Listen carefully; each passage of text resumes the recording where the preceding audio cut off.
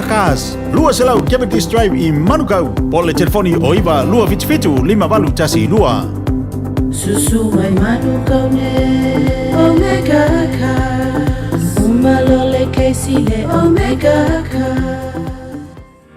O le R-Dash Travel, o le company numera tasi le taungo fio pasese mo fe malanga inga i Samoa whapea le malanga bai i Samoa i New Zealand ei. A whea de loa i le ofisa o le R-Dash Travel, tasi valu lima Great South Road i Marurua. Pe vili mai i le telefoni tolu iwa lua o wha o o. Tolu iwa lua o wha o o mo le R-Dash Travel. Taraflava o David Tua le nei. Olo e whaafonga mai pēi le Radio Samoa. Tasi lima i watolu a mo. Samoa i amanuia le nei aso.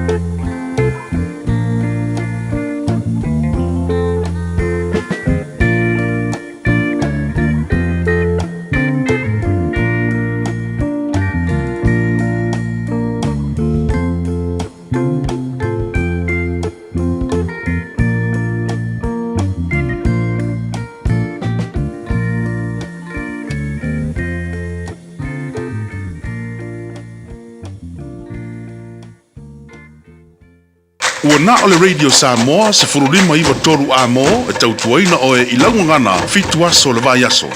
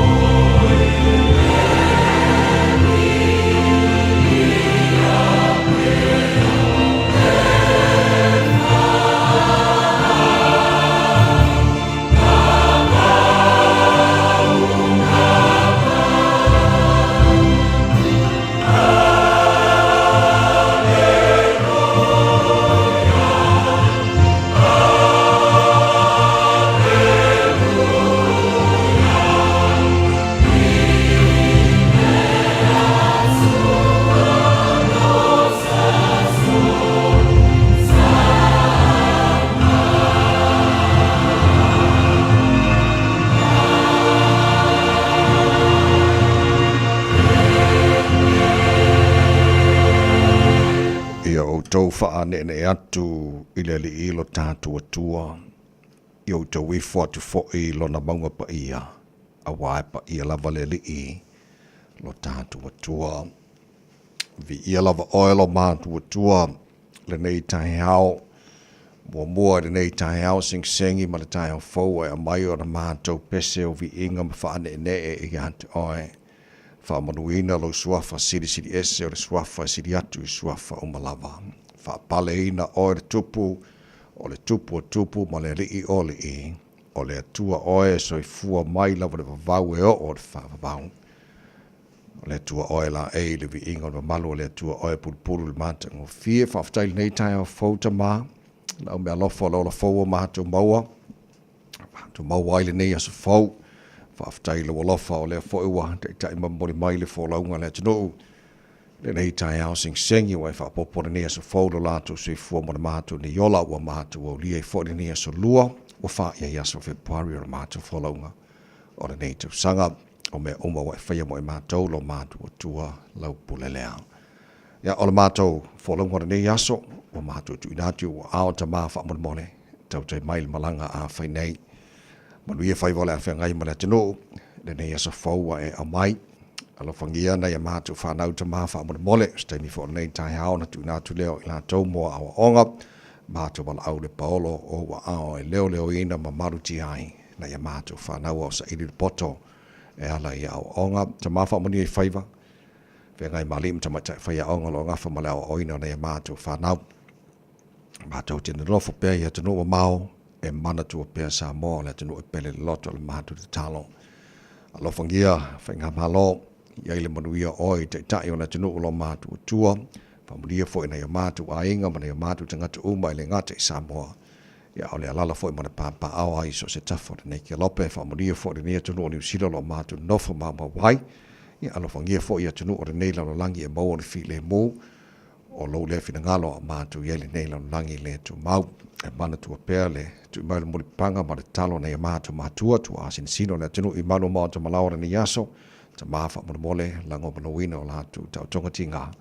E alai lo whaatasi mai ma ia whapenao na maua pēra latu sui fua laure le tino. Sidisi le lava le nganga. E alai lau whaamalo longa mana. Ia, o me umala whaora mātu whaira ni yaso. Te ngata malana whailo mātu o tua i whailava.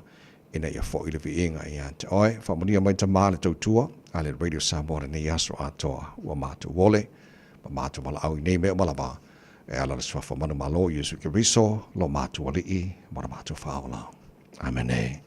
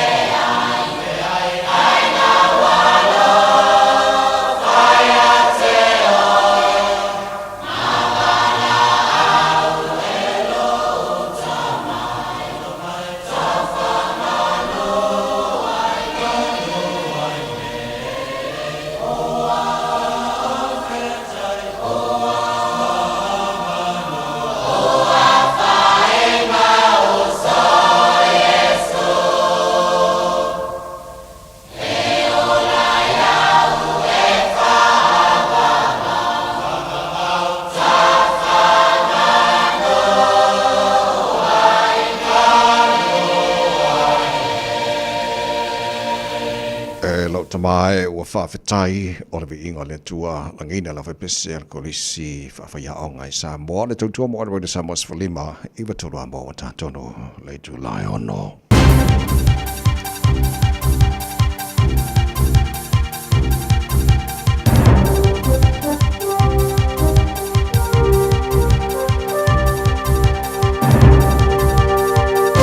In this update, Mexico's president says Donald Trump's delaying tariffs on Mexican imports for a month. Claudia Sheinbaum has just held a news conference saying the delay follows a good conversation with the US president. Trump had said a 25% import tax on goods from Mexico would begin this week, along with tariffs on goods from Canada and China. The US has not yet confirmed the deal with Mexico.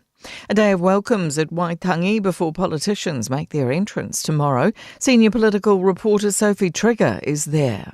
A pōwhiri for the Judiciary, Waitangi Tribunal and Diplomatic Corps takes place this morning before a second welcomes the Kingitanga this afternoon.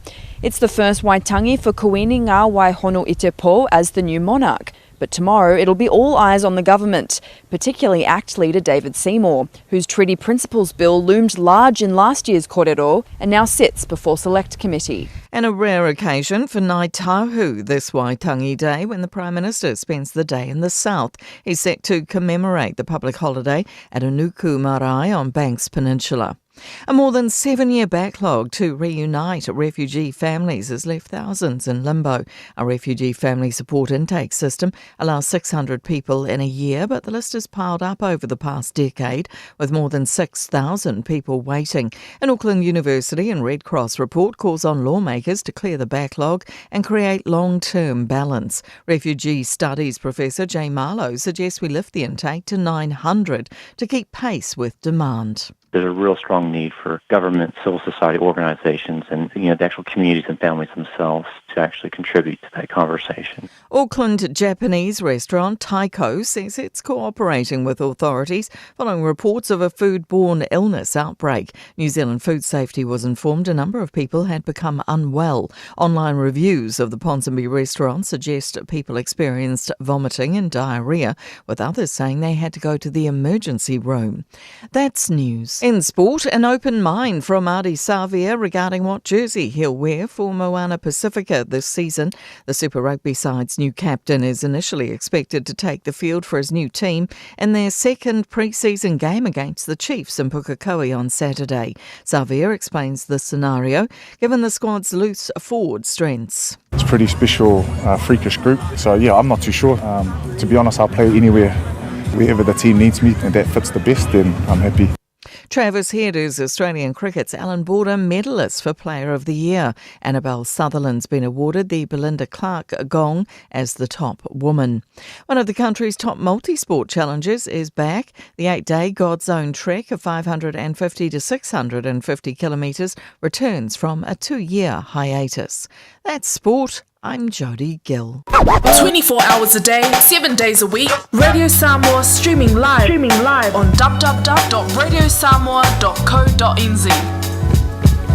Ua mawhaio na awina atu le pōkala me ale mālua le tae au ona o le langolango malosi ale e Veni Carruthers Limited I le shop B5 I lona tuatusi Numeratasi John Coulter Drive, Auckland Airport, Mangele. Ele swafa marmalo lo tātori whaolo I sikiriso mo mono whatalofa mo whawheloa mo whaturi mai fo I le abatele lava mar whaaloalo sa mono watiru pele pa ia mar mamalo lo whafunga nei tae au fo malo lava sui fua manuia.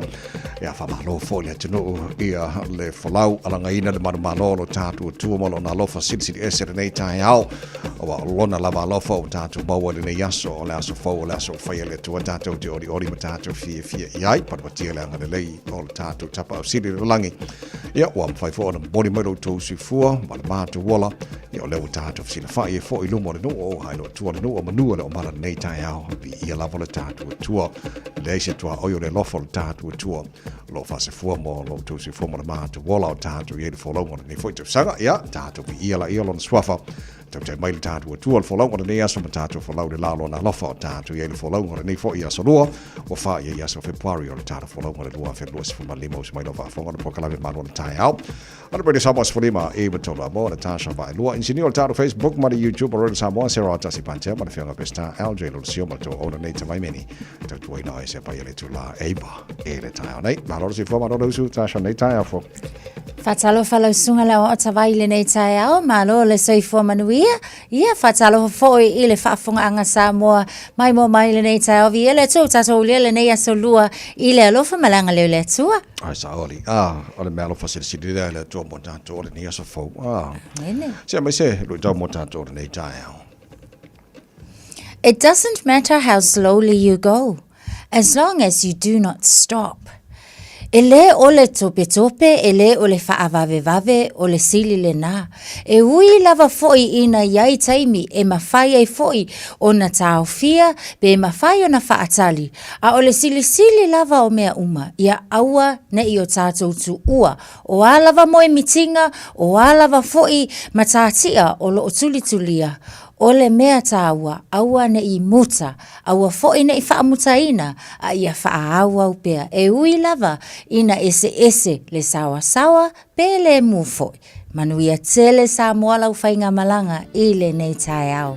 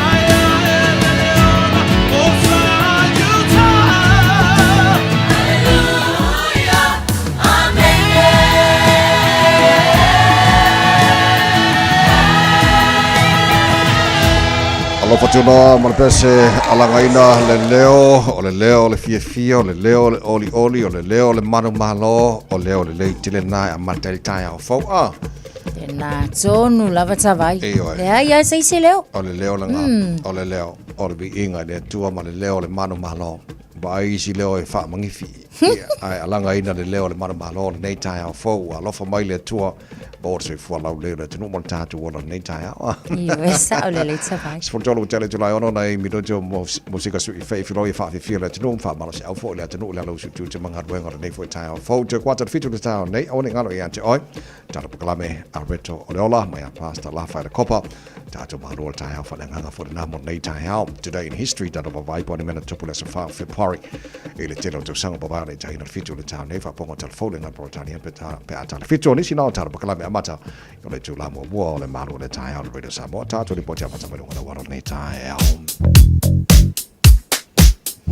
Talo fafta vale ia ole nei taimi mo tatou I lunga ole ala tele ole na fo yo lo solonga le lei lava le amatanga ole tae au file mu ia makilia le lei lunga o ala tsele uma lava fo mo tatou ele o ia fo se fa lava tau ta vale le taimi le nei sia ki atu o tatou o wala ia ole na la lo solonga le lei lava tatou file mu le se fa lava tau ta vale tau lava ole ia manu ia tele lava fo au fa inga malanga le nei tae au lo uswa ia tu ia ni fo yo mana vanga luenga malo lava le fa malo losi mafta mai pe mai fa fonga mai le malo le tala Radio Samoa ina o se fulu fa minuti te ai le tu la e ono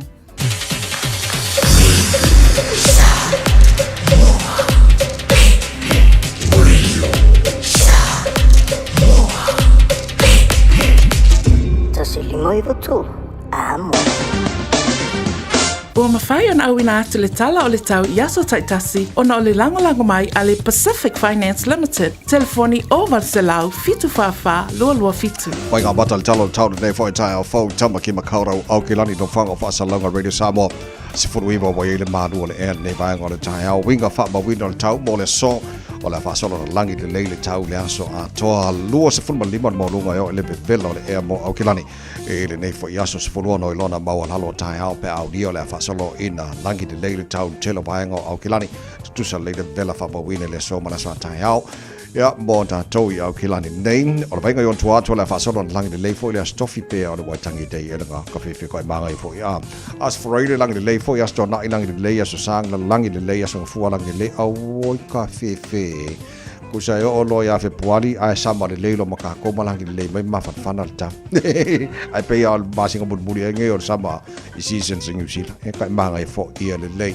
O tulanga na I whapamonga o le tau tu ina mai la mai tau mo tātou.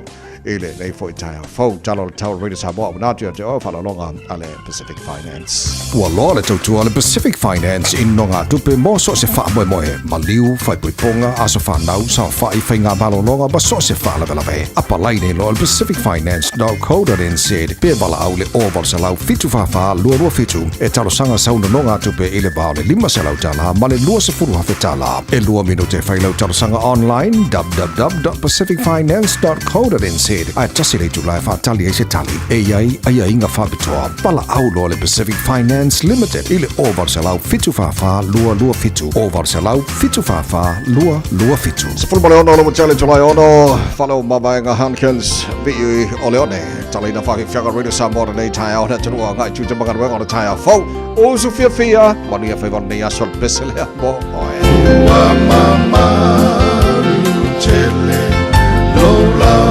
ele uafio aile to atele ole nei uasau e fa pinde fa amau ole asona avea I oe matai au osini tra la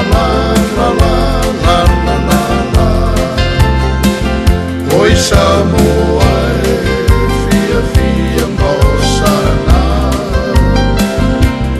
Ole talamoni lena Ya Samoa Ole ole tina Ole alofa Ola ulupe lena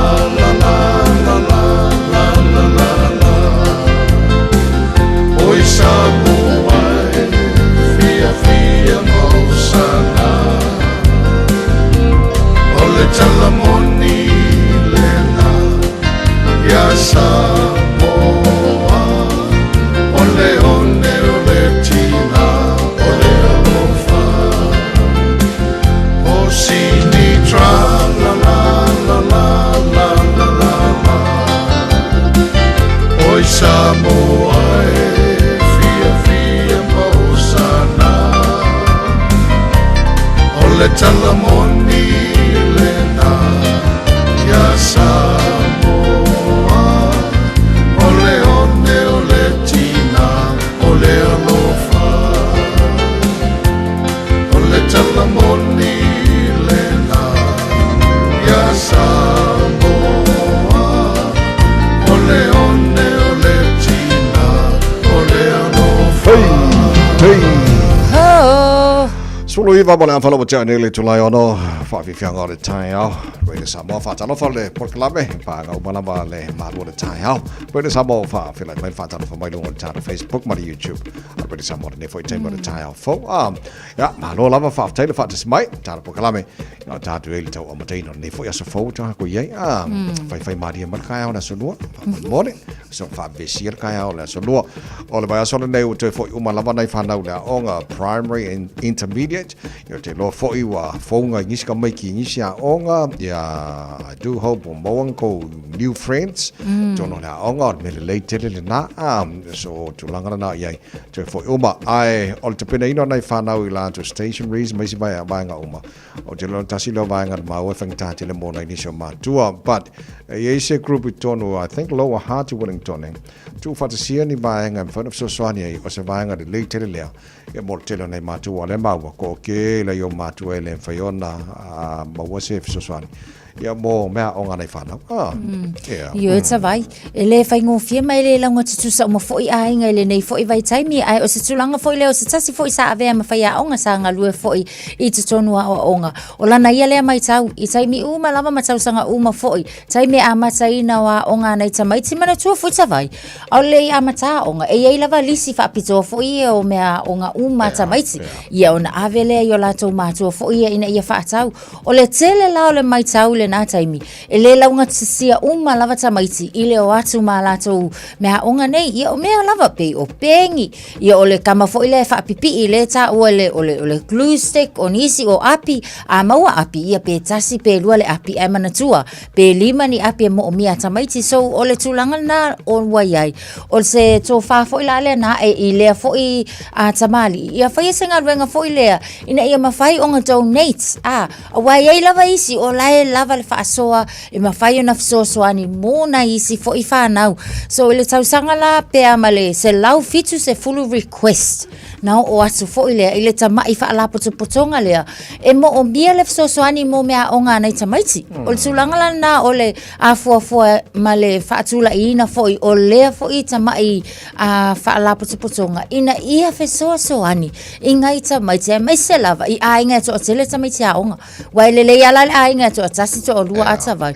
Ia o le ainga fo ila le to o tele o isi ele primary o isi ele high school ia o tūlanga na e fo ile o mia. Ai maa ne fo isi e whama natu mo tātou atawai. Awa o lea lava fo ia onga o lea tātou te maitawina. Ia le to o tele o tamaiti so o lea lava se a wale mawhai ona o tātou fe so ani ai. Ia pe ave o i pulea onga ia pe eva aile a inga lai ko akela la ko kamai ke fisiri ai po o manga o miangi api tamaiti. E siri la le ave o api mpengi tawai nga lo ave o kupe a. So ole tantonga Nikki Smith pe o ele na mataina le vainga fo le lua fe su tolu na matai ele vainga te awa kai rangi school stationery drive. O te loi na le na matamai ai nei vainga fo le mabai. Ja, te le ana I tupela na mau tu fantasia ina I fsoswani ya at least ala mo na fsoswani mo nai nai matua. Ola de la balfaso ina ia maua ia stationaries mo nei whanau. O se va nga de lei tele lea. E so swan tele mo nei matua I le tangata fo su whanga nei mai te muka ko iai. Wana ele kusa uma ia ai nga. E matua la mawhai nga afford ia pe mawhai ona wha tupe ia mea o ngane whanau. E nei matua la struggle ala te mire nei. At least o le si so swani mo la tau fo loi. El nai tu atu Wellington e loa hat. Kai de lei fo o ko ia le karsia mo se bang fa penga nge o kirang ia. Sa ole le tsapa. Sa ua tele mai e o ngai nei tamai se ba le si tu le. E lenga le fialu ka mai kiki la onga. Lai lo si ka mai kiki o lai lo ku ua fo mai apia onga o pengi o glue stick le si va nga lo ku e le se me pena o le luana api. O le si tu le lai ona fo I le nganga o tamai te fialu la onga. talo noa nga stationery so se me le tele le lo tu tomati la nga la ato umai ya ba nga umai ya pela na eta wa la kula ska mai ka la ako umanga stationeries ya la kula ska mai ki nga kasi pe lu nga ba ya te lo la o la ona na tomati la nga se me le tele la ya le ona fa na la nga ala wa kula ako ko umala to wa be mana wi mo la nga le manuel to fo ona fa na la nga ne tu sang ato ya wa al ba so le wa le sa amaka ba nga ma ko le va so mo vai al ba so la le nei primary mar intermediate le ko fo umala to la nga o le ta ua vai nga ita vai o le pui pui ala vale o ta mai awa o ke fai aku a o nga nga le isi ka mai kikil penkala le isi ka mai kiki ia wa fa kai ka ia ko le vai nga le nga oi ia ona feto wa ile ka wa misa ia o le nga fo wa amaka nga fa kai ka ile tu langa o le ta wa misa e o nga maku kua o pe wa masangi le to nga langa fa pe ai e ta wala ona avoid ka ko le kai milingi ia ele ono sai ma reach out po ai o lavalan fa so ngi aku I mea o ngata maiti. E whawhonga mai nei tai o e te alalai tono whale ka inga ora. E eile mea na tupu I nisi o vaenga fo ina no fo ina tau. Ai o le whamanatu al porkalame nei tai o e alalai tono whale ia e iai ia tula fono mai inga. E tau ne usta ia a ele usta ia ta ia lalo vatu ka inga ora ia te oe o le fai unga ka inga ora fai te oe o kuri ese ma mai fane o te non melen tupu fo istasio vaenga. Io e te vai tulanga fo ele ma o fai ma fau o le fo ina sa ili fale ka inga ora wai tau ngo fie pe ka fio lolo mai le tau mo ia ai pe o le tulanga na fo ile o le pa o le pisipisa o ia malele mindful. Ia o le vala leo nei pa se to alua ia I te tonu se so ala walls fo ia I kokongo fale I mange ia le kaina ora. Ia wa pa o mai lesi tua o pisa o ia nga lua tu leo lesi tua o fo ile tu ile fai to aina ia fai lo aku fa mole se fai ke pa o.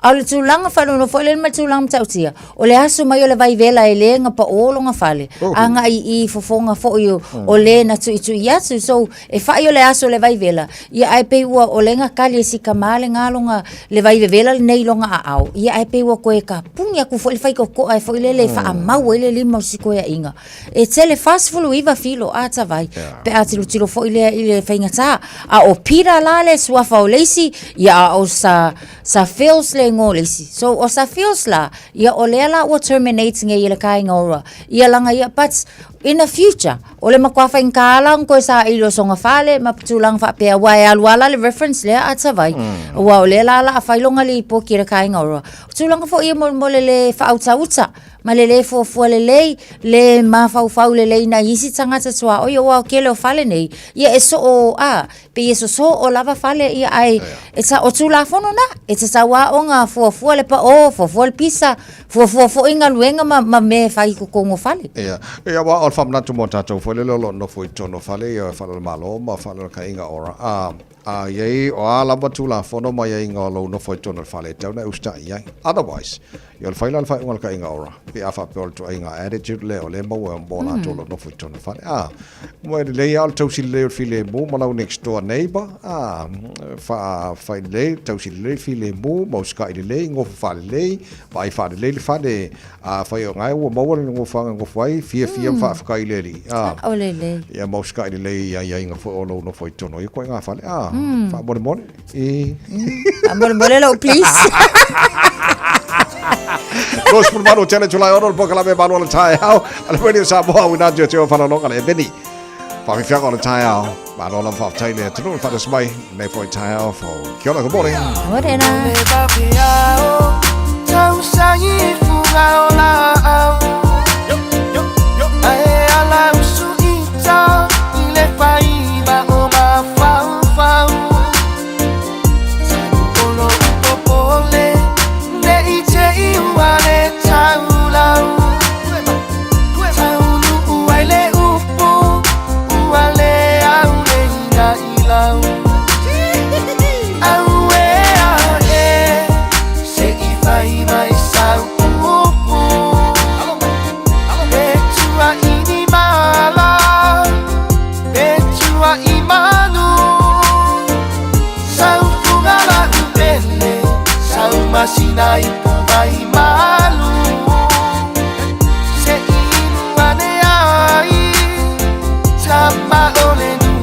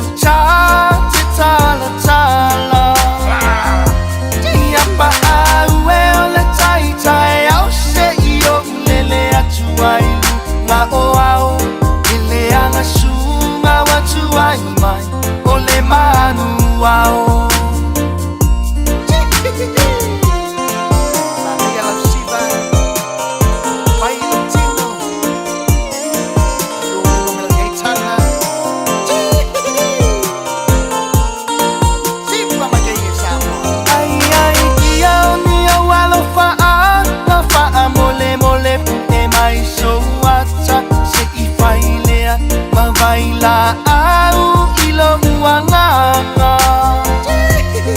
e te kisi au limalia I faalele mai ile matangi ele anga sunga watu ai mai o never afi aue ae se I fai mai sau ayuli mai kasa Petua ini mala Petua imanu Sau fungala upele Sau masina ipubai malu Se inu ane ai Tamba ole nu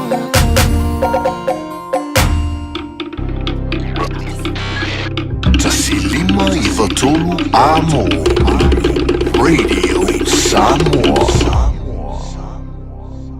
A umaloa ona piki tamaiti onga ile asolua ma le asolulu o vai aso taitasi. Ona ki mai loa lea o lauleiti o Facebook po le YouTube ale Radio Samoa. Ile afa o le tolu ile polo kalame o le tuli matangau. Ea o ai whanau ile ngangana Samoa. Awane imisia ele whanau le polo kalame o le tuli matangau. Ma le whaletua ia Natasha o le saasia i asolua ma le asolulu o vai aso taitasi. Jalo whanawha tia roa, ua te talaina neile o unanga e veni, mo whaktaunga I au ki lani New Zealand. Numero tasi John Coulter Drive, i le Auckland Airport Shopping Centre. Tau whatawhatonu lava le warehouse ma le countdown. Lau whale o fula wiloa le e veni, Auckland Airport Shopping Centre. O fia maua sau ta avale po sau piki apu. Ai tongi ta I vaiaso, lua vaiaso, pe ta I masina. O le sleek cars o le a maua ai le fisosoani. Ua ta pena le au whaingaruenga a le sleek cars, mo oi malo a inga. Aua e te popole I se mea e tasi. Te tala fitu aso, mai le sifulu I le tai au, angai le afo le ono le afi. Tele la lai au kilani I saute, vili mai loa, I le o lua tasi fa, fitu lua selau. Po le o lua o, fa lima, tasi lima tasi.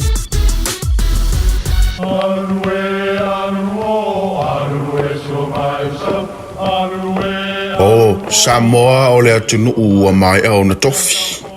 O le la au ua mai o ngā tātulanga e le to e tau au whangaina. O le vai fo I ua malili ua mai o na saili. A o lau polo kalame o le vau filifili.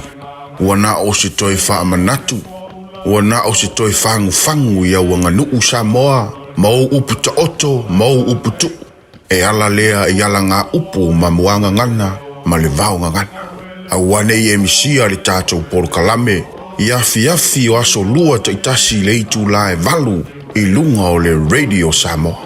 Ia manu ia tele, lau mai moanga, ma lau whaasaunga Samoa. Tau lua se wholo male ono, mino te loto talo le tula e fitu le whaafonga le proclame mahalo le tāra Radio Samoa se whalima e batolo a mo, lona whani o aso la masina lona lua o tāra wholo wale lua whi lua se wholo male lima, ia ua umale masina mua, le uka ko haru le lua. So 1 down, 11 to go. Mole ne foi tau sanga. To tele ni so tātolo whaafonga mai melpone, te loa la prepa ki ele whaamo o tau, po ki ele fo whaamo o tau mano lava. Po ala usu nisi mo tiuta mga ruenga o ni aso malo lava le ala usu nei tai au, le sunga I think, kiki long ni whaakaro me melpone. Whaaftai amosa, manu ia whaiva nei aso malo lava whaaftai, mangele east, manisi la tau, lo whaafonga ngā baenga. Le maua kum kako I maloa mangele sai. Hello neighbors. Hi next door neighbor. Lo le tai au. O tiuto me nei o pule nuu. La to te fina wina le mo tanga te tono le tu malo ma le tu malo. O di tilo la ile fina utelo le pule nuu se tasio tu malo I New Zealand. Ona ol vai lo fai la to fo nei te lo po la to ele ni men no foi mo moi ai. Rough sleepers, ia po la to sampo homeless fo inisi taimi. Level ana fina ma le regional fo ile director le Olvainga le Ministry of Social Development. Finau ma bea ke ro lua filu male lua filu lua nga makang finga mai lai finga wa se ai lo fa I fa fanga mo la to ia al mon ma yo le fi wol finau finga mo le oisi le ke le pulnu so Pulenu ile pitanu ile o New Plymouth le swafa ya Neil Hold'em ia o le o fai le lafina unga ia male Public Service Commissioner le sunga ya Gloria Campbell o le fina unga le nina amata mai lava i le amatanga o tausanga lua afe malua sulua ona o le mai tauina o i lātou fōi sa momoe le ai ni fale le momoe ai momoe polo kiko fale ia pe momoe nisi ono whanga whaitele o le tūlanga la le iai o lea lava i fina wina le taimile nei e o mai a aperila le tausanga i lua afe lua sulufale tausanga sei mawai atu nei pea ma le lua se lau mono tupu le au whai o tangata nei le aini mea momoe ai le aini ainga fōi e eno nofo le ai o le fautuanga la fo ima le finau a le pulenu lava ia po le mea le nei a New Plymouth e ka kau lava i le regional le commissioner le nei ona tau mawhai fo i lele e tutu whaatasi maia ai mai se o le community la tau te finau le whainga malo ina ia unga ia le matanga luenga o le MSD e ta tau ona tau la mua la tau i le tau mawhainga o awala e whaafewhea i funding a wafo yo i le ta tau ona maua mai ele funding mo tangata nei ina ia ni fale le lei emergency services mana tualanga le fo ina avi esele malo mai le tau sanga na mawai atu le fo ina yel tulanga na sui ai fo ia tulanga po ala fu e mawai ai ona no nofo tangata emergency houses so ola kaimila lengei olanga ia fo ile tau mawai mai fa mai ai ave tonu le malo si anga le malo ina ia avele funding le MSD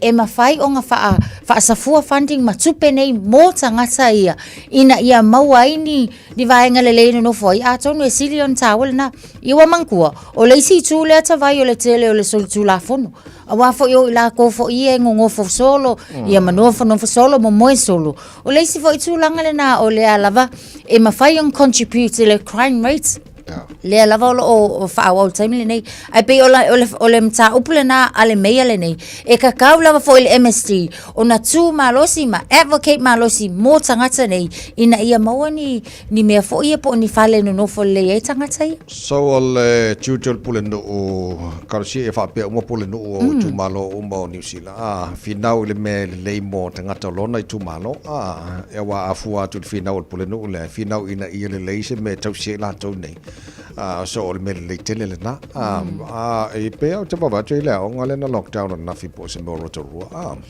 yo te vai o tulang falele boka o fo ngi fo ka maka ya o ngata mai tima o ngol tau sanga ai mai tau watu le sa Rotorua Girls High School ana na fi lesa lockdown ona se tulanga fo i le vesi la vai le va o tamaita o le va la va tamaita ya onga o tulanga fo ile o me na tutupu tu ile weekend o le lava fo i wo wa ku lava fo i te nei ia mafai i lava i tono la onga wo o lava le tu fo ile o le fa o lima o leisi e le o se tulanga le so ia male tau fa mata o lava fo ia wa mana tuala a fa peongi men ku kupu ikua o atu lo fa tupu i tono la onga ia wa feo wai fo ia wai lesi moso oi fo ia mata u tangata o le community matangata o la to lava fo affiliations o le tulana na lai ona ia le tulanga na lockdown ai le onga ia fa so tai matua fa so tai fo le ina ia mafai na fo ia a wale saunga le mu o le isi ango o le fa to matal tau sanga tulanga le tele ia te lo le si vaenga fa te fo o tutor nei fa onga sa il te mile wa te lo le tutor nei fa onga ile sa le tele sa fa ino na to ia na ta ke de nai vaenga ia na tono lo to le onga so ta si de vaenga le tele wa tutor fa onga ia on make sure la saunga le mo matamiti il te mile ia tono o lo to le onga so ka si onga ko ku mai ko nga me fa pe o angi me ku pu ku mai ona onga fa ku mai ona onga o le fa ne fu tamiti la tono le onga fo le e wa le ngata na fa ina la to ia na o fa tu pu ile le sa ba na la to e fa tu pu ia fa nga mo mai ska mi ki ola ki ro fom va vai va pe o ka fe e le mo mi ko nga me fa pe ko le onga le fa ma ka ko sang sa o le ta vai ya ta si mo ia onga nei fa na ya le o nei va nga na mo nei ta wal fa fo mai le no i no to lo se fu minuto lo to ta lo le to la fitu por club e maro le ta radio Samoa Spring mai to la mo le se ta to li poti mo wala wala la so ai Ora watu no leo tato ma lo tai au fa nga reto lo mai a pasta la fa le copa ma lo fa te tele le tro ma lo fa fo nga le tai au Mana tua so e ma o upu maure lo mana o wavatu Maali umapo ina yo manatu Wale ai maseisi wana oau Angi maya se matangi se mamoni etua yo walofane Ira upele wale mafailo fatuona tata lele Wao misia oi Tawawina matelo fa moe moe Tate taliton wele lua fungania uioe Sunga uasili oele manongi mai Ila au masao iane ai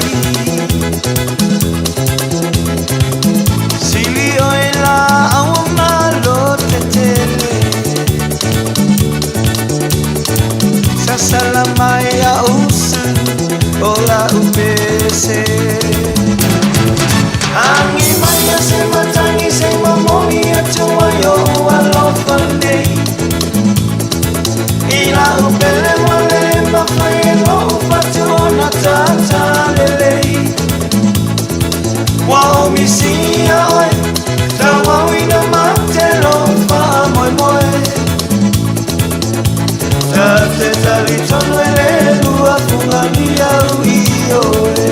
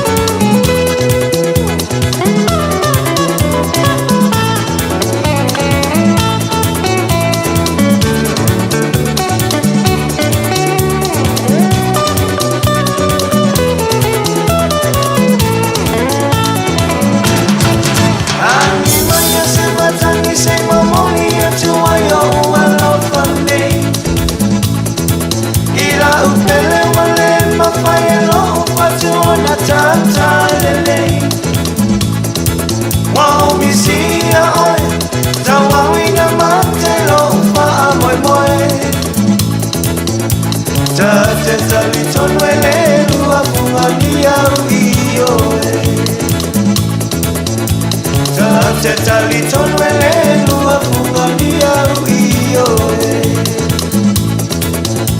Tate taliton wele lua fungania uioe Dole, eva mali pese Malo le whafonga Samoa Malo fo ile eva ile musika Radio Samoa #1 New Zealand akoa Simpson Nisi nai suinga lunga tatu wala titele le taimile nei Consolation Drive anga iatu Rosedale and Pine Hill on State Highway 1 ole wa maita watu ile southbound anga iatu ia ole na wa pisi tato ile taimile nei fapena fo ile maita watu ile northbound lane anga iatu ile vaenga le na I Pine Hill Northcote Point and Birkenhead wa maita watu fo ile taimile nei wa amata ona pisi ane tato ile anga iatu fo ilunga tatu Auckland Harbour Bridge ile taimile nei on the southbound Northcote Point lo maita watu ia ole na wa faisi pisi ile anga iatu fo ile na Birkenhead Streets Waterview and the Great North Road lo maita watu faisi mamafa tato ina ile Great North Road anga iane ile westbound towards Waterview ile nei fo taimi ia fa pena malanga iatu le tato Waterview Tunnel entrance Evandale lo maita watu fo ia faisi pisi mai tato ile nei fo taimi ole taiao ni sinava ainga le na wa ia tato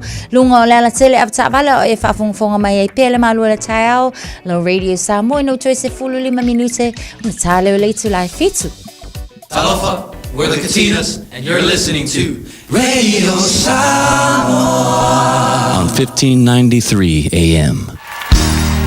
Bread of life sent down from glory think you were on earth, a holy king, a carpenter, but you are the living word. Say it now. Come on.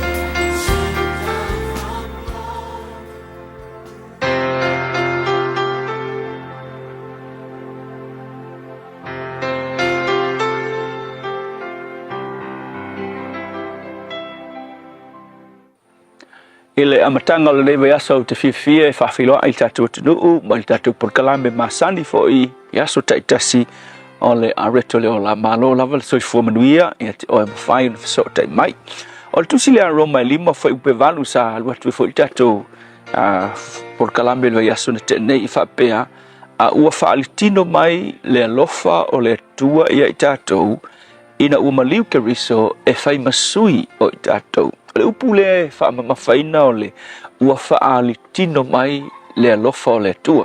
So le mita upu whaila mo i tātou le yaso. Upu mo oile le yaso ua whaalitino mai lo na alofa ia te i tātou. You know le tuspa ia atoa lava, mai lava i le taimina ngasala ia tamu ma eva se ia o mai le whenga inga fau. O lo whailoa mai ai ia awala ese ne tau mawhai le tua e la vea iai le tangata ina uanga sala. Mana tufo ina uanga sala a tamu ma eva. O na o mai lea o le whaasala i le lalolangi. Ua oti whalea nganga le tangata. Wale se mafutanga a tamu ma eva ma le tua peo na masani ai. Lua ua oti ila ua i le tino. Tolu ia o le oti whalea nganga ua avanoa mo tangata umalava. O na uanga sala tangata umalava. Ua urufale mai le malaia i le lalolangi e le finangalo iai i le atua. O nei a fianga, ua afia tuai ma le human race a toa lava. Awa e aitu sina Roma nam tau pe lima fai upa sifuru dua fai mai. Whape ona o mai le angasala i le lalolangi ona o le tangata e totasi. O le oti foi ona o le angasala. Awa ua ngasala tangata umalava. Nga o inga na amatai o ngā whaina i tātou uma ina ua sese le urua i tangata. Tēnā rā mata leo kau mawhai le tua ina ua ngasala le tangata ele i whapea ngā ngasala lo tangata whapea le tua ia. O la ia la ia e o i se oli mau e le ai. Ngā amata mai lava i whenga inga tuai, amata mai a aper amo. Tango le tua piki aper amo e awala mai ai le ala o le whaolatanga na te whaia mo le tangata. Ele i whapela ngā makalo le tua, kangolo le tua whaali a tua mailo no whina ngalo le whaolatanga. Ai nā ua wai mai, whai mai le tusina e perulo na mta upu mua. Na whetalai mai le tua i tangata ua wai mai. I ana perfecta maala ese mai le upwhasa molo i ai ole o tonga fiti ese. Para i whapertania o various ways. Nana winga o awala ese na tau mawhai le tua mai le whenga inga tuai. E whaai loa mai ai, lo nā lofa i le lalolangi. Ala maya aper amo, ala maya Israelu le nuu na tupu maya aper amo, whai ngā taulanga o tū la fono, au nei mea uma, o le tau mawhai o le atua, e la vea i mai tangata. Se ia o lava ina o i le wha atoanga o lo nā lofa, o le maualunga ma le tumutumu o le alofa o le atua, ma le taualunga o ana porokalame, e la vea i el tangata, o lo na foa i mai lea, o lo na lo pele e totasi. Lele ki whaalonga kule mau, whai mai le mau. Ua whaailoa mai lea lofa o le tu, whai mai ua whaali tino mai. Inisi upu ua makua prove mai e le tu, e moni e lofa i le lalolangi, e ala lea i lo na foa i mai, o lo na alo e maliu mo i tātou.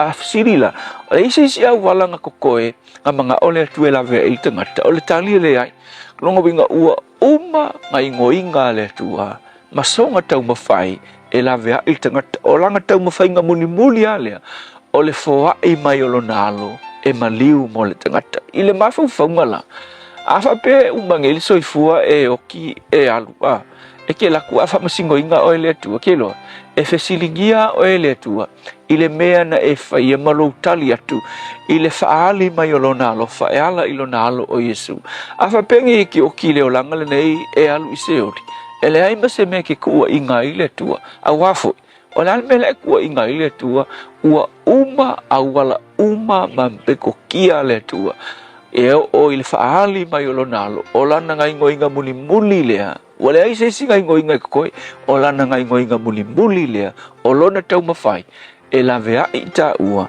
mai le whaafanonga ma se ori ma le awhi e whaavavau. Ringala, wale ai se si mea koe whai mai tala tuspa ia ua whaale tino mai lona alofa. Mo oe le aso le nei a o whai au ngā luenga ma whai au au e koe whesilifu o e amana ia le mawalunga o le alofa o le atua e ala i lona alo o Yesu.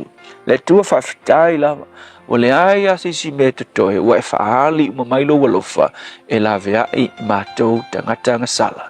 Whawhitai ona o lau whaolotanga i ia o Yesu. Amen.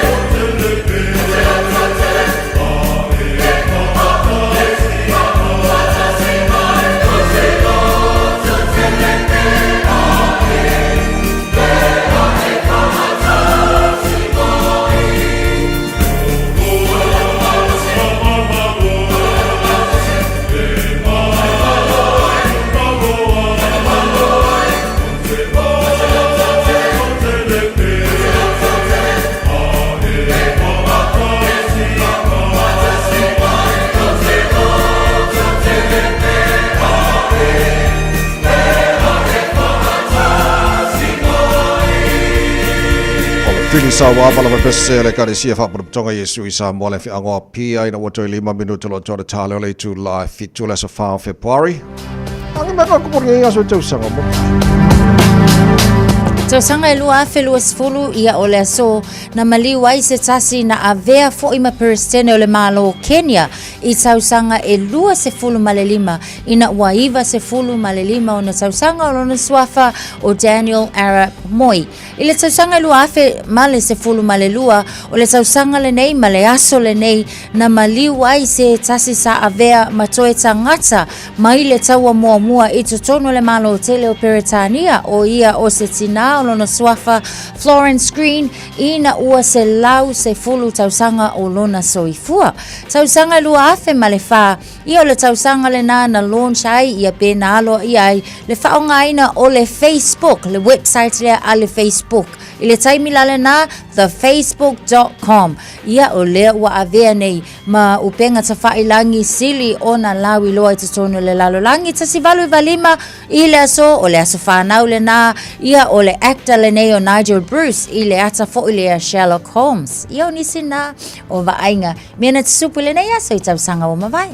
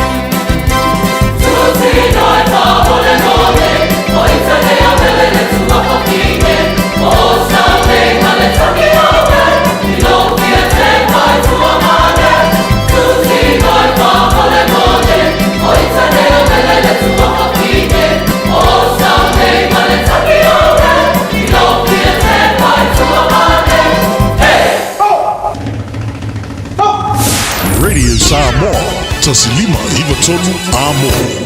Jalo falava roa wa tatala na nile wa unanga eveni mo fa tangwai au kilani ni sila numero tasi John Coulter Drive ile Auckland Airport Shopping Centre ta fatonu lava le warehouse ma countdown lau fale fula wilo le eveni Auckland Airport Shopping Centre e te mana oi maua se lumana I manui o lo wa tali I polo wa fafine wa se fulu nei tau sanga o fa atino le Pacific Advanced Secondary School le au aunanga na fa avai le nei a onga e Sir Michael Jones e fa onga ina ngana ale Pacifica ile NCEA STEAM male waka ama maua fua o fua onga toile ai ni pilia onga wa uti ava noa mole lua o lua lima mo nisi famtalanga vala au loa le pas ile o valu se lau valu o fitu lua fitu fitu o valu se lau valu o fitu lua fitu fitu a whaialo sa ili se a onga a mata molo walu au aloe te toi popole o le Galaxy Childcare e tele ona la lai au kilani I saute E toa tele whaia o ngā ngawaa, o le a o ina le whānau, e ia inga whapitoa pe a le sitala lo walo.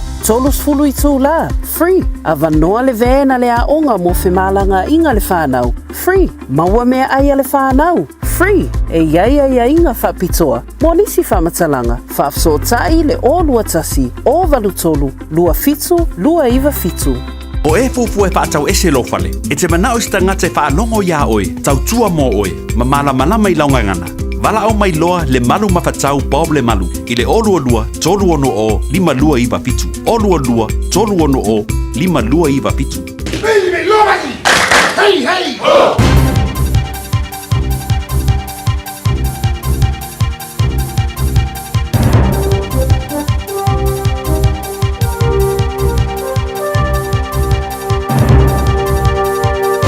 In this update, almost 500,000 New Zealanders are behind on repayments as holiday spending pushes more people into debt. Centrix's latest credit indicator report shows consumer arrears are 1.3% higher year on year, and financial hardship is up 19% year on year.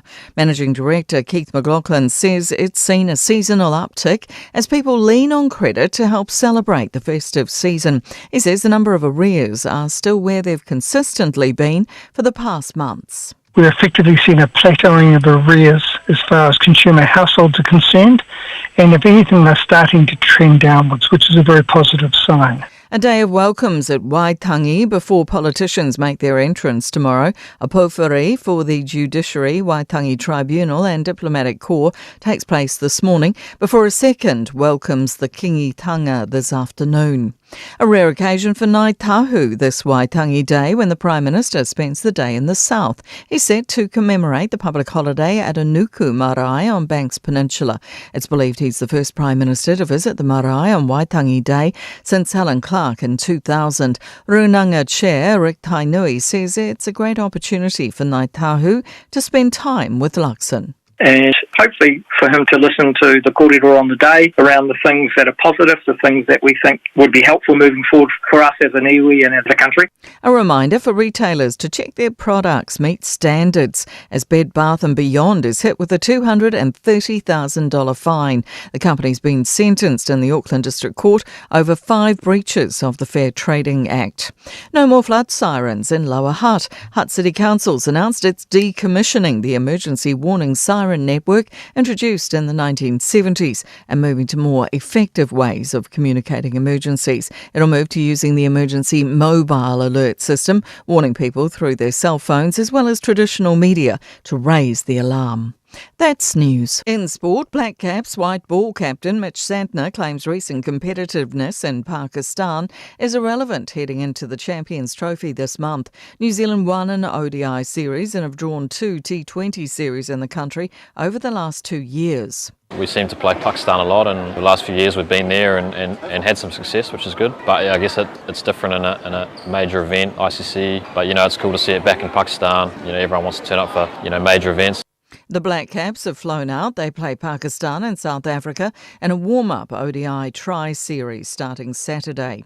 Red Bull has named Sergio Perez's former performance engineer Richard Wood as the new Formula One race engineer for Liam Lawson. Wood garnered experience on the pit wall several times last season when Perez's regular operator Hugh Bird was on paternity leave.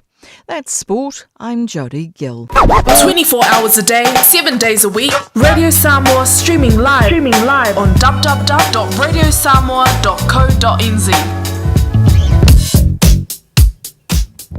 Lo faisipisi o tātou I le vaenga lea pāhure ma Beach Road I le whaetu atu le saute o tātou Takanini and Wiri on State Highway 1 o lo maita watu fo'i ia o le nā fo'i wa mata o na pisi tātou faisi mamafa southbound Takanini anga I atu Takanini off-ramp I le taimi le nei northbound o lo o Feololo Wiri on State Highway 1 o Feololo le pisi I le anga I atu fo'i Lambi Drive interchange southbound o lo maita watu fo'i o o le tulang fole na o le na fo ua pisi tatou le taimi le nei. Mai tau watu i le vaenga le Lambie Drive on State Highway 1 whai lava si pisi le tatou intersection le na i le State Highway 1 off ramp and the on ramp. Cavendish Drive lo mai tau watu fo i le taimi le nei ia o le na fo i wa whai si pisi o tatou i le nei taimi o le tai au eastbound anga i atu i Manukau. Taimi le nei avta avale ia o nei vaenga le na Pakuranga Highway whai fo i si pisi mai o tatou i le taimi le nei westbound anga i atu Panmure Bridge o le na ua whai si pisi i le nei fo i taimi o le eastbound o le anga i atu Pakuranga Plaza ia male anga i atu i Tirako Drive. Nisi na vaenga le na fo i wasui le runga la wala taimi le nei avta avale ia wa fo i lo si la fia fe ngai fo i mawhainga malanga ina wa 5 minute te ai le tu live fitu. Talo fa Samoa. Wa ule ne yo kas futialu. A wal suia le ngila wa le kio. A eva mai ina se fudu lima iva kolu. Amo Radio Samoa. Bevela a. Ua mawhai ana au ina atu le tala o le tau i aso taitasi ona o le lango mai a le Pacific Finance Limited. Telefoni o Valselau fitu whawha lua fitu. Malo se whamanu ia le tunu le nei taimi o le tai au, whaftai mo le tariaina o le tautua le Radio Samoa, mar pokalame maru o le tai au, tono lo maoto, tono lo ta vale, tono whaliwhainga luenga, lunga le Facebook, mari YouTube, o Radio Samoa, bainga le tamai i le tau. Popa atu Samoa ni bainga o le tai au, le mana i le langi le mea o le tau i Samoa, o te ale fitu i Samoa. Lua se fulu ma le tolo le vela le nei vaenga le tai au winga fa mawina le tau mo Samoa le nei so lua le fa so langi le le tau awa o ni so taimi se mangana ni so vaenga le tino e pa o timu ala matele la pana langi le tau le so fa se vela le Samoa tolo se fulu ma lua i lona mawalunga lua se fulu ma le 5 i lona mawalalo taro tala mai Samoa pe atari tu la valu i le tai nei. Tula ko ile tau New Zealand nei fa tala fai pa angal tara pokalame maru le tai au so se mai ngol motu sau tere nei tai au. Very good morning. Blenheim langi le tau awa o ni so taimi. Loso matoro mo lungal vela fa mawina. Mo Blenheim le so Alexandra la fa so langi le fo tau los fu baru fasi vela tele le embo to los fu balu lona mo lunga. Ile telo vai ngol Nelson langi le tau o maru langi le tau Queenstown. Maso na awa langi le tau le so Timaru awa fo ini so taimi. O nai wanga di so taimi se fitu mo lunga le marulu so fa la si marulu nga va ngari mo ku so kiri le Dunedin na fa so langi de le tau se fu balu mo lunga le marulu ya male ayo ngala aude ayo kiri so kana stete ma lola por si fu mo ria fa so na awa le tau pa o nai wanga ni so taimi langi de le fo i fa so tu la awa uli male fia na nei lo se fu mo lunga le ma fa fa mawina mo kala stete le so il motu matu kai taia. Ola matele na awa ole tau pito la belunga o New Zealand pa unai wanga langi le leifo i nisho taimi o le fiafia na nei luas fulimon mo lunga le vela fa mawina mo kai taia e le so le am kwa kumkumu motu i saut e motu i mato e le famna tuino o Waitangi o le nei fo i tusanga le lau mua Wellingtone ma lor se fo manuia pa angal chana pokalami le lau mua langi le leili tau mo o tau le so luas fulu mo lunga le mafana ya mo ne so lua o tatu yai telo vanga ye tau ranga le afa so na awa lang le tau po awa fo inisho taimi fasi vela le alo sufitu lana mawalunga e le tele vanga ye o roto rua la fa so na awa lang le tau le so vela fo ilo sufitu lana mawalunga fa so lang le tau para umu lang le Palmerston North New Plymouth lang le tau mo to le so nei pia lang le for the tau Masterton lang le tau mo to le so tele vanga Hastings lang le for the tau Gispen lang le tau mo to makiri ro Hamilton ma lor se fo via bevela yo le mo to los river ilona maulunga la lang le for the tau awa e nisho taimi tama ki makauro au kilani no fanga fa sala longa ale Radio Samoa Spruibo yel maru le ere ne vanga le tai pa ya tu e olo fa si awa mai awa fala mai fo ma le langi le leila to sul mai le la ne vanga le tai los fu lima maulunga le bevela mo au kilani ne so fu lona maulalo tai pe au dia fa sono ma ne fo sul le la au kilani tu sa le vela ne matai au o venga yo tua la lang le fo le stoffi lang le le sporele ma sto nai ma sa ma so fu na va ya so lo ma ya tu O whamabonga o manala mai tau nei taimi o le tae au le tunu o lalam papa au ni so tafo ke lope e le tunu o lo mani mai tau mo tau nei so fo o tato aulia. Ua loa le tautua o le Pacific Finance in nonga tupe mo so se wha moe moe maliu whai puiponga aso whanau sa whai whainga malolonga ba so se wha lawe lawe. Apa lai nei lo le Pacific Finance no.co.nz pe bala au le oval se lau fitu whawha lua fitu e talo sanga sauna nonga tupe i le bao le 5 se lau tala ma le lua se furu hawhi tala e lua minute whai lau talo sanga online www.pacificfinance.co.nz ai tasi nei tu lai whatali e se tali e iai ai inga whabitoa bala au lo le Pacific Finance Limited i le oval se lau fitu whawha lua fitu oval se lau fitu whawha lua fitu. So tomo already someone split my batola mo se fulu lo Charlie to life fit to le fa fonga po kala me manuel le tai alpha of fala longa le eveni vai so la e manaya ile la to fale lo fole le mala vale le fale olo o I mangele sorry lo fale olo o I mangele ya fa talo for pulenga para fenga lenga le eveni malo la valga lo mo yo to favor o le nei fo ia so fo te lo nei Ole whawhelo I whapitoa mo nisio diplomatic corps po tangata whapitoa fo I mo le waitanga tai au to a whaile po whiri whawhelo I te leo porkiki alau porkiki po whaipule minister fo el parmene ai Christopher Luxon le pale mio New Zealand ele yaila e lunga I up north au te lole la spend I se tasi marai I le lo South Island ia o se mitanga fo ile mo la tu lo na baeng Ile ole malai lea e le vaenga le nai ngai tahu I Akaroa. Ole na ole a whapena ona iai I le tātou pale mea. Ia ma se tasi foi o Dame foi I le tātou whainga malo, le tamaita I Dame Cindy Cairo. Ia o la ua la I ole a whaatasi atu I le vaenga lea. Au se tala foi le mai tau atu foi I le malai lea wai moni lava la I le taimile nei.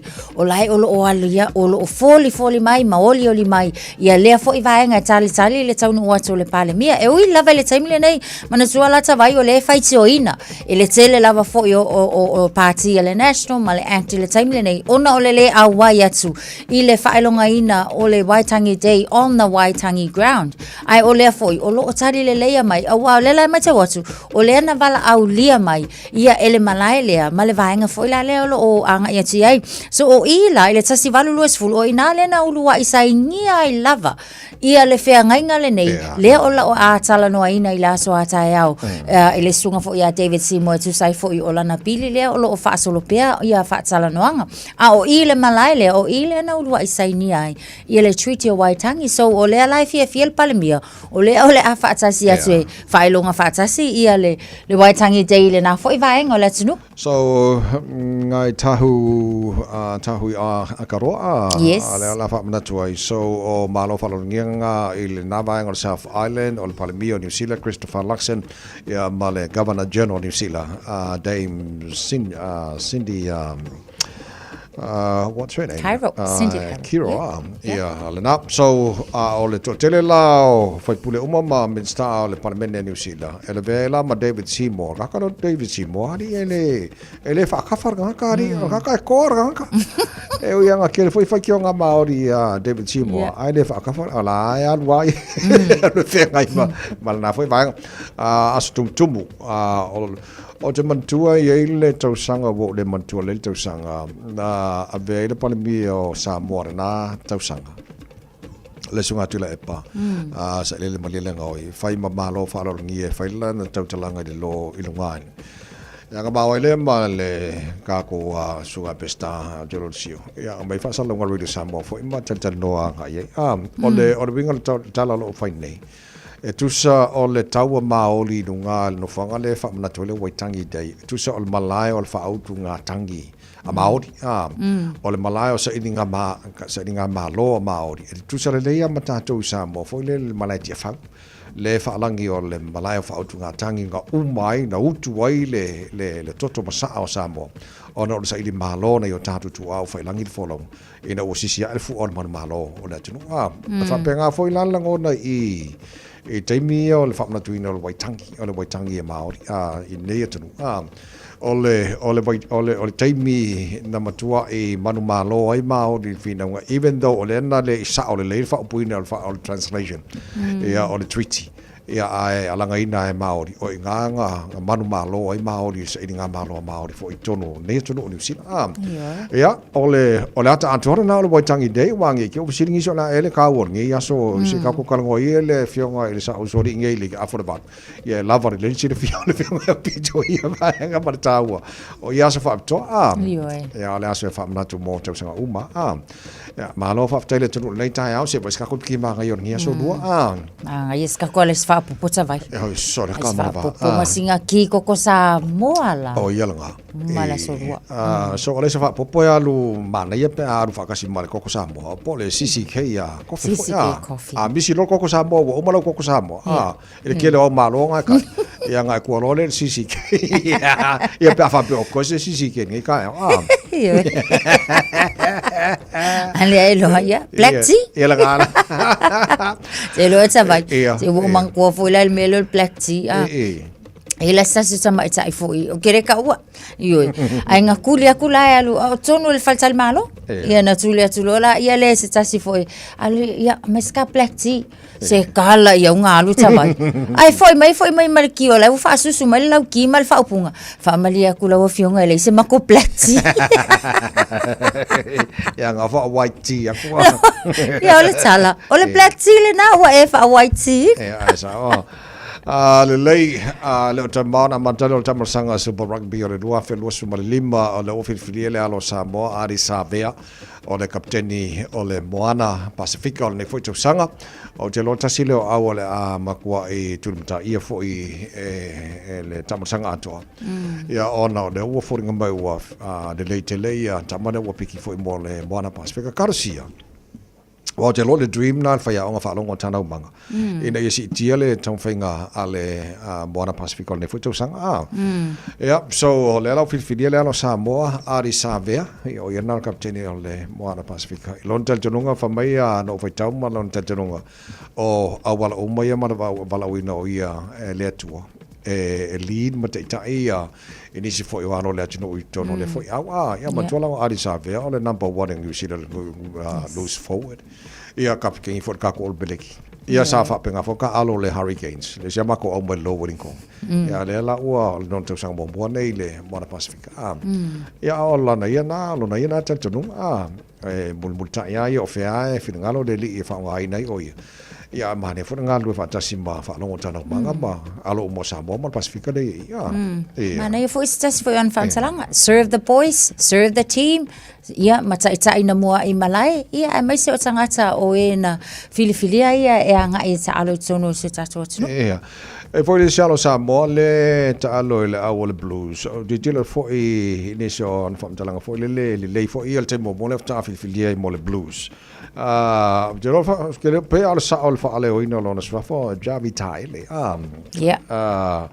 ole ke longa pe an ka pekengi le au sen keni ken sala to di tilo antu ila na bai ole di tilo tu ole or ka kon kwa le ya ole le ya wasa ka alvo le under 20 New Zealand le le em fain ka alo ngumers fulu ko kolu ia o la nei fo titilo al me mana ia la titilo malana lon tantunga fo I la fo tawatu ele ngate la kapila na vai te lo fo ol fa te ingale na avelon tama ia te ia saka la kapi fo lon kama ai ol fo tuanga lon tama awoni ngaka la kapi la vai ia beyond la kapi wa umala kapi e ka wa isi me tu atole ma ngai ke na ia te le mai ngalumana ai sa ole le ia wa o ta le ni fo lo fa ngai ne te ni ia le fa pio la ka lo la ko ai o manela le umo la kapi ia la fo ele si va ngai tu atu la kapi en fa fo ngai nei ia non so fu na ia well done Javi ta ele ma ngai le so le po va con le blues e fa ka fo so le blues la ko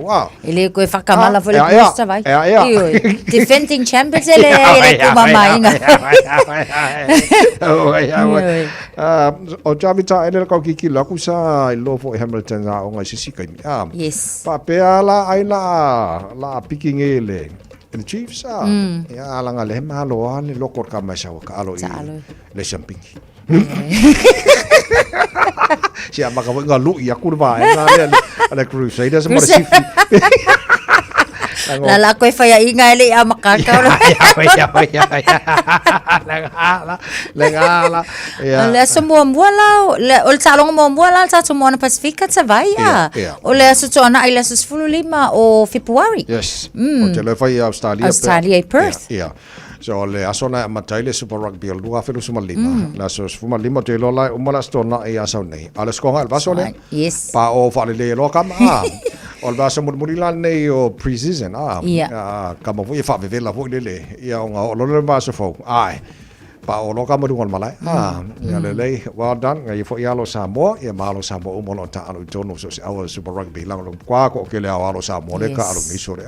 Yes. Ka fe. Ia le o le tia malie mai a swao le la tanga bo Felicia Mikaele e le le to tia ia malie ya wala dos puro jala jala fitu. Good morning. Morena.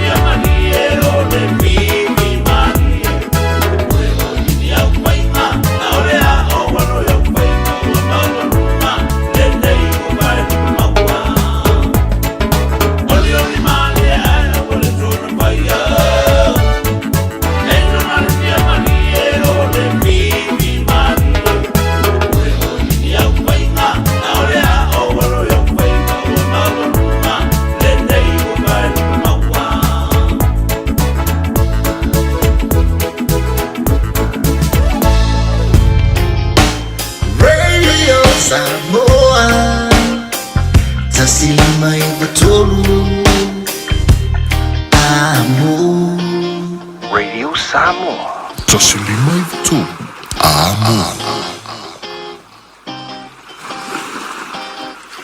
Just think a minute. It could change everything.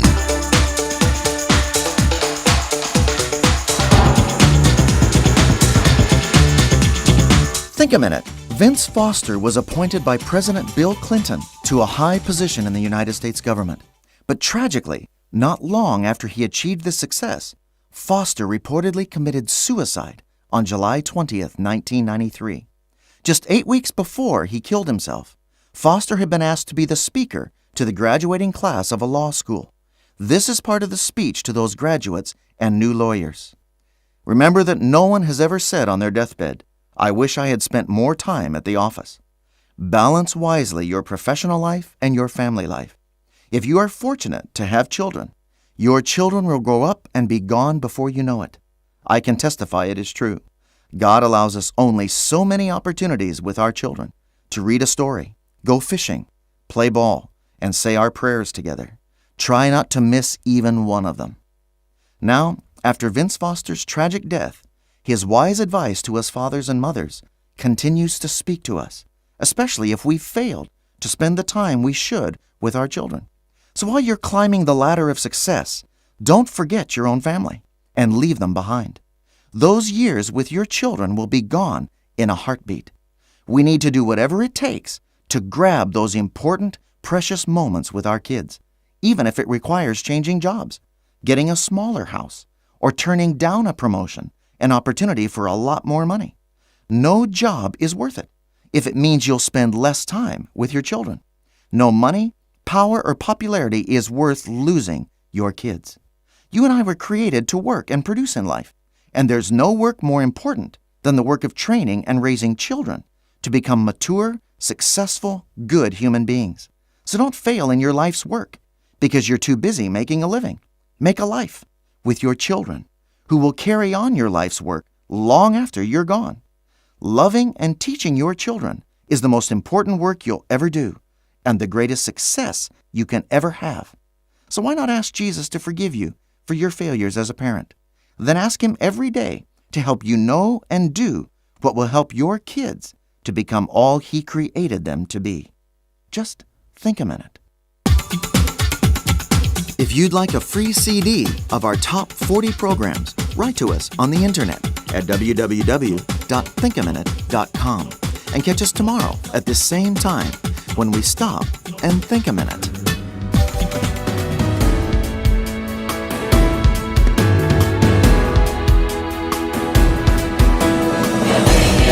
Biblia,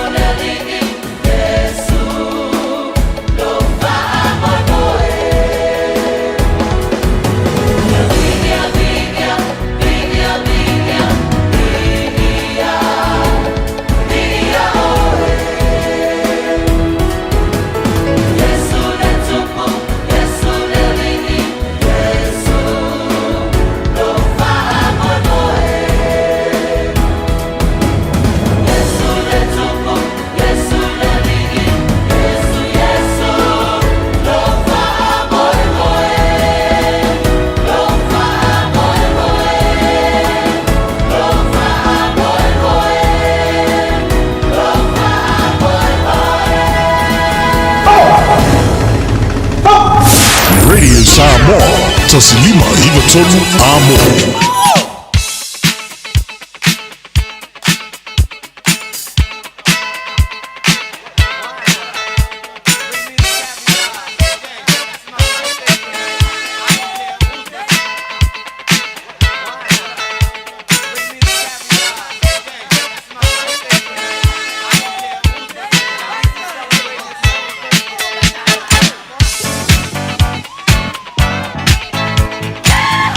Fatano le tula ficho family ngas fana ola so luar nei la so fa February o matala telefoni pe am fana fa ngai telefoni tolu ficho tasilima iwa tolu lo mo fona no tato emaili. On air at radiosamoa.co.nz. Alo mo fona no tato Facebook mari YouTube or Samoa mo family ngas fana nei tau i ngano malo sui fua. Sai o manuia sa vai do va se do ele nai tu. Ia o leo te malaua si Samoa nei ia fia malu. Okay, malo. Yeah. Lo mana ia lava le sau iu nei so e mana le malu. Nice. O le whamanuianga o le asa whanau o si o uso. Nai ngai manele o whamanu taito. Mi vi ilo uloto i le alii o li olilo wanganga i le atua no matai. Ina ua e au dia mai. E tasi nei o aso e whaatino i ate o ese o uso ato e ilo na whaasku 5 tausanga. Whaatai i ate o ele uso e loa lofa malowanga lei whanau o Mrs. Mo nephew. Alofa tele atu mātou i Samoa nei, alofa atu ai sui, alofa atu o nephew, kosho mapadi, na is, whapea Fort Burner. Ia e mai tena i o teila isi po whanau o nephew me o nis, Pepa ia Masuri. Aia se maase alofa anga i lo uso le dungo le lainga. O ilinga noa. Ka se tai mo lo wa noa sa vai alofa tele atu ko ina i o matua o lo i mangele. Le nei tai lava le noa. Ma Pepa. Alofa atu. Ia le Ia nei. loa. Tai. Aduenga nei aso. Maria for nei aso. Oi le laina le e Okay, Antonina mano si fua. Malo soi fua la sungale a tavai. E foi fale tua ya Natasha. Ya lofa. Male fo ma yo fa fista u le gole lilio LJ. Malo la van ngalue. Ya oro fa anga fo in fa manianga la sfana. E tasir nei ainga. E to fa fai si leo ese mangele. Ia le atua whai o e au lia malmanuia mai nei asolo was whanau. Atua ia le 5 ma le tolu o tausanga. Aftai le atua o no nei tausanga o fua ina ia te oe. E fua i pele o la malmalosi. Awala wawhenga iai. Ia matofi matiu te tonu se tātou a inga e mai se le e khade sia manuu. Alo whaangai umoli atu mai lau whanau ia adora mahou. E whapeu tua whawhine, ia se whamanu ma whanau, o malanga tuumua, malo maua, ma whanau whapeu ia, tua waalele ma whanau, o ainga u marawa i so se mea, ia whapeu whoilo, te utautunga o Samoa, e whasisilia lo whanga o atonina ma whanau mo oe, whai, whai tele lawa tawai, man tasi molo wawa noa ro whatu, ia no ngā luenga nei aso. Tai, Maria Fontai Antonina. La lau pepe malolo sui fua. Ia, tātou tau whai malolo sui fua manuia. I lau titunga i lea oa o tawai meni nei tai au fau. Ia ma le tau sala, la le lei.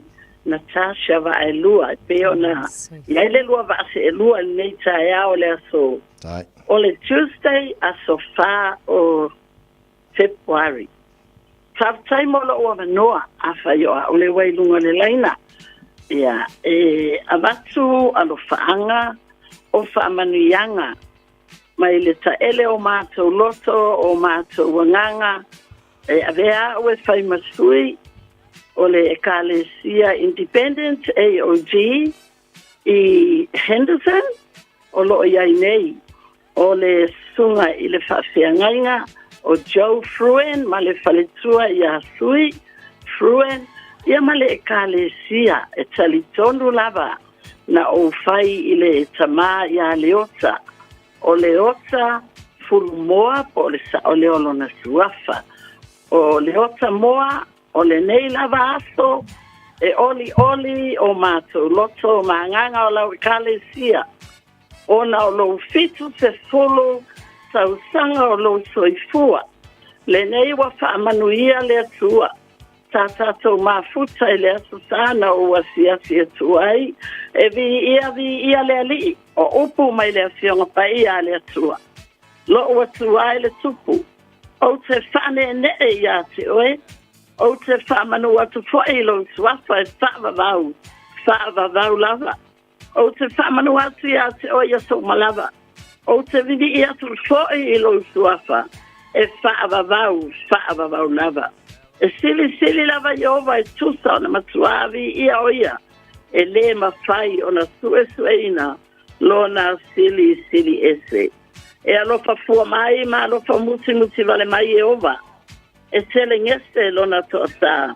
E tele foi lona alofa. O lo angalele mai Jehova i mea uma. O lona alofa muti vale foi. Waiana mea uma na fai. Jehova e vivi ia te oe mea uma na e faia. Whaafitai atu foi ia te oe. O tangata mi o tua. Wala vai a upo e tauina. Momoli atu ai o mātou wanganga ma o mātou alofa anga. Mo oe le tama oka. Le nei tau sanga. Whaamanuina le suafa Jehova.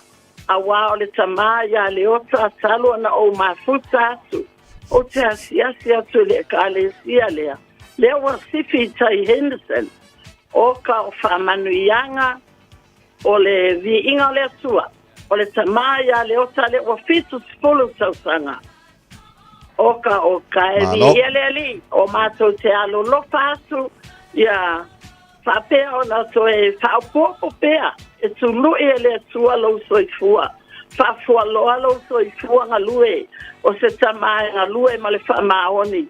O vi inga o le atua oka le worship team. Bo so se matasa. O tā lenina o whamanuianga le atua o tua āsina sina i o lo o iai i tutono le kalesia lea o te tautino atu o se whamanuianga fo ele tamaya le ota i a manuia tele lo waso soifua se ula keke le asape Ia, tātou taimi lau whamon Whawhetai lava savai ia lofa tele atu manuia le ne yaso manuia le atua. Mone vole nei tai au whafte lava. Aiken, good morning. Tai lava na sunga ya o mele noa. Ia. Mi sao ia. E fia lava le nganga fa foi vi nga man fa stai de atua. Ona lo na lo fong lo nanga nei bu stasio fa nau. Se le fule ya fetu. Ela es malai. Le soa tolo na sfuluta usanga. Ia o vi nga nei fa ti te le atua lo na tausinga. No nga leile atali. Le poitai mi sanga ile atali ma mai tino. Evi ele tuon vai la talion na ulia mari suta sanga dia so ya nefi atolo fanga moe ele mavai mo famia fanga na yo matu rasko so maya paulo so sotina ya sao so anko ya rite so le kuisi and so le lo anti alaya anti amerian and so item ken no me felo fanga sotina matu mai na wellington o na ya vela and so le so anti ya rita so anko ya siale Asfolea sio kwa Filipo ma kimla tamo Elias. Asfolea mo solo fango o na yo te in voto viu manuola to e tema safina ase ma family nga meya antila mesi sio anko le telefone e ke fa taila ba tawai mo le bango yela so tala ba so mo ni fo ne ya so tabeveu malo le sifo manuia te mo ya la sunga le o tawai e foi Au tau sala e por fortuna fa el tasa maro se fo muia ala se fo pa stai mo le avno ole la wata familia tu las fanal o se pepiteo lo vaccina la chichileaone ya to no na luz lima tasanga ya le tele malangola le vai ya ale leile to ya joy e fastai tele fo ilo tamaya joy o le tala i lo to singa wa yo mai tinga sa se ya e ma fai na ngalo fastai le to wa mai o se tinki te fai me teu fo ala ha tonu le ainga. O le tataro lo tama. Whamanuia oe. E fōia i tō le tua le malosi ma le ola. A mai se la ua onga. Ia mai se ngā venga o lo whainga i o le afine. Tu mau pere anga le rei o le tua. O le me mua mua. Makuta i le tua. O lona lua. Ia maua pe o le whatu tua. E fusia i o le alofa. O le whamaoni. Ma le whatu tua. Ai tu mau ia te o lo tele. Whaktai tau singa le leisa e whaia. Ro ia te o ao le tu e pui pui ai o lo whafo. Ma lo whale ai mai se lava o ngā ruenga ma le au. Lo whapenao na e whakona e kina uma e tau whaiai. A le leile atua ia whamanuia te le ale atua. I lo waso whanau. Toi whaopopo le atua ni si aso stele. I whapenao na maua e pere maftanga oe malo tama. I aso uma. Whamanuia le atua i me uma lava. O le pipi i le atua. O le amatanga le nao le poto ma le atamai. E whaalewa le vai na fo ilo wola. Ya e maua pere loto alofa i so se tangata. I le nao lo tama hoa inga. A tangata uma lo whapenao na alofa e atoe. Ta vai ma Natasha. Whamanuia le atua i ro kiu te moro whaiva. Whaiva nea to. Pātai ho i mo le avanoa. O le neita malo mai Christchurch. O le aio ke viso. Se whapenao na whamanuia atu le nei ato. Tai lava. Whangia le atua. Pātai. Pātai teli mo le avanoa. La whātu tāpa veu. Whātai fwoi mo le amano nei tai au. Ia le lei. O nei whamrianga i nāno pitoa. Yo e tawai o lo iaina ia tātou whaamanuianga i mai lunga o le apio fōlinga o le whaamanuianga mai Ana Maria Vitale o le vi inga mal whaaftail ta mau le langi na umawhai e nai o tuanga ni pele to alua o nau lia mai lo la ua aso soifua i le aso le sunga le whaafeanga inga tala toa aso wha Vitale ua atoa lo wono se fulu whātau sanga ma le tuanga ia tala toa Felice Vitale ua atoa lo na ono se fulu tau sanga i le aso alofa le li i mafua i atu ni si aso stele a wau lua tiu te whengai ma le ngaluenga le li i melepone au se talia anga leile li i mwhamanuia ia te o lua tātou wheilo i le weekend lo whaangana mai a ua o lua sisters i New Zealand a Fo Bendagast ma le whanau ia ma Ana Vitale ma le whanau happy birthday again my dearest brothers big celebrations in the weekend alofa tele atu wheilo i le weekend whamnianga mai a pizza Eneliko happy 40th year's birthday Sharon of Westgate Waitakere ngā o ka ua lava malau keke fo ngā whalelua. Leisa whaamanuianga mai a Joan Tawai. Happiest 30th birthday to Thomas Jr. Tawai. Ia manuela was whanau Thomas, whamanuela tua ia te oi e tamalele mato anga e whai uma whi au grandpa, to anga le aonga mato anga le lotu, ia e wha mua le tua i mea uma, God is good all the time, and all the time God is good. Son, may this year bring you joy, adventures and courage to your blessed life. To your dreams. You're growing up so fast, but you will always be my little boy. So proud of the kind, smart young man you're becoming. We give thanks to our Lord for adding another another year to your life and shower you with another year. Hope you're having a good day at school today and we will celebrate you, Pe'atu Uamailea Onga.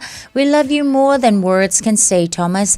Alofaanga from your mom, Joan Tawai, and your grandpa, Tutuila Thomas Tawai. O te talitonu, ia. O leisi o tatou whaamanuianga leo lo ilunga o tatou emaili o whaamanuianga e au mai ia Miliora and Papataki ia e mo le tamaita ia Mahi Ra Joita Leota. Glory back to God for blessing you with another year full of strength, good health and confidence.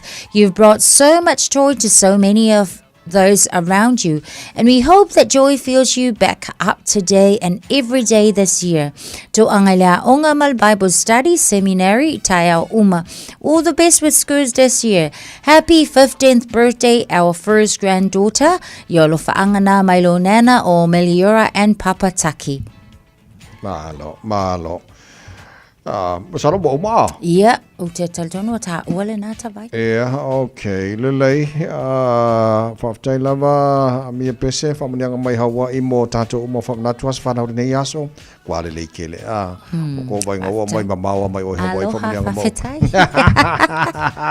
Lelei, hallelujah worship team. Mal pese family atol purenga mal penga renga ready sambo mal chara bakala me maru le tai ha mo le tele la bocho wa safa na we pisi foi la safa fe pori la ko ma se pa ki Yoi, kamala vale fa papa ki o pa kwa mo. To spondi mar balu.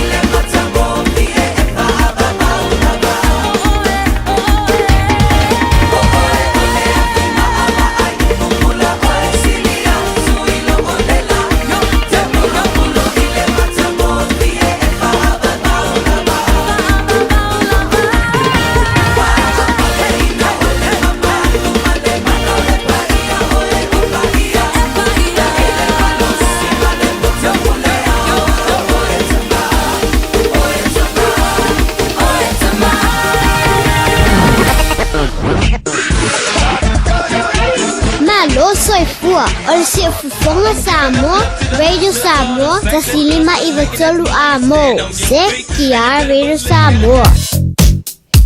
Taimile nei taolo wa faisi feo lolo le pisi manga yatu ina mamafa tato traffic mo le nei fo taimi slow down tato on Route 13 pe male luas fulu minute le fainga malanga Codesville Riverhead Highway sfuma tasi minute le delay lo fainga malanga nisi o le ayatu fo ilunga tato State Highway sfuma le ono ia pea fo imale se fulu ono minute ia it's tawan tapena mamao ia lo fainga malanga on Lambie Drive and Cavendish Drive on State Highway 1 faisi mamafa ile anga yatu ile congestion le na i le whetaula inga fo ila lea o ala anga ia tu fo i lunga o le tātou on-ram i le State Highway lua se fulu le taimi le nei o Riri o le fo i wa maita watu on a northbound wa faisi mamafa o le traffic i le taimi le nei.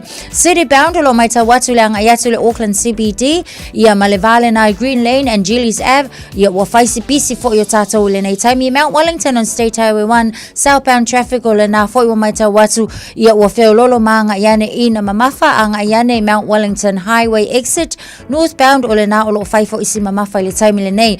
LSE on State Highway 1 o lo maita watu i le vaenga le na tato LSE Panmure Highway fai lava si pisi i le taimi le nei on the northbound. Papakura on State Highway 1 o lo maita watu foi fai si pisi o tato le off ramp ia maleanga iatu le na foi Drury o lo maita watu foi on the southbound fai si mamafa o le traffic mo tato nisi na o vaenga foi o lunga o le tele nei taimi o le tai avata avale tautua na le saunga le mu anu ia lau whainga malanga o choice full minuta na tā leo le tula valu.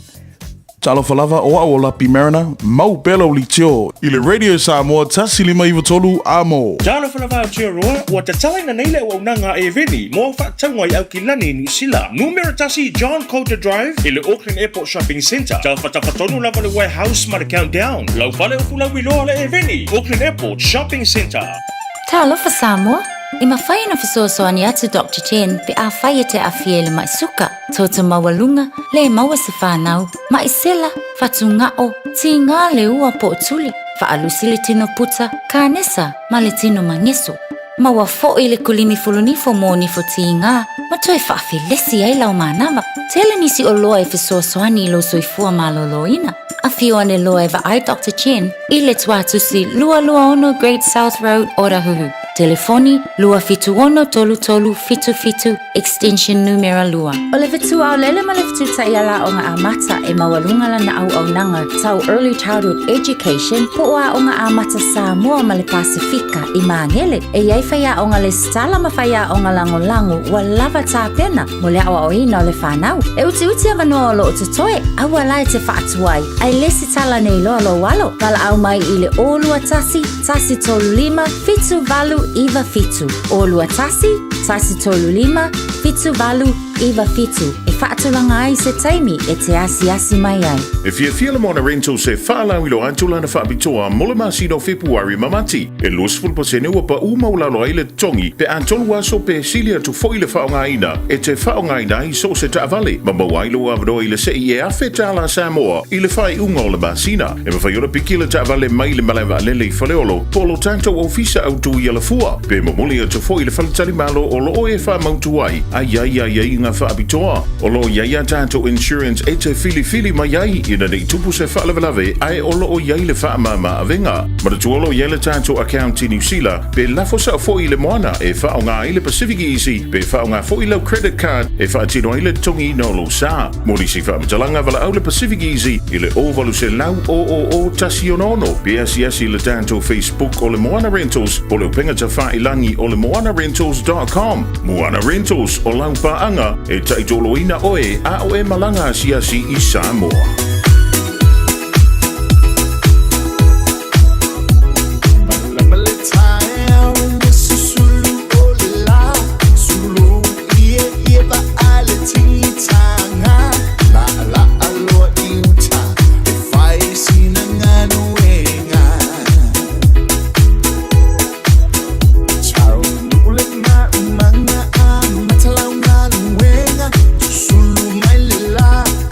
Over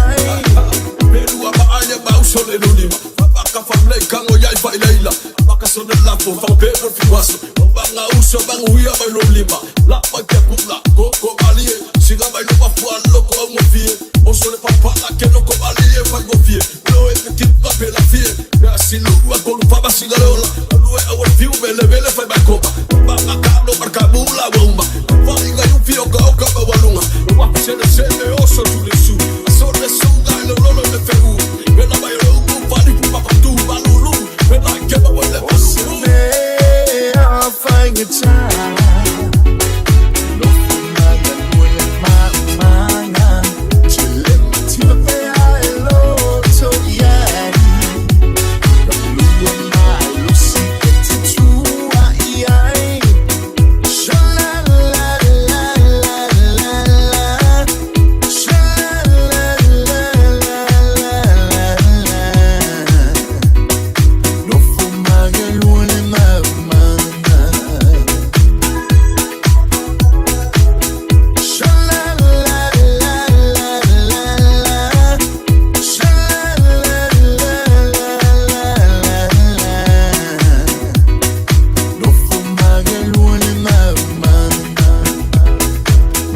Kumale pesele sole la so ko usul ma umbanga sole fa ko sile manga e mo lo usul ma umbanga ka ke la ko ususu mo le bawo ka ke ol me le ma umbanga ususu mo ko e la bala ya ngala ko ale fa ya ma umbanga la ususu wale pe fa fe lo ai me lo lo ya mu ya ngisele ususu ma umbanga ya le ole ma masani usumo mo de tolte pudanga sawale ka fa ka city mo kaulanga ala mo ko korkia pudor kaya sa olele ole ata tol na ole aso ato fa singa wen ole aso ya nga maro lo le ala wo mbanga fa singa wen ga le mo ne aso fo ka ko ye to lu valo tal mai sa mo pa tan valo ta ne ma tua te pe nei fa ta ni ta ya e pa ko le fo on sa ya le on sa wa ole on fatu to ta to nei Pole vai ona fana with for mai mo ata ya ya wala ya nei fa mama na tua fo ai ani mana onga fo i mo nei fana ya la to mea ai ia po mea onga fo ia pe frontal no po caramel nei ta au wala vale tu ia fo ia le fesili tala no e fai a onga ia mapule a onga e maua lava le fisoswani mana tua e le o tātou mātua po fai a onga the center mea umanei o ta maiti so e ta taula ia tātou ona mauti noa po le halava ku ese le makamuli ku ese lava nisi mafaufaunga manisi manatu ia mauti noa o laiwa lava ta pena teine matama e anga iatu ia onga na ia ma na ia le fa manatu to i ruola valu la fantaro fa malostino tai ao o malor fa malostino so matato tala mai sa morne foi tai ao fo ia le sa le vai le fango vai vai le pabu na yang se si pabu mo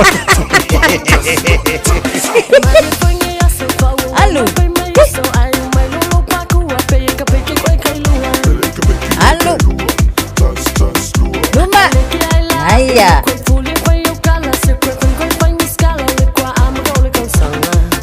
Alô Luma Alsafa Aya Hihi Kala porra Aya l'espizzo Aya La porra Iya Aya Alô yai Luma Hihi Alô Luma Aya Iya au Aya Oka Aya Luma Alô Tunga Saungi Luma Iya wa Atsa yai Autafa Iya Aya Yo e fa lusi tau au Sawi Luma Iha Sabali Iluma Sabali tua Iha Alu Autafa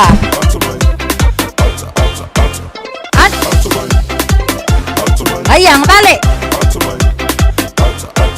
Luma Ia, lunga.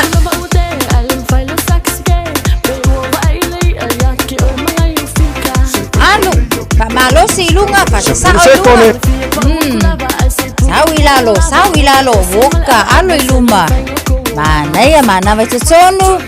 Mana vai fafo, mana vai tsonu. Woi, vai lale mana vai fafo.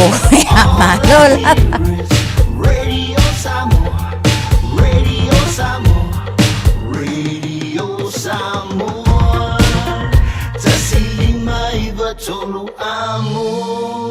Radio Samoa, tasilima iwa tolu amo.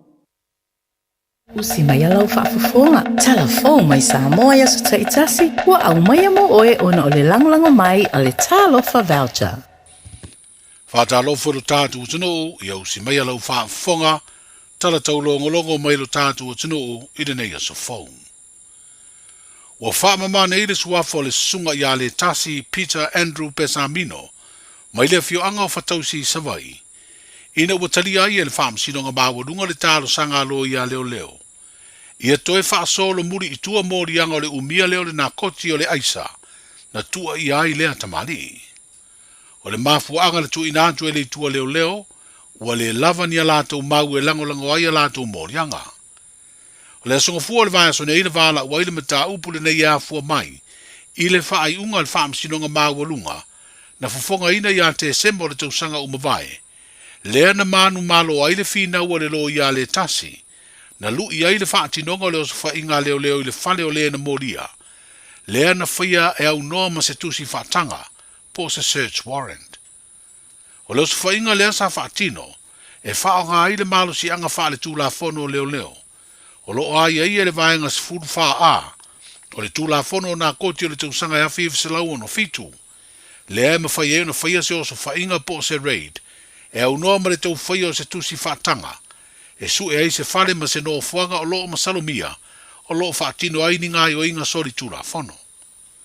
O le mai ono whonga ino mōri maua leo leo ma maua leo o mōria malana loia, na taunu uai le wha amsinonga i le wha amau nia leo leo sa wha inga leo leo na whaia, i le whale o le tasi, le ai wha pēr na maua le se furu ono, te si ma le valu kalama o le aisa, wha pēr se masini e fuaide ma mafa, po se measurement scale, e lei whaamali e ina ai e inga o le tūla whono. Na whaia ima le polo a inga le whaamsinonga o mea uma na maua i le whale, mai leo sa wha inga, e le whaatanga ino le tu ina atu o ni mau mo le itua leo leo. O le taria i le whaamsinonga i le vai o sanei, o le talo sanga leo leo i atoe ave itua lato morianga, o solo ia ma whaalea o ngai na ia morianga na tua i ai, le tasi Peter Andrew Pesamino. O le lakapisa mo se tasi o whaalap tonga mau au nanga tau tā longa i ro tātu o sanu. Wa au fia nei le toa whao whaalap tonga tū maonti, wa vai i eile vai ngā tupe se lau wafe tā la. I le wha moe moe whai ai polo kalame, e wha tā ua i le te te atu i le sā ua ino tamba i tai ma whanau tene la iti i lo tātu o sanu. Wha ria le ofisa siri o le pūlenga le lakapisa moa, le toa whase umanu Douglas Ngau Jan, o le talia ai le mtanga luenga o tinam tamai tai, a tina e o fio anga manga fiso tai o le latu talu sanga, o se ava noa tā ua le whai ai se sao le tālunga le kapi, i tau mo whainga i tāo fia sa wanga i tutonu o Samoa. O le fionga le minstao lea mtanga luenga le malo, le tō whālanga ia ti ai tu au tufunga, na sao noa le wha mautu ino le tu ina tu o vai ngā tupe, ma ia wha ilo ai le tā ua tere o lea tau mo whainga le malo, e una i ai por kalame tau fi ai so se sa wanga. Whafkai fo i le malo, whafkai fo i vaenga ese kuku mai o la kukau au, e fiso soangi i le whamoe mo, e le whaingo fie, e whainga kai ma mafa le abenga. Le angai kako ke le mangaku whakau vai, se mea u kako ngau e whakingo, mo le manguia, o le lelei, o le saurukonga o Samoa. O le ngi lama whamoe moe u kako ngau iai. Pafkai ua kako kalia se vae ngā kupe fisosoangi ni whamoe moe. Le anga o se whamoe moe sili o ngā kāua. E maisi aole, kāu fio fia o le saua ingo ki ngā ka maikai. Maisi fo ia kako whangau o loo lalo bawa o le lumangai leo malo. Le lumangai o ainga. le lumanga e fo yo e kalesia o ke mamuri aku le nganga whaafikai i lo konga ngau mai e whaakingo vaenga ia o ke leo le ngisa hao i le akungu whaafikai ke le lama ia e kako ke wha moe moe fo i o ngā ruru e whaakasi i lo kako wha mahongi i le kako ngā ruenga o le akaungu se kaungu ngasili o ngā makango fie malele o waenga kupe o kako mau o le mau o le whalonga oka e se le anga le lei o ngi kangaka anga le lei o ngi makanga benga male o fu mai o lako so soangi a mai se o apungu i fafo au mai lo lako kau au e fiso soangi ro kako wai wai kako makiwa a wala se saungi ele kua le kako kalia ia famungiaka i or kako ngalu due fakasi kako fa maungi fa kingol kako fa moe moe kako saule mar kako kau kuole le kumu ia i fori kau fi malelangonga ia kau kuanga ngau se kuolalo ale mafa mangaduenga ngai mo yo ko wa mo ko kawau wala ko lufi inga ia maua se kaungu unga lelei morifa kingo ingor kako fa moe moe le mistaun tanga luengo tinam tamaitai a tina e ofiu anga banga fesotai le to falanga ia ti ai tu au tu funga o le vai ino se la wafita la u tau awa i le kapi Samoa fa pea fa la tonga o le Soul Talk Samoa Salvation Army ma le Samoa Rejuvenate Youth Group se leni mo la tu por kalame o le sauninga fo ile le songo fu le nei vai yaso na fa mautu ai ma le seininga lima le mtanga luenga ma le wha alap te patonga le tō manga mo e puanga tia. Mo le wha matu ina i ai o le vai ngā tupe lua se la wafe tā la, a wāla tō porkalame te te atuai i sā wanga. O le whiriwhiringa le whai ngā malo fōu o le malo Amerika, ina ia vele li o Robert F. Kennedy Jr., ma wha ululunga le soifua malo lo ina i le malo mau o loa ma malo si le lalulangi. Wa wavalo ai ma le whaatunu sira le soifua malo lo ina i Samoa, I le ono iai o ni a fianga onga le soifua malolo ina lautele o le tātu o tanu upo le public health. Wa whaalia le whātun siri au le soifua malolo ina. Le susunga ai ono Dr. Eleke Ekeroma I se awala o viso ta inga I Washington I Amerika e tā ua le Democracy Now. O Robert F. Kennedy Jr. na ia whaasara lau. Lona matua te te atu le whaonga ina o vaila au mo tui pui pui. I le teimi na pipisi ai le wha ama I misela I Samoa. A o mau o lalo ai le pasene o whana witi lo tātu o tanu, na mai au na whai o lātu tui pui pui. O lea wha ma I e peo na si la fia, na whano ai le olo o tangata e valus futolu lo tātu o tanu, mai to a tele I whana witi. Whalia e ono a whai e te ena le whaururunga le soifua malolo ina le malo tele, le au ngao vaila au o tui mo le pui pui o le olo o tangata mai wha mai, e le tau mate, o le a fia tele ai le tūlanga o le maua e Samoa, o vaila au mo tui e pui pui ai le soifua tangata mo wha mai ese. O wha popo lea whiriwhiringa al Palestine o Trump, I se tasi o na whainga wha vai fau, wa ave se ai le lango lo na malo, mai le wha alab te putonga le soifua malo lo ina lo rangi, o lo ave ai Samoa mo na sui a wai.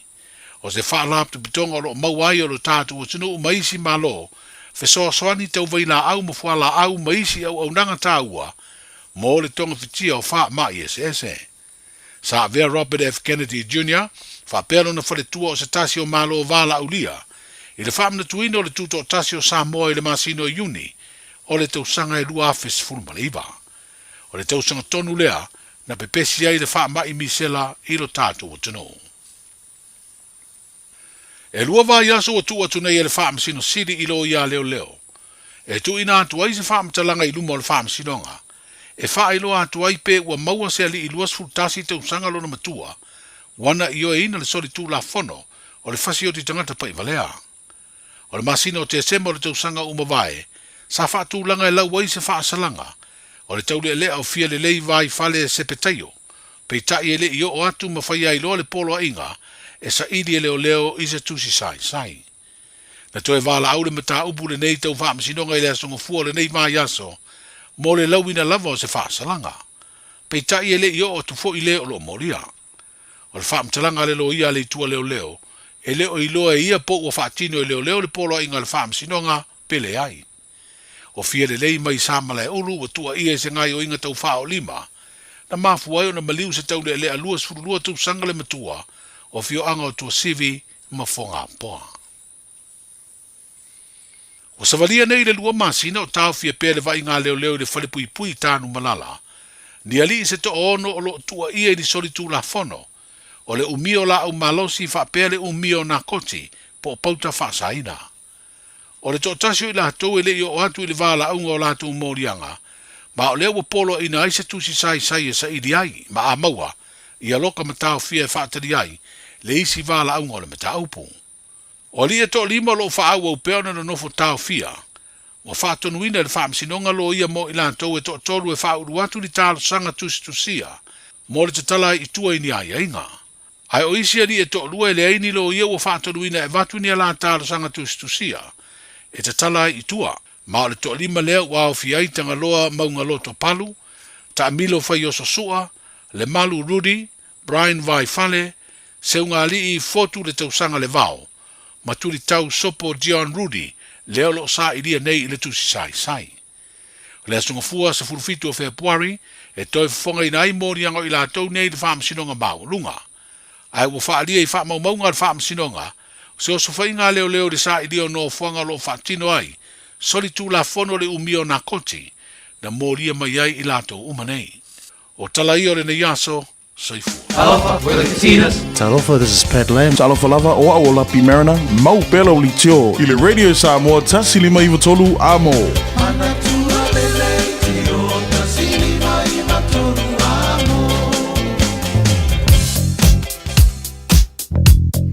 Pisi lava taimi nei lunga wa tatou wala te tele on City Bound State Highway 1 alo mai tawatu leanga iatu le Auckland CBD, fai lava si pisi le Valenau Green Lane and Crafton. Le taimi le nei on State Highway Lewis fulu fo alo mai tawatu southbound, fai si mamafa o leanga iatu le na Waterview Tunnel, ia ma le tatou entrance le na anga i Dominion Road Interchange. Northbound alo mai tawatu e whapena fo on State Highway 1 junctions, ia ma leanga iatu le na i Massey Road. O Mount Wellington on State Highway 1, 540 ile taimi le nei, Silverdale on State Highway 1, southbound, anga iatu ile off-ramp o lo 540 ile taimi le nei, northbound, ole anga iatu ile tatou interchange. Hauraki Golf on State Highway Suma Leono, lea fo ilo maita watu, matua 540 ile taimi le nei, tatou fo le Rosedale, State Highway 1, heavy traffic on a southbound, ile taimi le nei, Rosedale interchange, ilo 540 slow lava ile taimi le nei, Esmond Road on State Highway 1, southbound traffic o maita watu mamafa le traffic le na ile anga iane tatou State Highway interchange ia maleanga iatu ile Harbour Bridge. Lincoln Road le fo yo maita watu taimi no State Highway Suma Leono mamafa le traffic mo tatou le anga iatu le on ramp le na ile State Highway se fulu maleono. Ainga na tatou lunga le awala tele avita avale nei taimi le taiao tawina ia manuia tele lau whainga malanga e mafuta mai ai malo le taiao Radio Samoa se fulu tolu minute te aile tu lai valu.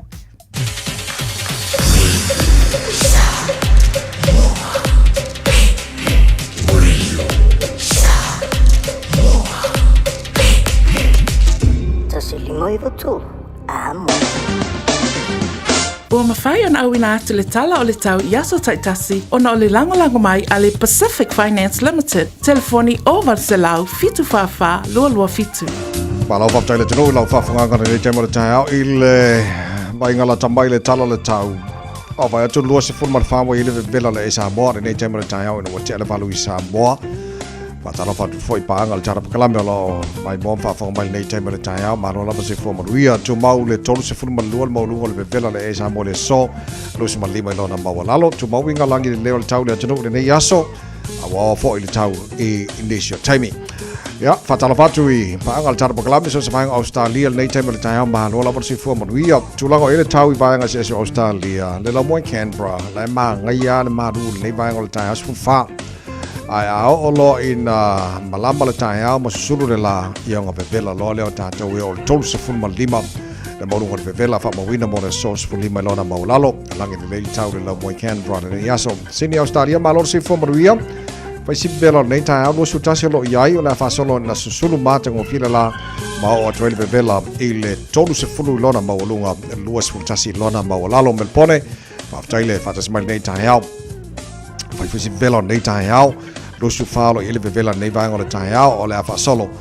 ina awao fo ilang delay ni so taimi tolu se fulu maleono le maulunga le vevela o le e melpone lusu falo lona maulalo ya oisi maenga le ai ho ba te luas fulu manu maulunga le vevela faasolo na awao pa utimu ma nei sulo le lai Adelaide vevela yo le ea tolos futolu lona maulunga sul matango fia fo le lai Perth Australia tolos fulu le vevela Brisbane Australia tolos fulu maulunga le vevela la fasono awa pa utimu ni so taimi ya male baba ya tu Darwin la fasono malo si sabide pa utimu tolos fulu maulunga le vevela sorke fa ko di Australia mal vevela ngia sorry ya tulanga na ya le tau i so se bahenga Australia ole tulanga le tau mole no fanga fasalonga radio Samoa tama ki makaurau los fulu le wai le mafana fana le era ne vanga le tai au tu mau winga le tau le so awa lang de le tau pa to le awa mai le tai au la fa solo lang de le aso ato los fulu lima po lunga na o le vela mo tato yo kilani le so se fulu male ono lona ma lalo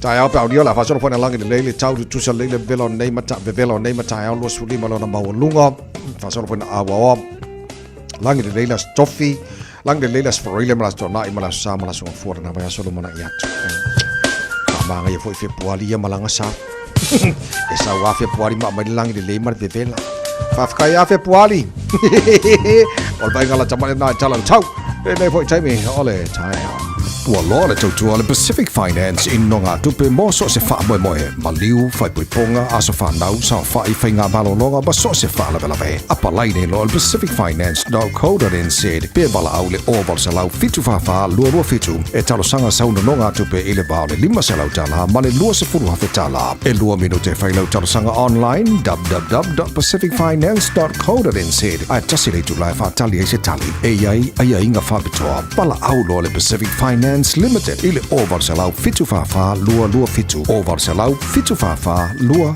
fitu Afana msia tatu tala mai sa mo nei tai au hala am fainto fa sala wina mo e pa tala tula se furu male lua le o le so mo fitu po ana nei o le sifa po tala mai sa mo le tala balu tai au fa fonga la tuno ma tu fa longo me na lo tu sa mo e pe no fonga ina fo nei tai au fo ya malo tatu lo sa ni malanga sa mo mo ni fa nga malanga la me ve la le e sa mo me ve la ngoi lo ka ko sa o le tala le o ta pen le yang malo e se mai nei lo tatu tala mai sa mo tele lo po to tele ni so tatu ma se no fa tau le fa lo le o la fo le ngol fa lo o le Bed Bath and Beyond o lo te baba ya tu langa tele an fa sa lo la to special mai si baeng au tele lo le quality o baeng o fa ta wi nai ya ma si baeng ai pe ko kele ko la to wa fa la ko complain la to fa jo e winga i o loa fa tau i le whane le Pea mala lua se lau tolu sfulu afe lea ua whaasalai nei fo i ele nei whale o loa ina i o lato tongi ina una o le compliance fo i lele po mai se lava i vaenga ia tau lava o ta maiti ia malesi vaenga fo i la lea ta vai hot water bottles ia wala le la koe anga i mei fo i le winter wai eini se tato e whaonga ina o loa na au lea la i le taimile nei e ei vaenga fo i wai ta tau lava o na tala whea unga le lei ia le quality o loa o lo whaatau e seina mai mō tangata lau tele ia mai a inga fo i o loa e whaatau ina ai so Fair Trading Act o lea o lo o lātou sue inga e mai se fo i le Safety New Zealand o nisi na vaenga o leo sue ina le saunga le mu o loa nei so o tūlanga la na o iei a whaapela o lenga whaakau se o loa whaapea tātou i se taimi e le ima mau atu e tatau lava la ia una toi a ngai fo i lele iai e siaki ave iai toi siaki lātou ia matanga i fo i lunga o penga ta whailangi ini wha mau maunga o iai po ani labels a wa vaenga nai te sawana si la fia le leia tātou po a fo ni labels o iai e te saula o na toi wha foi ia matala noa iai a wai mawhaia e ka whainga whaile very fun a ta vai ai sa le so tu sema le potie tu sema los fitu a fitu salau fitu sumar fire products na fa tau le va matima o ke topa lua felu sumar tolo no inga le tau sanga taluai ai le ia fo not include safety information locations required by the law so ole melana tu po le a le o tasia la tu fo i vaenga o lo fatino manga ruenga male tu la fono Ya me sa mene o fata wa inga o loa I tono New Zealand. Yo me langa mau Niu o le o ya. Tele tawai. Ia a fika lai pajama sets a tamaiti. Ofu moe o nei tamaiti. Ko lua fe fit se lau 5 mal tolu.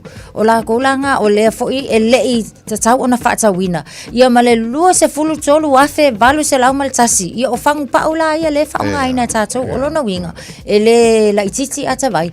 Matua itele ia tele foi la fa ina o ila to o ina fata wina pe afa pe ele ima o le natula. So if I want to know Auckland District Court to not more company na Bed Bath and Beyond be on ya. So ole I mean ole so na o manatu e fa atara no banga le temile ne foi lele. Ole ya ta tawol tangata na te fata wina mai le lo il fa lo. Ya wa ana le complain na la to wi. Lo no winga le lo ele a foi le Commerce Commission o le fa le tonu ia o lo alvanga na ele o ngatasi maltulango ia o lo fa tawina tonu ne tonu so le ia tatau a oi ma o matato uma o lo fa tau le lo a e sile fie le anto toa be me le anto toa ia ngai la mo ia ka venga complain ia le so le vanga na mo le time retire wa for fa fo mele tonu le tau mo really samos for lima e tolu amo ia o se mai la fa fonga tato mo fa sa mo de for tire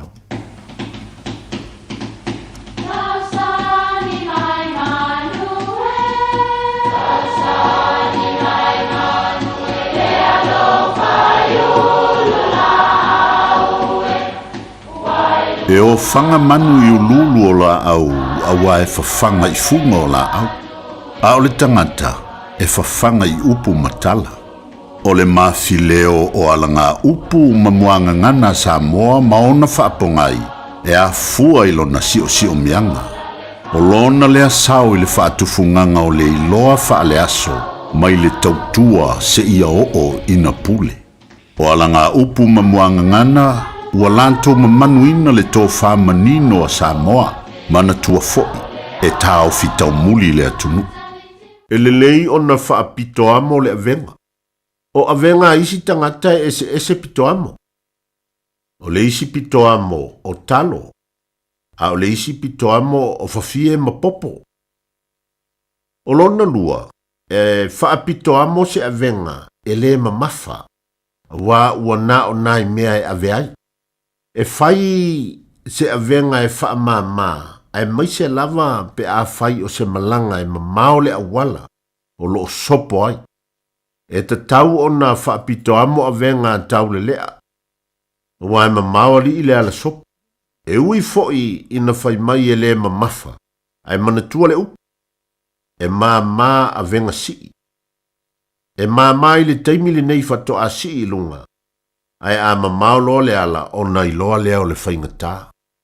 E le lei o na whaapito amo le avenga. Manuia lau whaasau. Manga ia. Manga ia. Kau wha le avenga. Aua wha Aua wha Ni ka makakau sanga. Ngala, or kire fo lima mama le avenga. Aua. Anga manga ia. Manga ia. Ia le lei o le whata samaisia tau Christian Naita e awa ata. Yeah. Good morning, Chris. Mai oi. Tama ni le fore tora wo wa mi o chong ni chao. Ni ye le fore nga le tu. Ni chao mo chong ni fit le fore tu a.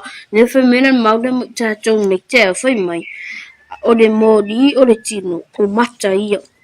Pe a foi e le o mata. E mala malama o mai lo tino. Ai a fai e reanga o mata e pou liuli o mai lo tino o le nei a fai e pou liuli le mana malama o tutonia te ue o na matu wā tele ai dea o pou amen me fai me whamalo si pra o ngā mo tātou nei teo a fai me fai o le mōri o le tino fai me o mata ia fai me pe a fai fo e le leo lo o mata e malama o mai lo tino ala no winga li fwe na so nei se mana o mi ale mana o mi le leo tatou mata ali fwe ale leo tatou mata e sa ol me tatou ai ale anga tatou mata ne fai mai ai fai ele anga o mata e pouli uli o mai lo tino o le ne a fai e pouli uli mana o te toni e te oi o le matu wa tele ai lea o le pōri ava ai rari a le anga o mata o le whaatu sa mele maure whamea e pōri uli a whapere le anga o mata e pōri uli umai lau tino whameila o le nei a whaire pōri uli malama o toni e te ui whamea ona matu wa tele ai lea o pōri uli ai le leo tatu mata ai le leo tatu mata e malama o mo tatu o tatu tino awana lea anana le leo tatu mata Free tatu mauna tatu nei teo Familia tere tuare tu mautou ka bless ngara friend ne yaso ka bless ne yaso fa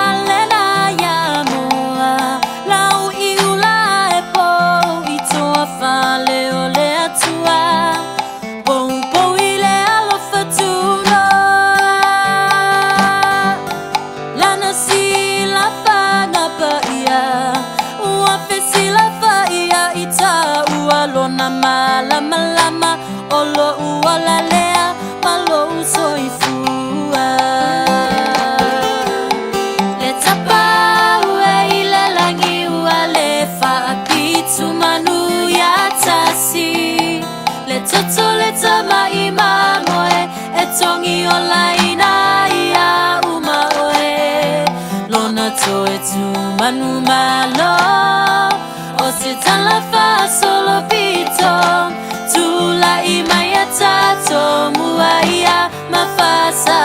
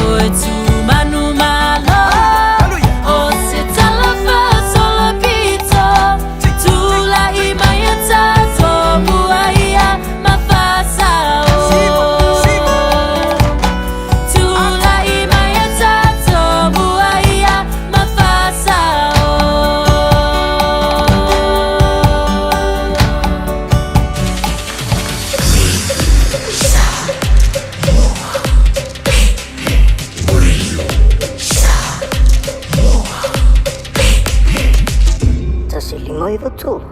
Jalo falava tio roa wa tatala na nei le wa unanga e veni mo fa tangwa au kilani ni sila. Numero tasi John Coulter Drive ile Auckland Airport Shopping Centre. Jalo fatapatonu lava le warehouse ma le countdown. Lau fale ufula wiloa le e veni Auckland Airport Shopping Centre. Le Casa Beds and Appliances o le tali o manaonga i o loe whaatotonga ilo mauta ini taulelei toi anangata e mawai moenga nga o si tutono ni usila fa apea se tino fall potumalo lo lau ai manofoa TV la au pese usa aisa masini ta lava telefoni fe aviai maisi afio ane loa ili fa Great North Road o tau po le tolo fituiva Great North Road i Henderson le Casa Beds and Appliances telefoni ovalu selau lua lima favalu ovalu selau lua lima favalu.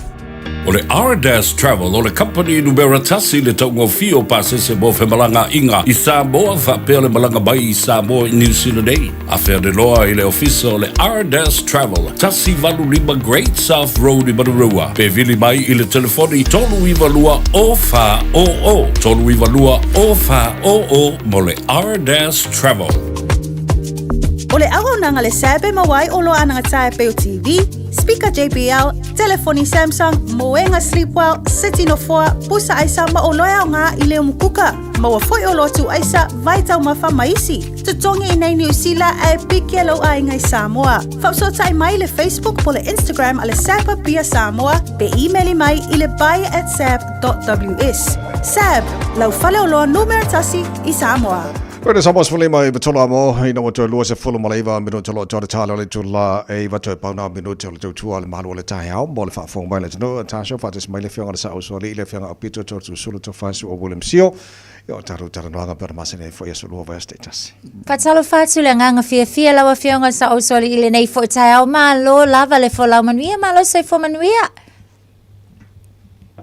pe fo no fo lo fa fo il lo va se lua foi mo le avanoa whaftai foi mo le whawhilo inga ia polo what foi le tātou watunu lo mau mai tātou pokalame foi nei a fau mal down ia lau whenga luenga lea tua tupu mai le tātou watunu ia wo foi mai masani lo lava ngā lue ma lo le whamalosi lo foi lava on sa Alo malo fa tailo fianga pito mole taimi fo fa no nei tai o te loa o lo o ya tu le fianga sa usoli up north ya mo sa ninga le tangsi tatu tal no le tangsi taimi a sa tatu tal no e sa mo na ya so a fianga pito a o ani mai nga sa faiona au si fo to malanga fa to fo isa mo na ya so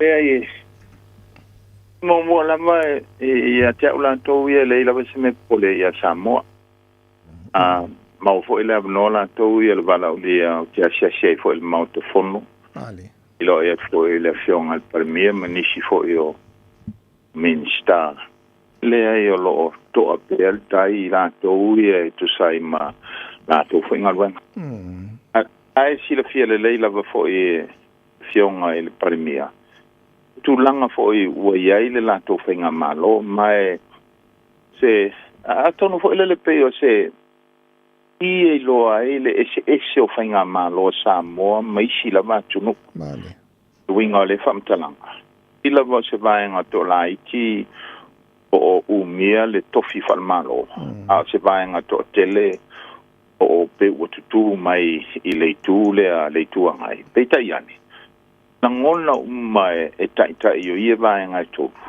o lanto ngaluenga e taulava na ngadu e mol manui o Samoa madina ya Pangala na la o yai le ui lava fo e fetong ma ia il ta yo le tu ngai ia anga il malo ai e pangalia o yai lava le tashi e laute ngalo lue pe mo le manui le atunu o le ale ye ni masania i ia ta to ye ngai New Zealand o le boat of no confidence tongula ila ulava mai tau marata falonglongo fo ia i anga i pel fenga malo ye se io olava il temio fenga pa no tape ona to faina fo val tu la fono il tau sang fo pela le tu la na a kongo e paso ai au fai manatu male au fa alia to fa fo i be tinga malo le we ai o le pule e se minority government alia la ya peta ya va pe aloa I ma va fa matai ma va fa tai tanga lava ua avel fa mo le tunu I te mafu angana la e tu la mai ai I se malo o le se vai nga to lai malo fa tai lo fenga pito mo le fa ni lo no nei vai nga ia o lo fa na tu lava le tunu e mantua pesa mo talo o Paulo te lo Paulo vai nga leile nga I pe e tato mantua pela tunu talo ia fa vai fa por kiki ia lo pa ua tu lava I te tai o malo na tusi ao I samo fai mo sui tono al palemene la tonu pito le ole ele ngata talo ale ka ikalabala to ia la ka mata fo ilunga le penga fai lanki le fa le tongu fo yo fela fo ingalo sai dunga le penga fai lanki ia ka ia pe wa o le penga fai langi le ka ko fa vai ma sanio sa mo no le ava fa kwaka ma le la ale no fo fa lo wa ngana le fa nga mai lunga le penga fai langi se ngana pe e ke ia ka makama hei la ka vai ya puai o sui e fo le tulanga le ka ko wa va ka ko sa made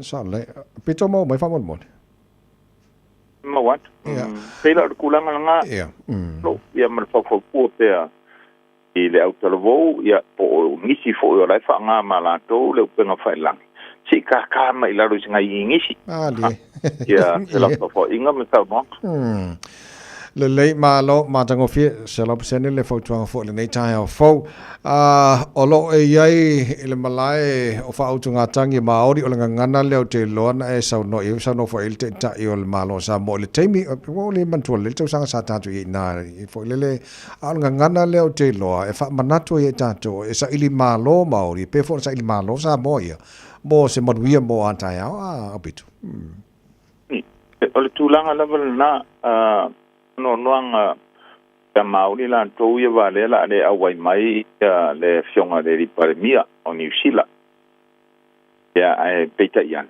o lo ta penga pea le piti fo ia Waitangi Treaty Grounds la to ia mo fafelo inga fo ia na malo ya la o na nafile sa felo mai ele Kovana Governor General fio nei o le ainga tupu ia a tai au fa so solo a toi lole tunu le tele ia malvaenga fa upai mata penga tu val tai au la stofi o le a alo ia iloa le fa na tuina le Waitangi Day ma I lo foi fainga lo tu la toi va ver o le la mo ke mai mangisi o le utalovo va le manu lauti foi ma le vainga ma le la toi po le fimi le ngai tausanga le sila le ile sao al autolovo no le manatu a ko inga fo lo fa mautu inga le fa mo le Waitangi mai le autolovo si fa lia o la to finangalo yes ka pupe mai ai le lumana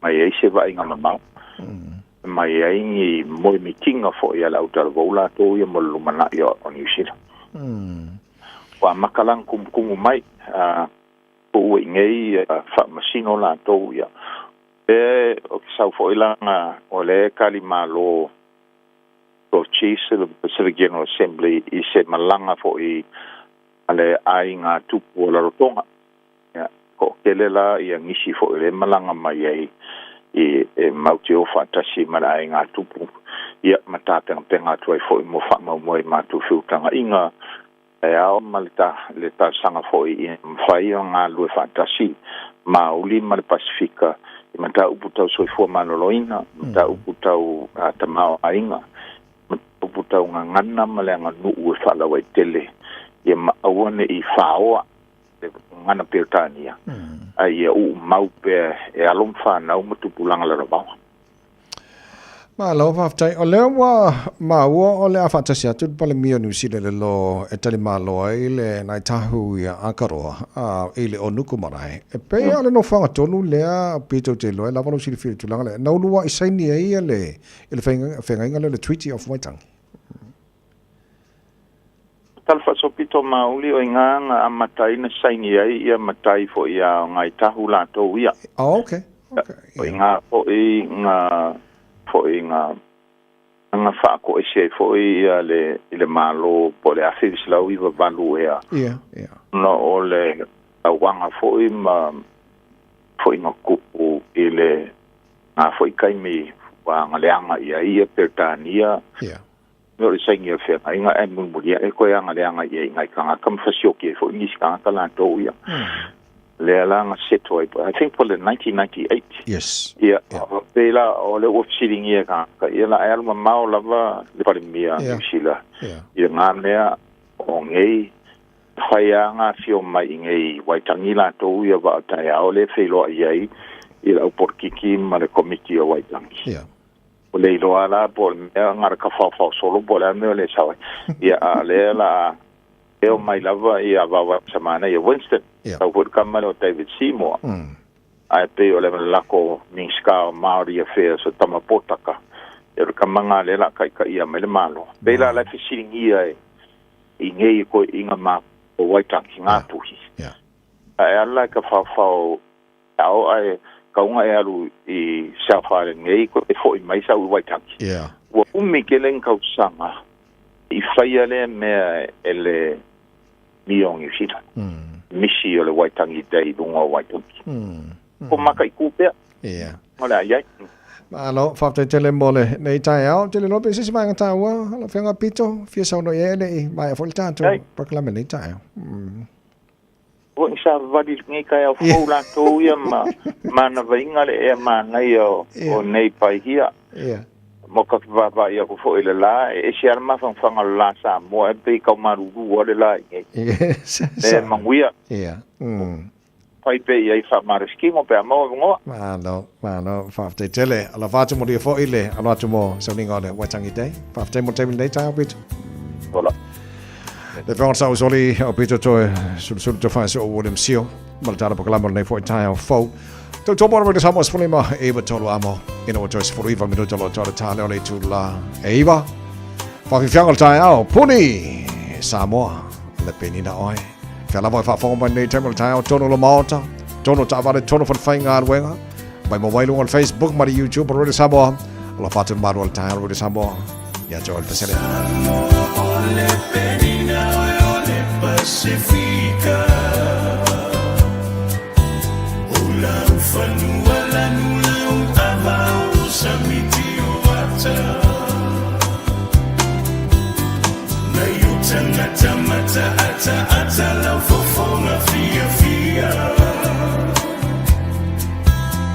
Maluta ulanga waile talafata yo apia.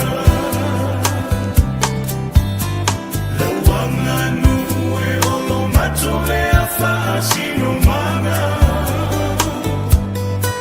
Aole tala lele ua ave matai ala yuta ngata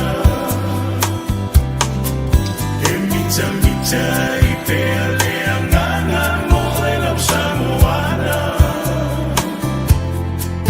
Le fatuna toto ile ala moana so o atoa ile vasa Samoa ai anano ya fa befea na e a puti lo taola la va ile amatana no fo itai nu ese ai le ngano la va sa more pele awana e fai mai oa ulava ole tama ole ele Tainu ese aile ngano la bao e samole pele Awana e fai mai oa ulama ole tama ole ele Awana e fai mai oa ulama ole tama ole ele Awana e fai mai oa ulama ole tama ole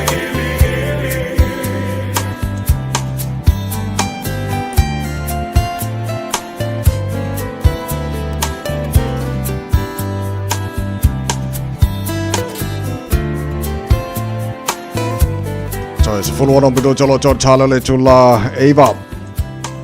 Ta jolo fisa tungo chu mga luenga re nei tai au malo la bole usui chu mga luenga fa malo lo si ngal luenga fa mo le se ngal luenga ia bole fu fa la ma se paka kamai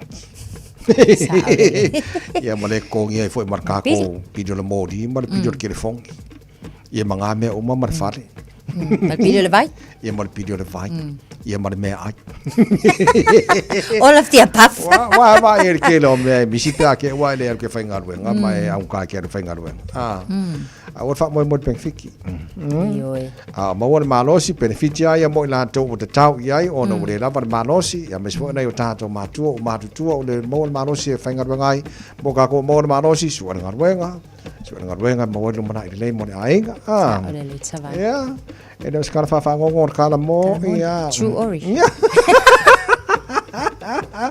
wa fengai nai fana ma o ngar nei vai taimi e nei proclame tawa fo le leil fa ilo a meso tato nei saute ya se o le vai aso fa ilo ma ko free lunch la fa o le Rivers Day Reserve le vai aso la susfurongo ya ai mo ka ko ngai sauki e nei proclame le fo le mo le fa fonga la tinoa ya ma lo fa tai vai o lo ia le tapenanga mo le community la vai nei manurewa so eta wala le vai ngale na o le Rewa Games Summer Games o le ta'alonga foi le po tau vanga o le aunga lava nei fa moi ina ia tama fai foi le ia tu fa atasi wa mana tua e mo ia ta o manu rewa atasi ai ese uma community so lo ia tutonu so o le la lo fa tau ina le tau vanga kirikiti ia ma le tau vanga ta'alonga o le volleyball awa li awa tama itai e fa tau ina foi la ile malai le o lo ia ta malai le ta o Mountfort Park e manu rewa o ina la fa tau ina ai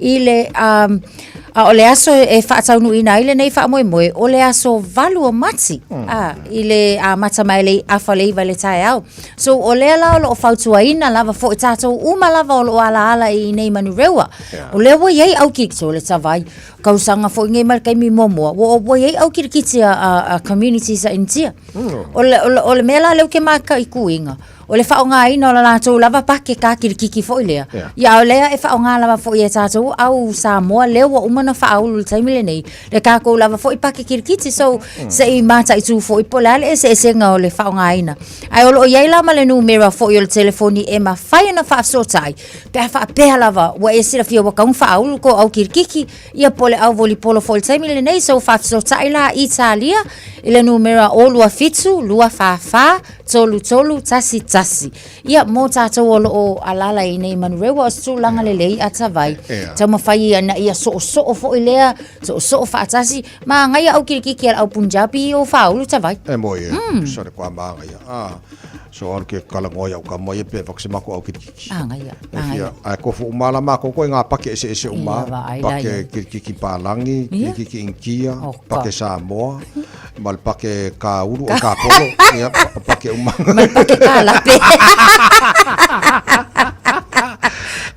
le mene o talonga langi fa pese la pese e au nga foi fa anga tamba masami e tupulanga o pui e fa nga le fa tu pese malangi na ai pese le au nga mene o talonga po fa nga tama so le la wo ko fa fa bangi o fa fa il masinga fo maki o il masinga yon kuak ya nga la par kai me ko ringet ko au kirikiki iyo mangai au volleyball mal au kirikiki so mangai ya lei so la fa lo tele pel tara bukalame ta fa nga solo atu ya wale ko yo nge lo waru fe por o masing fo le matanga o masing fo lei wa tala fe unga lei ma fe tawil time o te fo mai ele ko leader o le Green Party Marama Davidson ya male fa mara junior waitangi ya mal te fo le malosi fa fo winner o le mayor I really admired ya le tasi fo le ko leader le Green Party ile tulanga na go through ai ile tuna kanesa fo i tina ole wingo le tala fo le ole malosi male manatu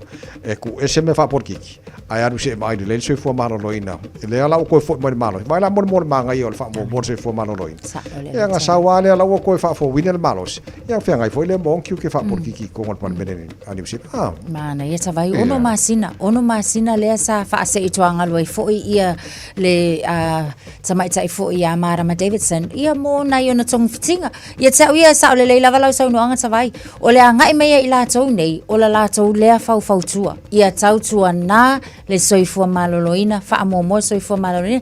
Mau fo ina no sa tal no ai fo il tamali ia le maunga le fingo fo ia le maunga. I se vai tai mi fo ia wa sa fa pe fo ile tulanga sa ia. Le fo i wa toi fo i tonu al parliament o la na ia le na fau tua mo tatu uma. Tau tua na ia wha mo lava le soifua maloloina. Ia le na te lo fo i le fo il talo ia le maunga Lydia Sosene fa pule mo mangele. Ia malo o nisi no te tai o le tonu mal parliament New Zealand. Ia nga fo i ma mantua la to te talo.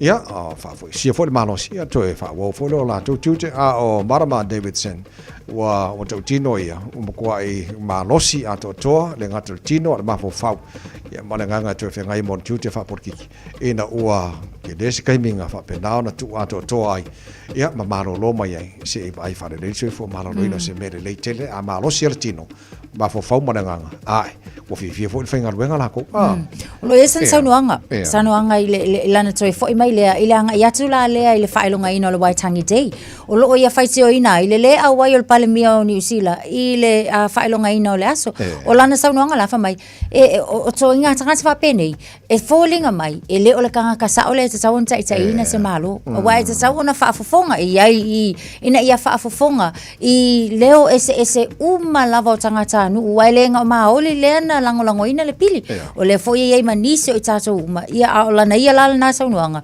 e va ia ku a se fa le on mai kama o laksan le ai sa le mai fa fianga mai le RSA de nei tai au ia ona tau lunga le manu le tai au le Radio Samoa tato uma lava fita tunga chucha manga wenga fa fa mai tona fa fainga wenga so sa au kilan ko kile ia le vanga le fa fa mai fa fainga wenga ma lo fa tai lava fa ma bolo nga musika le Radio Samoa man tar bakala me fa mal si au ka wa to chucha ma favor ne yaso mo ne favor tol ne yaso o le fa ma baile wakil menga i ka le wakia o ko ila ngat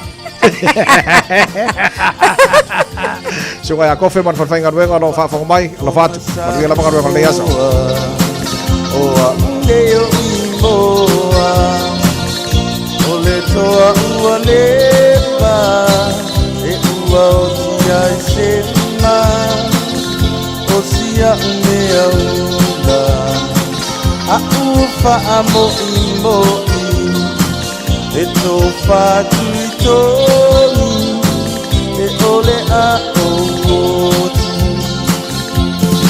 o e to fa o e la dia ole ama vai deta ua do ele lo ma pam sa ili seta si eta wa ole a se lo va aya la idea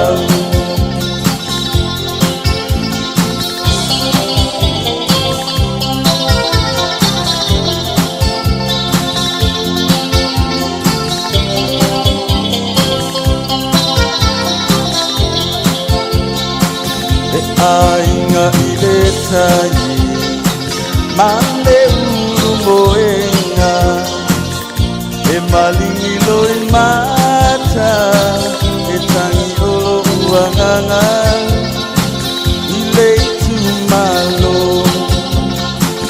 ambe ile palapala ma amanga lo ita o se tangata ile anga oe sofa, oe la dia, ole ama vai leta ua, so elili ulo ma pau pau, sa ili seta si eta ua pau, ole a se olo ua ayanga ile au.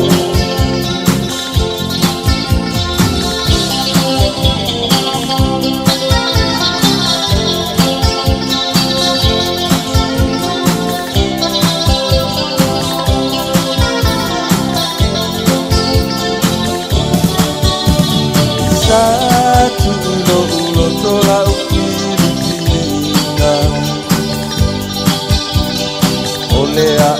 ai ta ua pe o se ainga a ole nei ua e se sole nai au whainga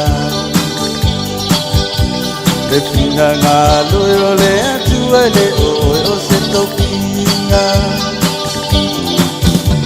se mea lava a whainga ta ole whaiava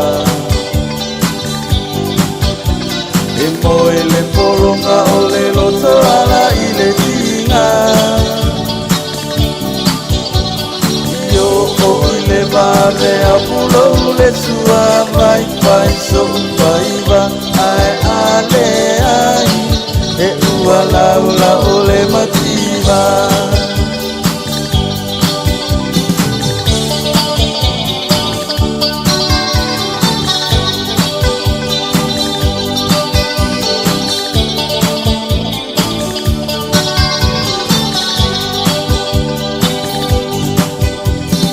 o te mana tua ina te whaato ano no ka o alua e tarusu e oni whaimani popo e tau mawhaia o se sua vai e talo ai o lo umusu i lau tamapuna ne i pia ai se mea lava a whainga ta o le whaiava e moe le polonga o le loto ala i le tinga e o i le vave a pulo le sua vai whai so whaiva ai ale ai e ua laula o le mativa Sa mola tino pele o taro pokalame na manu le tai au mola nei fo i so lua o fa ia so February fa tai lau te talamalo tapo inga nei tai au salva mas minolo te pena mai mo taro telefone ngana sa mo pe ta leiva to fo la taro fa sa lau so ati tia fa la tusti tia mo pokalame fifia mai fa o te to already sa mo o fa tai fa la longa le veni ba to pokalame manu le tai au malo lo so tai Malo foi lau sunga ta wata ile nei tai au sunga la ta vai manu ia telefone toenga o le nei aso Samoa ia tau taile atua i whai walo filima uma o le nei aso whilo ai fo i saso momoa le lofu malanga le le atua tō whai e soifua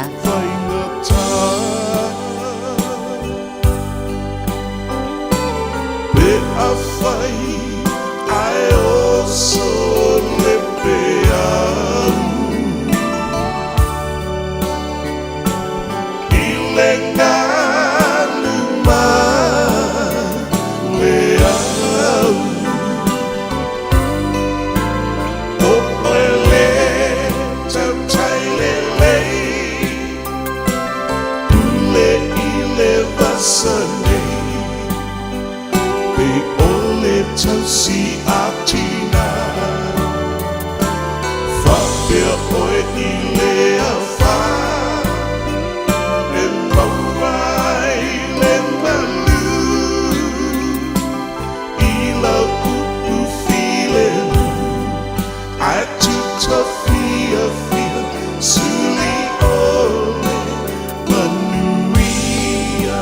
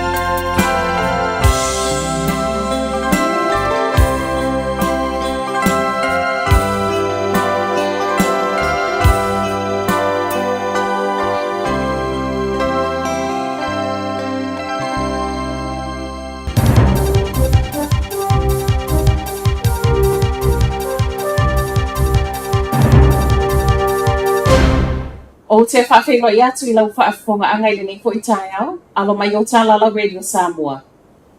Ua polo misi le ali I panemia Christopher Lexon I tangata anu initia, wa lata mai le aso I malanga I initia. Naunoanga ni Lexon a o tū lai la unga I luma o le to atene o tangata initia na whaatasitasi le Krishna Holy Festival I le aso sai kumeu. O se polo misi e whaapeo le asanga whaamalo sia I le vāwala lata o le mafutanga I le vāo New Zealand, whaapea initia. O le malanga I palemia, o le tali atu le wala au lia le palemia o initia I le I mamau atu o ni tu ina mai. O le whainga malanga wa tau, o le au whaatasi ai le palemia, whaapea nisi o sui o le malo. To a tele tangata whaatalo sanga mo mea o ngā maua fua, a o toe amatalia ia o ngā o le neitau sanga. Mo le mau mai lea se tase o kulupu I loa ha o lo o tu whaatasia mea o ngā mo whanau a o ngā, lea e o fufua mai. Ma I la lātou mai tau, e le I o mua mua I le maua lunga wa iai le neitau sanga, le to a tele o tangata whaatalo sanga. E le o whaingofia ia Nikki Smith le o lo o whaatautaia le neipolo kalame mō whanau tau sanga taitasi, ma o le a fwoi wa mai tau wina, le alu I lunga o le tau o mea o ngā whanau. Wa whaafitaia e nisi o a onga wa toi moli mau I tala le tio whaavao maloa New Zealand, ngā lue ngā lofa Nikki Smith le o lo whaatupeina.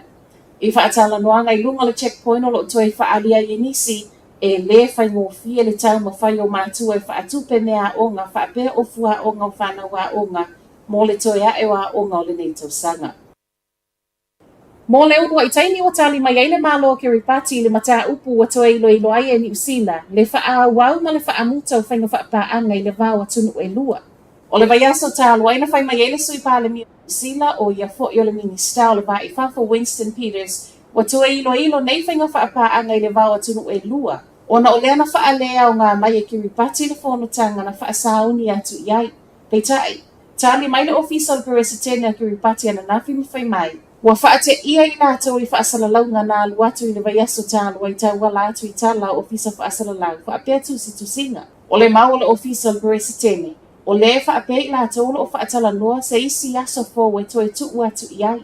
O lo whaamala malama mai ai fo I le unua I taimi na ta awai le malanga le nei a Peters I Kiribati le tausanga tālu ai peitai.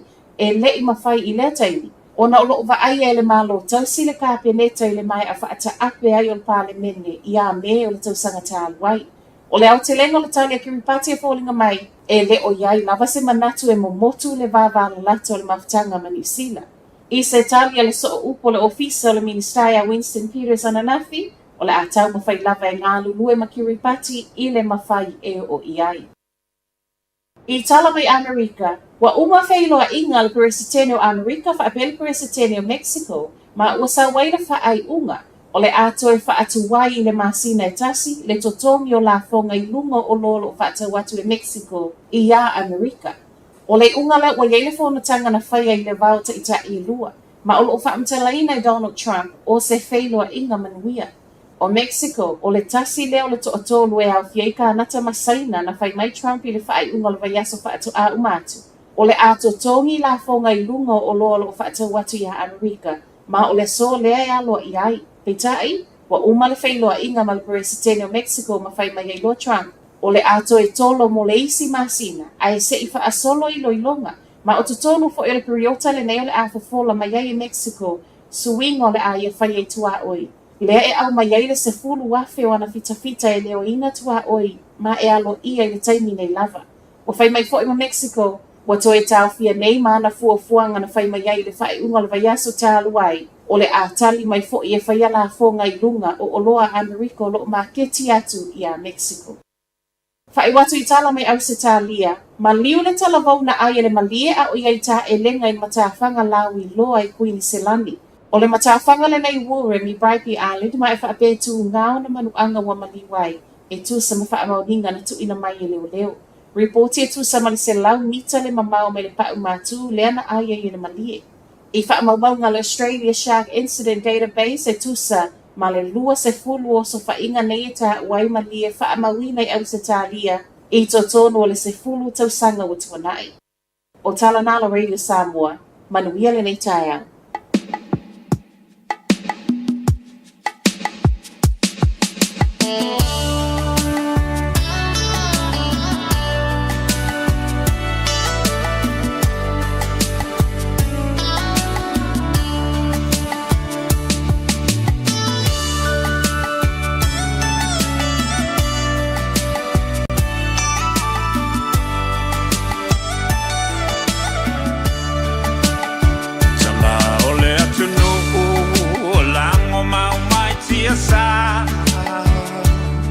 Taimi Osia Mani, Maperetania. Loma e maesa ilimano, Samoa ia sa oloto, Tamasese, Ua malingi loto,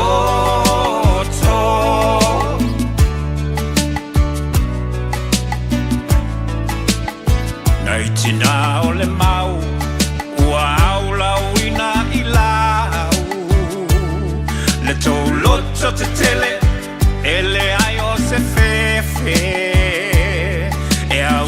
Solo le pongi sa, ile vao e sa ili o tama, e momoli. Nai alato tau mafatanga. Lawaki alangona pesi o iuleo. Ele pule ni palangi o la Samoa. Ole mau pule, ole mau la valeta ua, ole mau Samoa mo Samoa.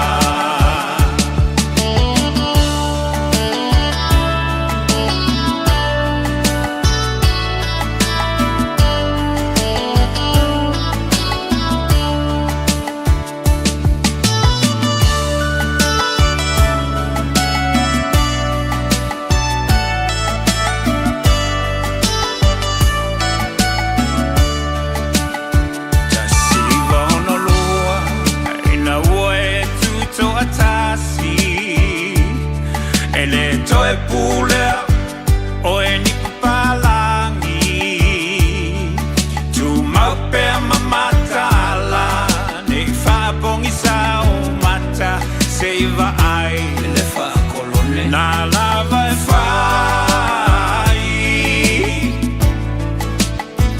tu la fono uma mai malo au fatasi se o ai inga na fai e papalangi e tele lava ina fetena I matatu manga masani Samoa lauanga nuku ua taule loa Lawaki alangona pesi o iuleo ele pule ni papalangi o la Samoa Ole mau a pule, ole mau la valeta ua, ole mau Samoa mo Samoa. Ele mawhai e vai na tenei a le alofa. Ele mawhai, ele mawhai, ele mawhai.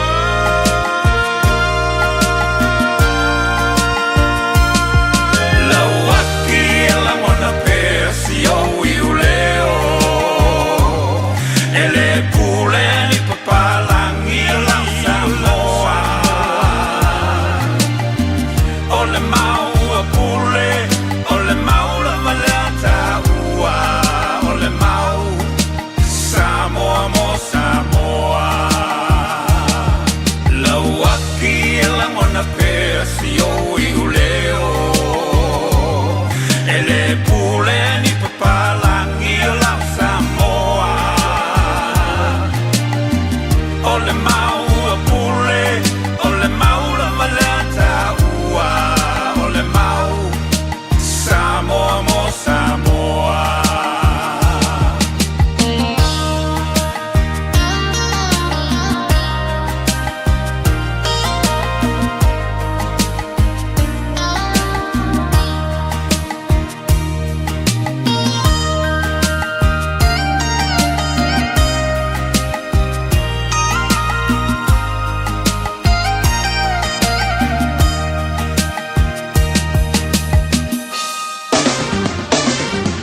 Ua mawhai ana au ina atu le tala o le tau Yaso Taitasi ona o le lango mai a le Pacific Finance Limited. Telefoni o Varselau fitu whawha lua lua fitu.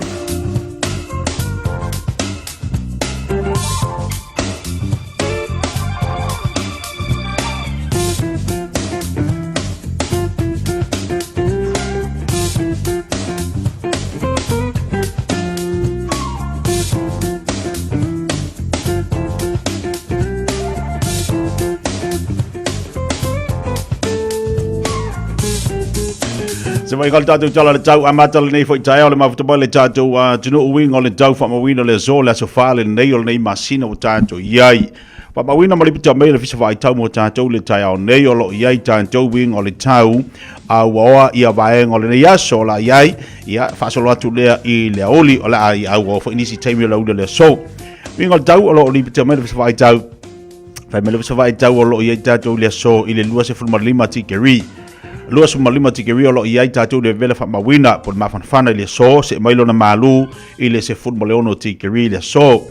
Toi lua se matasi minute le July fitil tau nei leo whamele fisa wai tau o le auswa le la ngō to atu le afa le valu i le awhia na nei.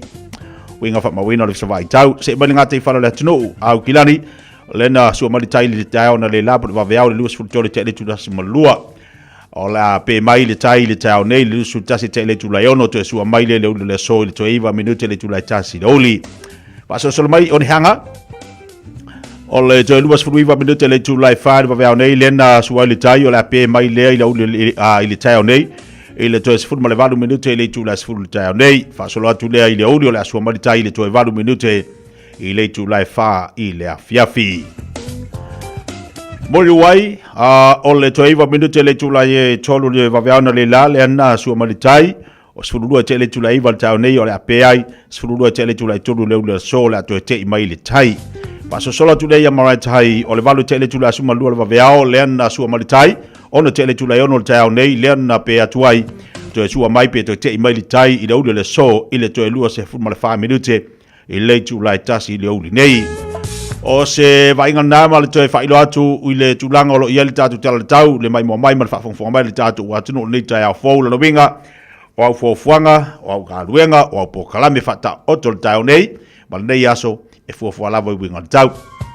Ai mai se tātu umalava o lo ngā lue i tono mauta malawa i la tō fo i lo ngā lue dunga la tele. Ai mai se niso lo penana whianga i tiute ma whaiwalo whilima. Ia ile nei fo iaso o se vai ngana tatu tala le tau ia mai se fo ila tole anga ia tu ngata i falo le tanto wa tunu se fo ba family tele o te nei ia le tu lai val tau nei Ua loa le tautua le Pacific Finance in no ngā tupe mo so se wha moe moe. Ma liu, whai pui ponga, aso whanau, sa whai whai ngā balo longa, ba so se wha lawe lawe. Apa laine lo le pacificfinance.co.nz. Pe bala au le oval se lau fitu whawha, lua rua fitu. E talo sanga sauna no ngā tupe i le bao le 5 se lau tala, ma le lua se furu hawhi tala. E lua minute whai lau talo sanga online, www.pacificfinance.co.nz. Ai tasi le tu lai whatali e se tali. E iai, ai inga whabitoa. Bala au lo le Pacific Finance Limited. Ile oval se lau fitu whawha, lua lua fitu. Oval se lau fitu whawha, lua lua fitu. Ua na o le Radio Samoa se furulima iwa toru a mo e tautuaina oe i laungangana fitu aso le vai aso.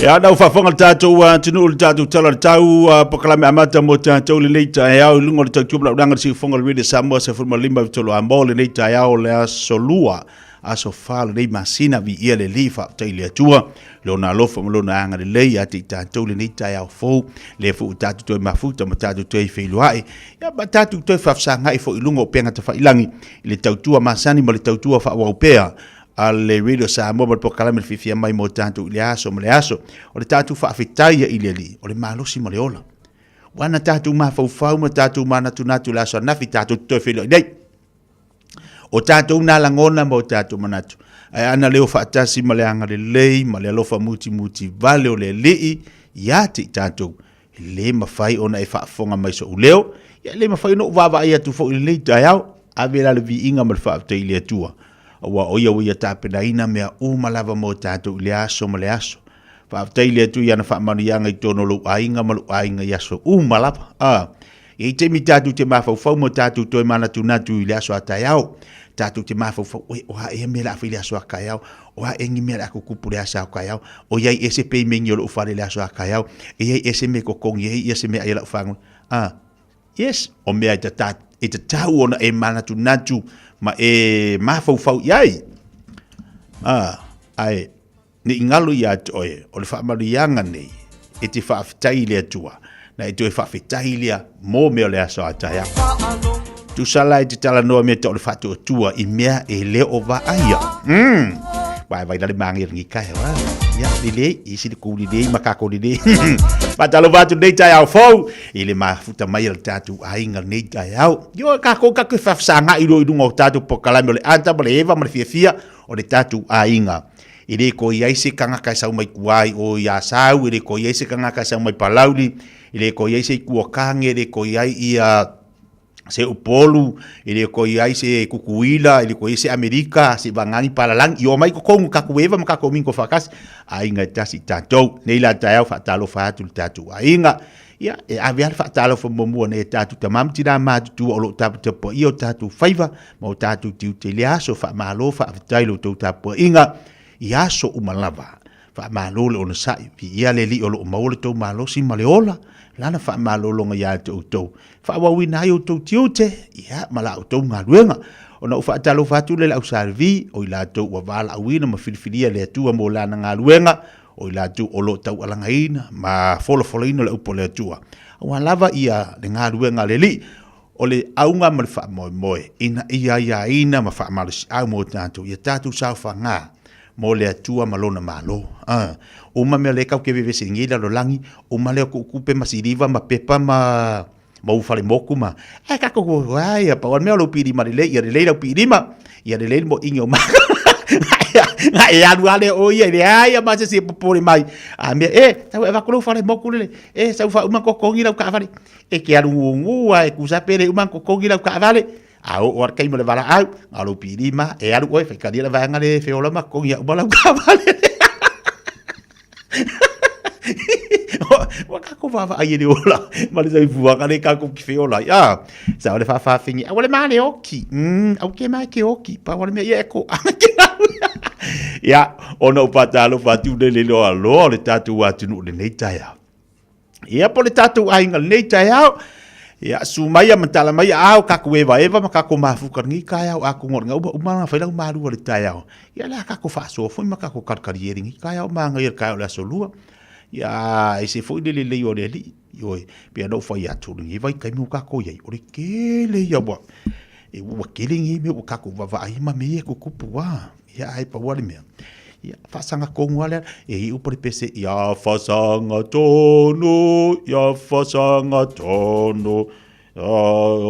e bangalo ya u por ngapese ale ma ya longa winga au e o lo ma uola fasanga kongu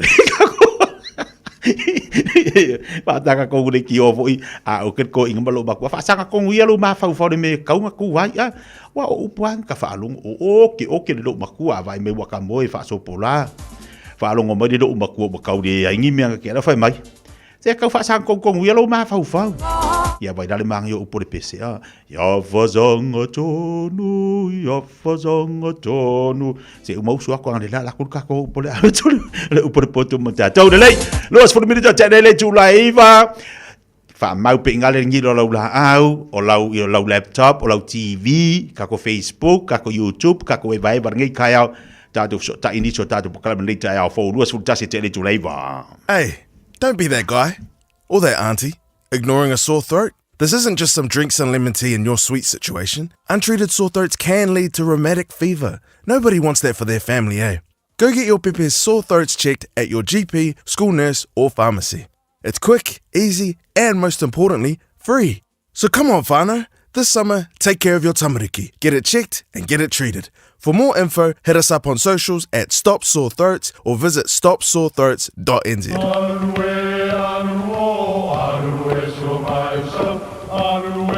O Samoa o le atunu ua mai au na tofi. O le la au ua mai a o ngā tātulanga e le to e tau au whangaina. O le vai fo i ua malili ua mai a o na saiki. A o lau polo kalame o le vau filifili. Ua na o se toi wha manatu.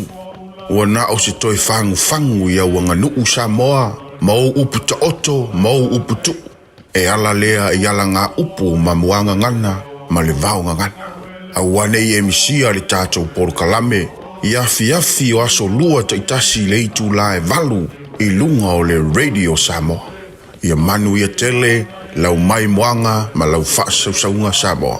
Tala falava Samoa o foi nei o eni ma le tatou whale tā vale lau iloa o le Car for You. A whai lava ta sa ili sa tā vale, le aise lai sene pe maua le lai sene a o e whainga luenga tū mau, ma le leilo suafa. Whaingo fia lava le Car for You na fisoswani mo oe, maua le tatou cashback pe a mana mia le fisoswani. Ta lofa lava Samoa o a whai le nei o lofa, awa nei ngalo le tatou Facebook page le Car for You, pe te su mai le matoto atu si tolu se lao Kreisau Front Manrewa, pe faso tai mai le matou telefoni, over te lau lolo a fitu whaiva na walu, pa fisili mo en po alofa. So faso I fua. O e mo o mia singa luenga le customer service, hospitality, po le avea fo ima leo leo. E te leo mautinoa, po o whea a matai. I le MSL training, mātou te whisoa soani atu. Mātou te mālama lama, o le amataina po le toi fo I atu I aonga. E mawhai ana whaafai ngata. Ai olo o iai le mātou au fisosoani wha maoni. E taita ia malangolango ina oe I lau malanga. O le MSL training, o se ainga. O se no fuanga I langolango ina oe, e wha malo si au, ma wha manatu atu lau sini wha atu. Asi I le msltraining.co.nz. Pevala au loa, le o valu se lau, lua, fa, tolu valu. O lolu manai, e a mata atu, I inei. Tasilima I watolu amo. Radio Samoa. Faitawina le upo le poto no le tautua matavela linga Fusi and Sons Funeral Services I mangele ma Samoa. I taimi o mawhatianga ma whaanoanoanga ona o le maliu. Mana tua linga Fusi and Sons malana au nanga. O le a whaamama avenga atu mo oe ma le ainga. Wala au I le telefoni lua fitu lima tolu o fitu.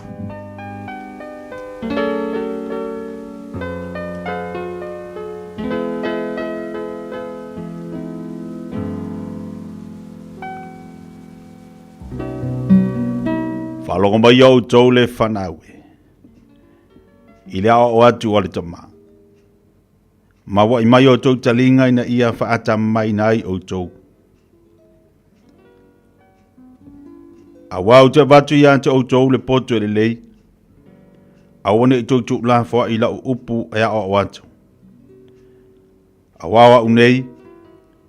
O le atari o lau tama. O le pele to atasi a lau tina. Na ia o mai ante au. Mana fai mai ante au. Ia tau fia upu I lau loto. Ia tau siusi au pola inga I te olai. Ia maua le poto. Ia maua le ante mai. Awane ingalo ia ante oe nei mea. Awa fo ine ere liu ese I upu alo ngutu. Awa te la fo ia ante ia. Ona tausia leo oe e ia. Ia e alofa ia ante ia. Ona leo ina lea o oe e ia. O le poto o le mea sili lea. Ia maua le poto. O mea uma te maua ia maua mai ai le anta mai. E vivi ia ante ia. Ona whaaina lea, ona whaaina I lea o oe e ia. Nā te whaamamaluina oe pe a e fusi ia ante ia. Nā te avatu le pale mātango fie I lo ulu. O le pale ali ila le lei nā te fua ina atu I ante oe. Whalongo mai, lo uantali ie. Ma e tali au upu. O na whaatele ina I leo tau sanga o lo uolanga. O te whaasino I ante oe le alo le poto. O te taita ina oe I ala sao. A e sa vali e le whaalave ina laula sang. A e momoe e te le tau suai. Ia e tahawhi mau I au upu. Ia e tawhi mau I upu e o ina. Awana I tu ina atu ia e leo leo iai. Awao uola lava lea. Awa e te alu le ala o e angasala. O fo ia tu I le ala e whaia mio leanga. Ia e wha mamau iai. Awana e ui atu iai. Ia e alo ai, malu ese. Awala atu te le mamoe. Se ilonga wala atu whaia se me leanga. Wawe se a fo iola atu moe. Be a whaila atu te le I whaatau sua ina nisi. Awa wala atu a aile a reto le angasala. Wala atu inu fo ilo waina le sawanga. A o le alau ya mi o tonu. E tu sa ia ma le malamalama o le ao. O lo tupu pea lo na malamalama, ma e o le tu tonu o le la. O le alau ya mi o le anga e tu sa lea ma le pongisa. La tau te le iloa le mea la tau te tau sua iai. Lo uantali ie, ia e whalonga mai ia upu. Ia wa I mai o talinga I mea o te whai atuai. Awani te ese ia mea I o manta. Ia e tausi ai I to tonu o lo loto. Awa o ia mea o le ola lea I le ua maua. Ma le mea e malolo ai o lato tino o maa. Ia sili ona leo leo wino o lo loto I le leo leo wino o mea uma. Awa e tupu mai ai le amio. Tu ese ia ia ante oe le ngutu wha pia pi o mala ngutu wha tu ese. Ia mamao ia ia ante oe. Ia wa isa au manta I o luma. Maula o manta ia whaasanga tonu ia I o luma. Ia mafau fau le alo o vai. O na whatu mawina I lea o wala uma. Awana ia whele tu tau matau po le tu tau anga vale. Ia alu ese o vai I le leanga.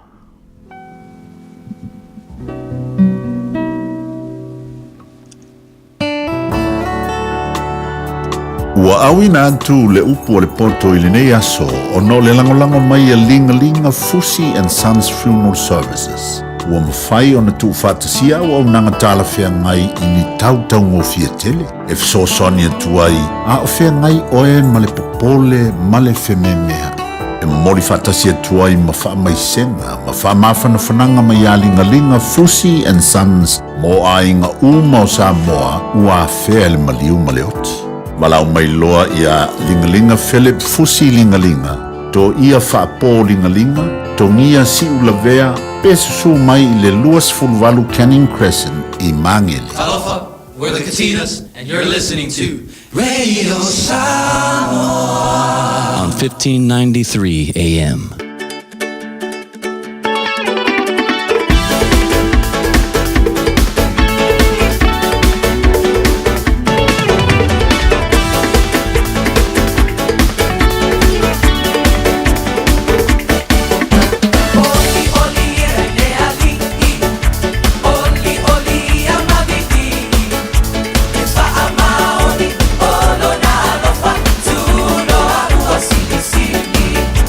Oli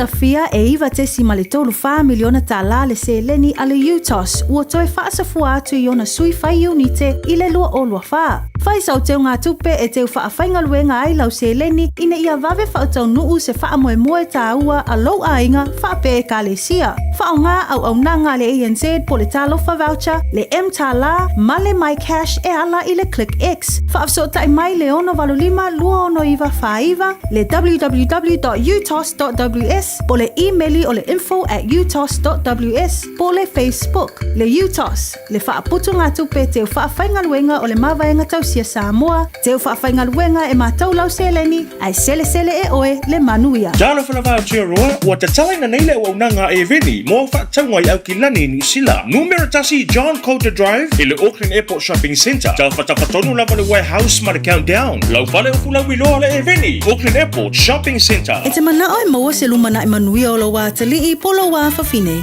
Wa se fulu nei tau sanga o whaatino le Pacific Advanced Secondary School le au nanga. Na whaawai le nei a onga e Sir Michael Jones. E whaonga ina ai ngangana a le Pasifika i le NCEA, STEAM ma le waka ama. Ma ua fua o fuaonga tai le aini pili a onga. Ua uti ava noa mo le lua o lua lima. Mo nisi whamtalanga wala au loa le pas i le o valu se lau valu o fitu lua fitu fitu. O valu se lau valu o fitu lua fitu fitu. Nara mātou au nanga so tolu suru Januari o le vaiaso la vale nei. Te tala i le se furua i le awauli o le aso tofi nei. Se ia pa ia le se fulu i le po au nanga wha au se ia o i le aso toana. Tua tusimo o e lua fitu iwa ti i Stamaki Road Otara. Tau tua mo o e Samoa i tau mafa is. Mātou te whaavereina fo i pua i so se sais au na mai. Wha ai po i ponga. Aso whanau. O se wha moe moenga. Awane ngāla wha so taidari i pore o rua tasi. Tasi o whani maiwa tasi iwa. O ene etuai a whiwane loa i le Rooters Barbecue Catering Services mo nisi whaamtala. Toi Lewis Fulima pito tata leo leitu la se fulu lewa mo tatu so tainga i le nei tai au. Wa tai le tu le nei fo ia no ma nei lau o mfaion to mo tatu so tainga ma America pe ona yele to tubla nanga le fionga kien yono lo winga ola mo fo nei li poti mana i melo tupu tono lai tu kilope. Ya la nanga to tu le tama di o tatu watunu le fo tatu fe lo mo tatu so tai. Ya walava ia le so tainga masani melo tupu le tu mo le tu lo langi fatalo fatu balanga falalo yo no malo se fo mo ni taya malo se fo mi fo i lo fio ka mo se fo i te usot i o fio kitia i ni futaya ma tango fi le lo fo le tua e pa pena fo i tato fo ngurunga uma le radio Samoa pa tai fo i tu te pele le tunu ia mi pele tua ta fa tu le ngurunga ia le tua mi tamam tsama tua i la tu fo lo va fo mai i tu fio langi ni fo kelope ma lor se fo da to pokan tu sa lo nei mai United States of America wa fo i mero tupu i nei tunu a fia ia o tatu tangata i nei baenga o la tunu ia po tatu fo i ia Pasifika ma lor se fo te dia tata foi fa malo le taiau wa lo ba te lo kina roi le ai o le si mesi lo taiau ole to mo le ia vandoa mo le ia la mana ia mo ma tango fi le lofo le tua ya e se ata tu faiva mo tatu no fanga lo tatu yai ole nganga me ia mo lo tu fa le tua lo mo lo sui fu tua mo le malos ya wa fo yo faiva mo tu tono e kalisia ma inga me se tatu so ta inga ma tu no lo ngalu ai ni tai la fatu e la fionga i ono tu langa lo ia tatu so tai ia be se te lo tele nei li potio lo tom fa e o to mai o fa fonga tatu wa tunu mo le nganga fa lo ma lo fa tele ba ti dia ia pe ko tatu pokalam vai ta wa fe ma fe no lo tupu i le nei nu ia tom fa ya fo le o tu nei mata upu ia po me ia afiai ia tatu tangata i le malu na tunu ma se Samoa ia tangata le Pasifika ia po tangata po ia Hawaii tangata Polynesia ia afiai i meo lo tupu i nei tunu ia ai fa pena fo New Zealand wa pe fo stanlonga i temi ufano ia o tele fo me afiai nei tunu ia afiai fo le langi ia mai sarola amata tu ia o neta ia o le tua ia tu le na ta no ina ni fo i simta uputa wa ia afiai Samoa piti New Zealand Australia ia matangata umol Pasifika meta o le USAID o le United States Agency for International Development misalo au tel northern ta upulea misalo wa si la fia to tele vo I nga lue malo Samoa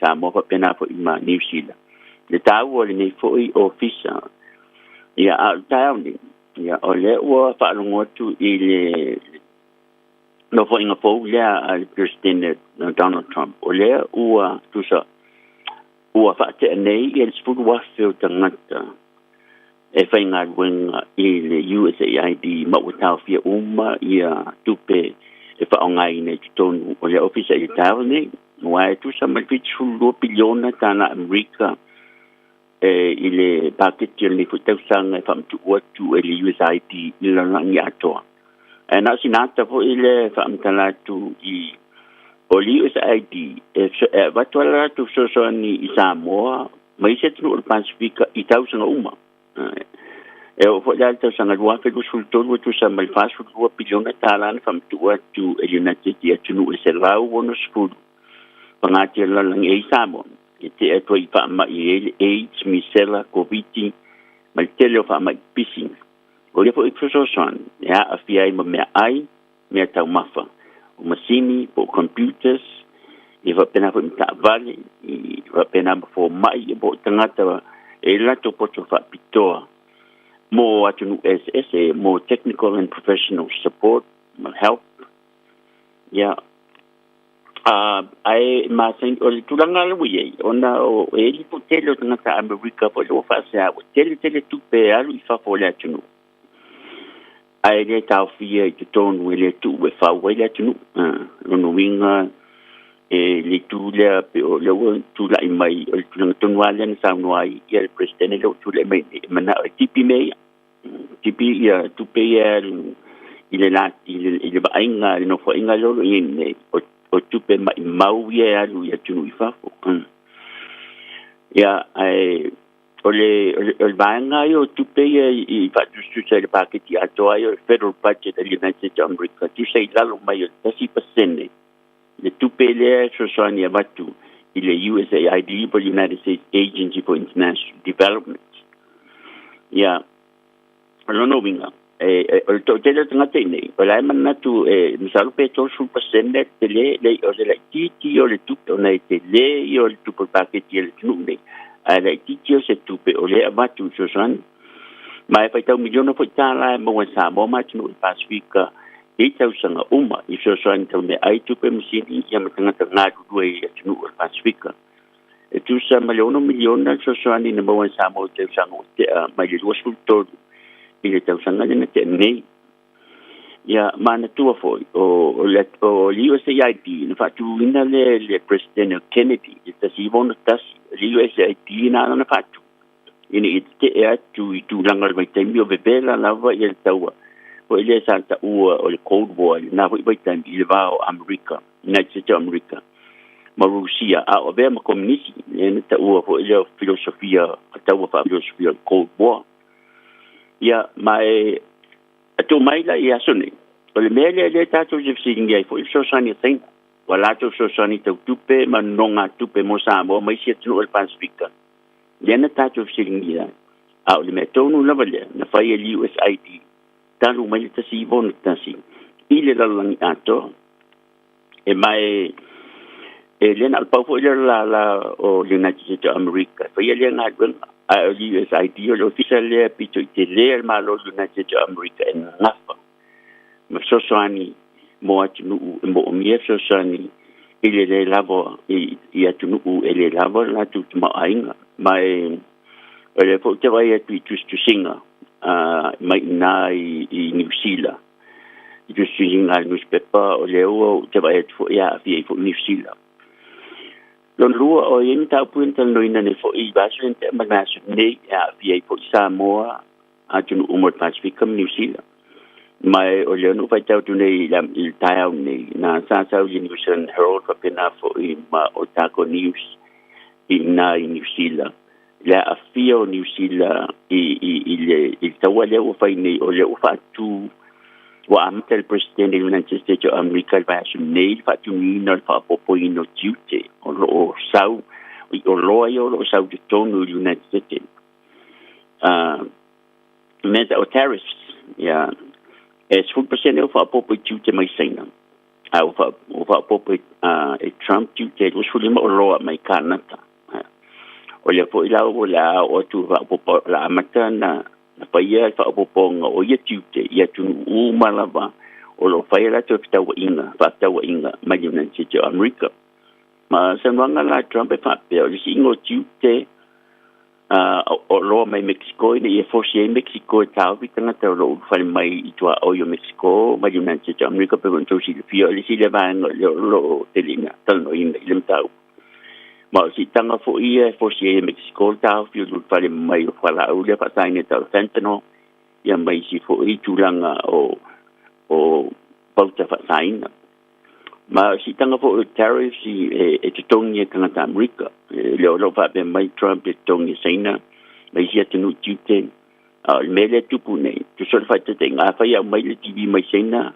fa popole sul pasene on tongi le lo mat sul pasene on no folo lo mat fa popol tawol TV sul pasene on al watu le tanga te fa ta wale afetala o si il lo mat le tawol TV o afe se lauta al tau mai Elena se tasi se orloa ai faita wafe mafe orloa fa pena o leo la afie no ngol tanga sa mo ro te fa tau ko te la velo fa tau yo la si il tau wai il tu aingal nei mai al na tu fo lo ni si te tu ni o me fo ile a matun tanga tabia o no lo tanga ta pangati le la volta ma aingo a matun fa tau ya orloa ele ma o loe vave o na malepe maleanga the push for buy less quality and poor merchandise ia pe antu si la fia li sina vanga foi o le tanto po kalami ia li sile vanga le ua tupuni foi na sin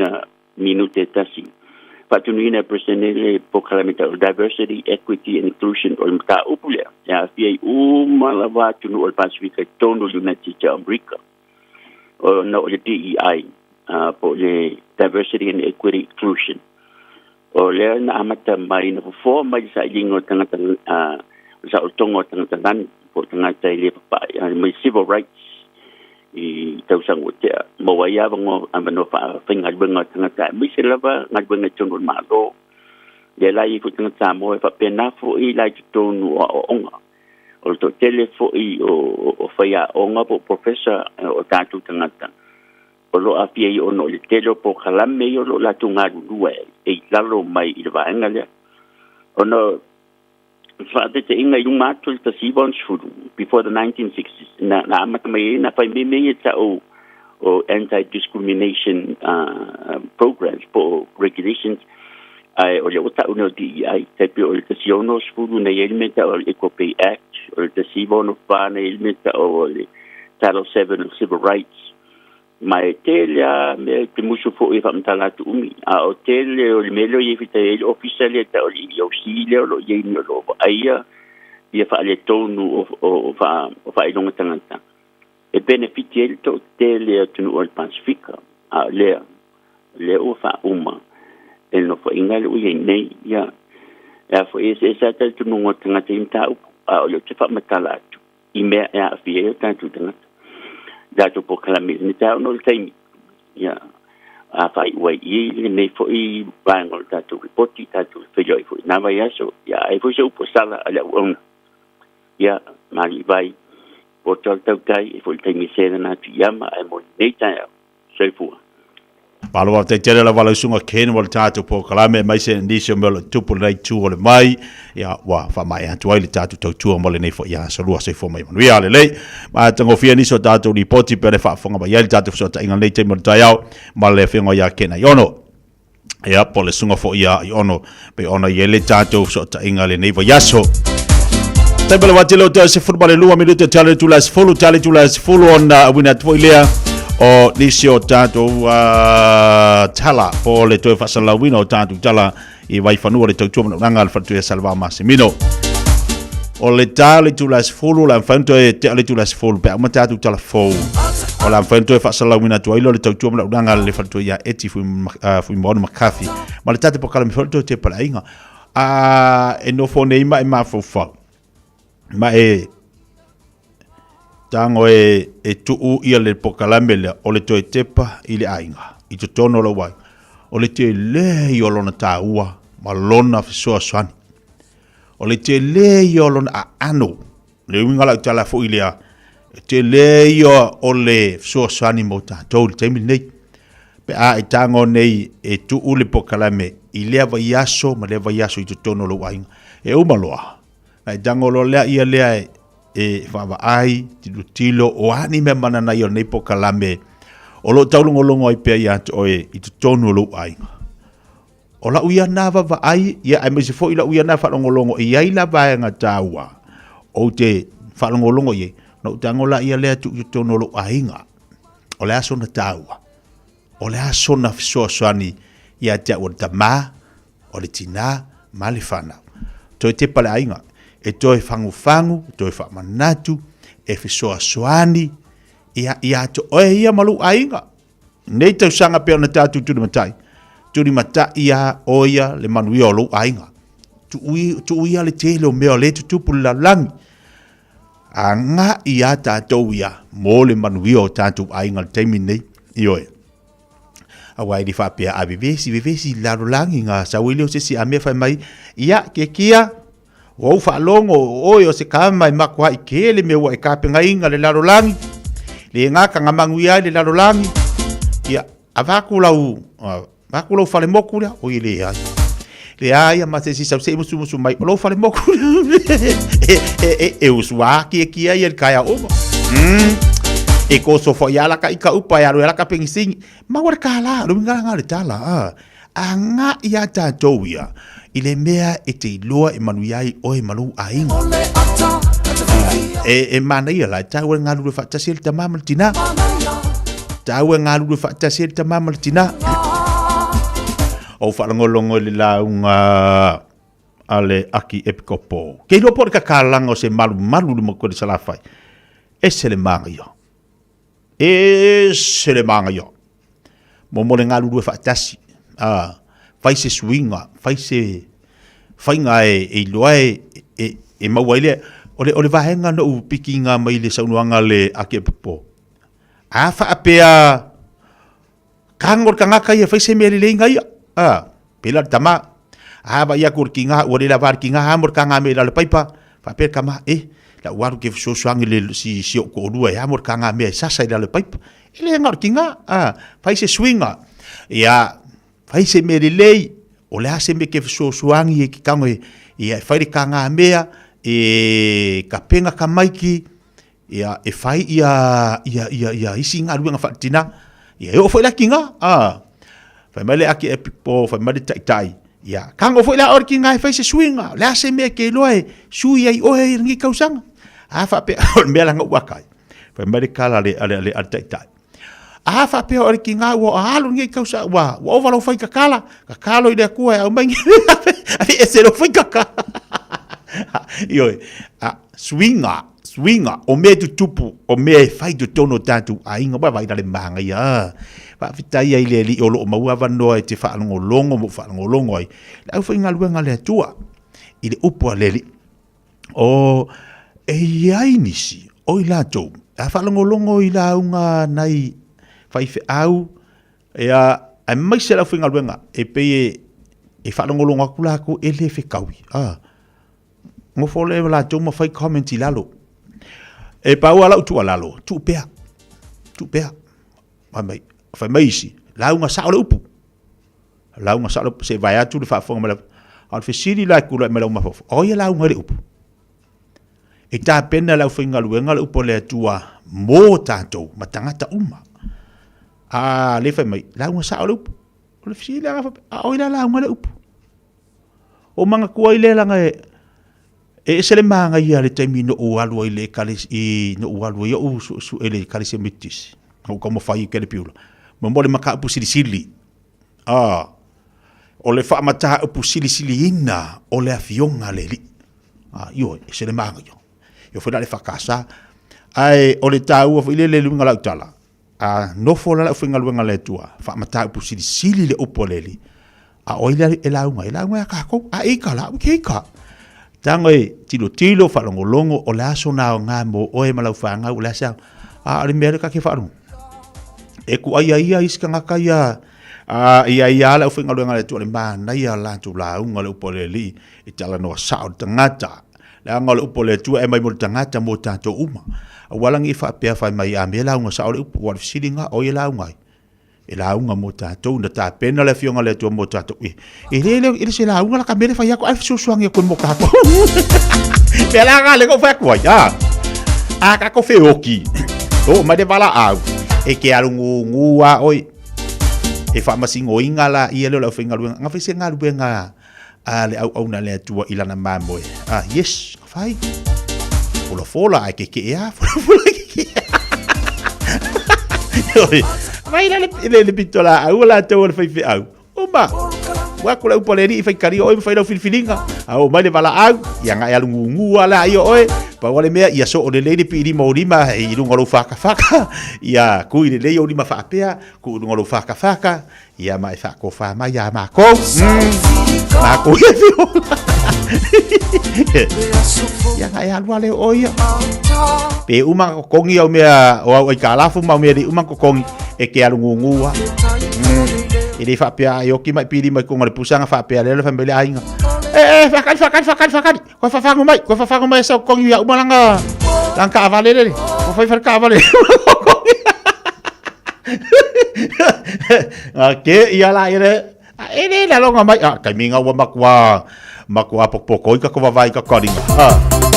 Ia la fai mai la uve ves ia ai ko fe kangi si de fa nga we o si do mako fa kangi kere ia. Alo fai mai la inga. Fakari fa bonboli. Fai ngofo mai lunga ko kongi lang ai kala kere le.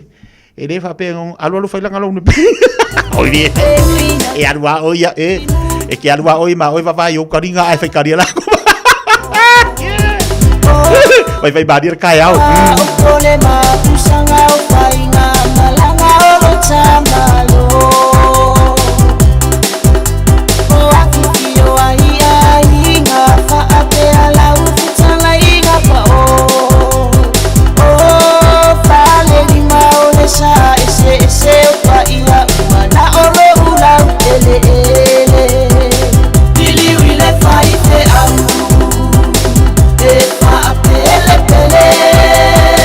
Lo sei o te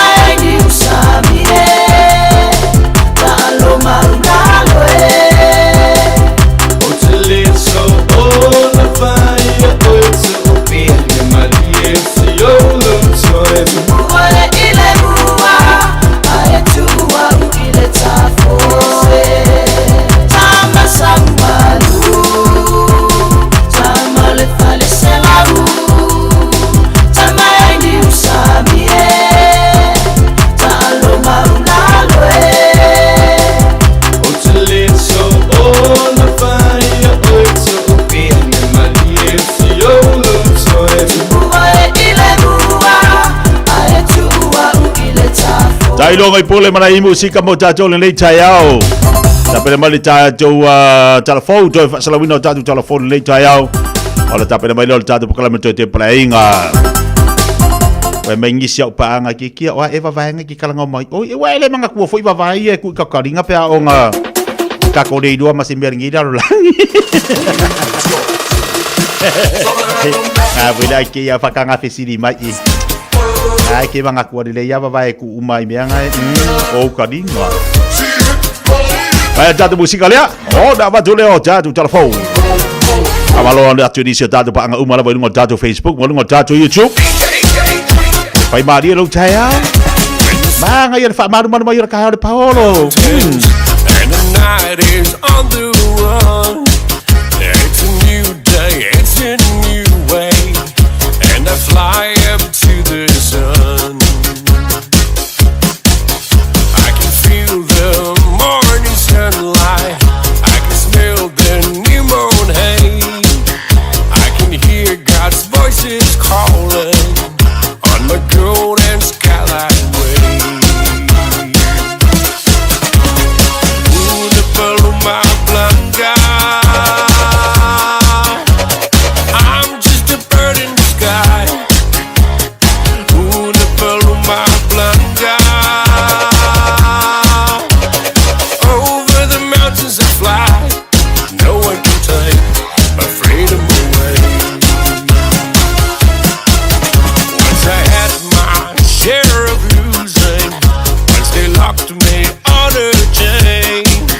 Yes, they tried to break my power, but I still can't feel the pain. Ooh, the Paloma Blanca. I'm just a bird in the sky. Ooh, the Paloma Blanca. Over the mountains to fly. Yes, no one can take my freedom away. Yes, no one can take my freedom away. Hey, hey!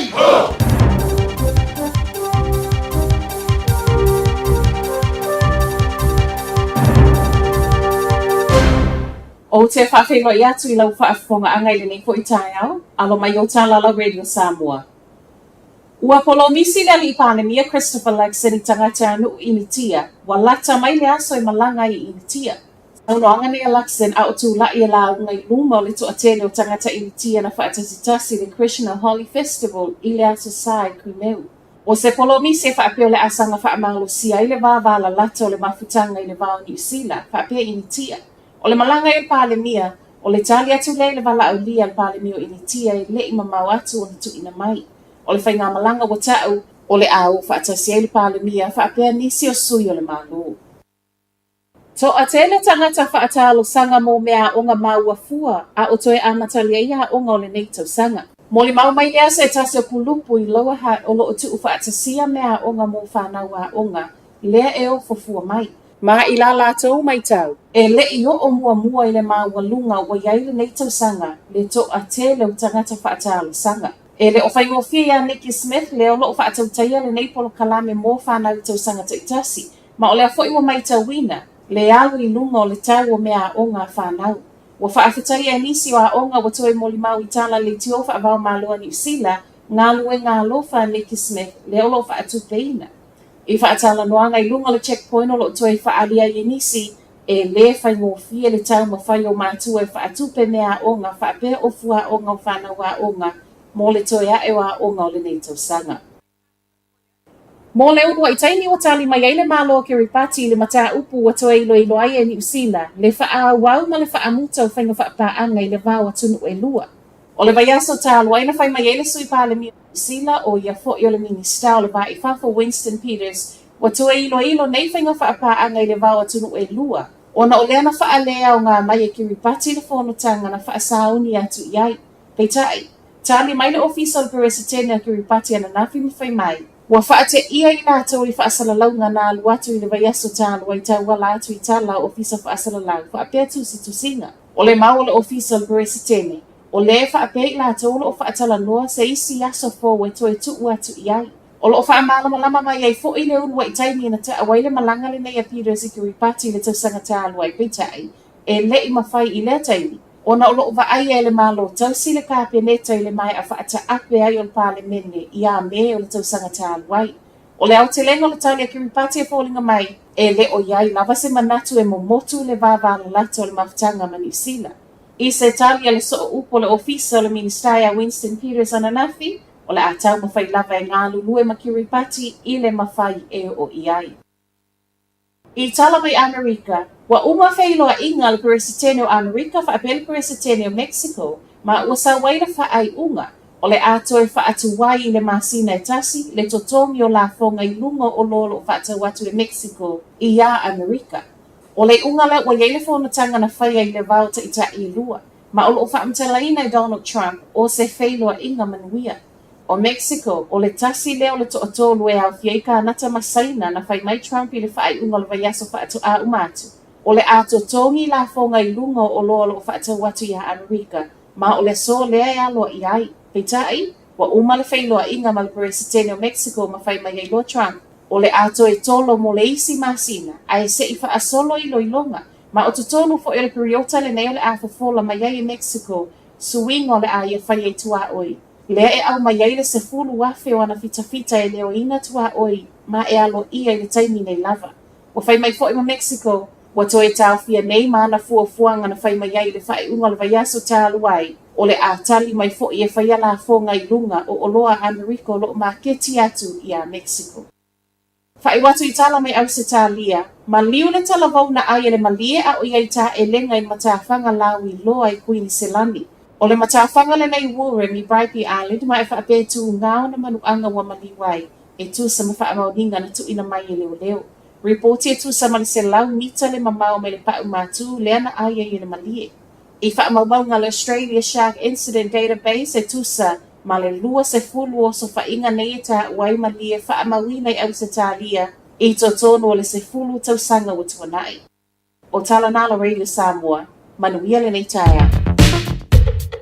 All I hear is Radio Samoa, Radio Samoa, Radio Samoa. Tasilima iwa tolu amo. Radio Samoa, kasilima iwa kolu amo. Talo falava o eti fui mon McCarthy, o solua vai asta itasi mai sfulu li tai au, o lo au wina atuai le porkalame to te pai le ainga.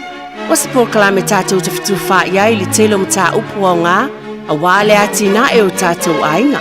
O lo fina ngalo e tā ua whatasi miso mātou manatu.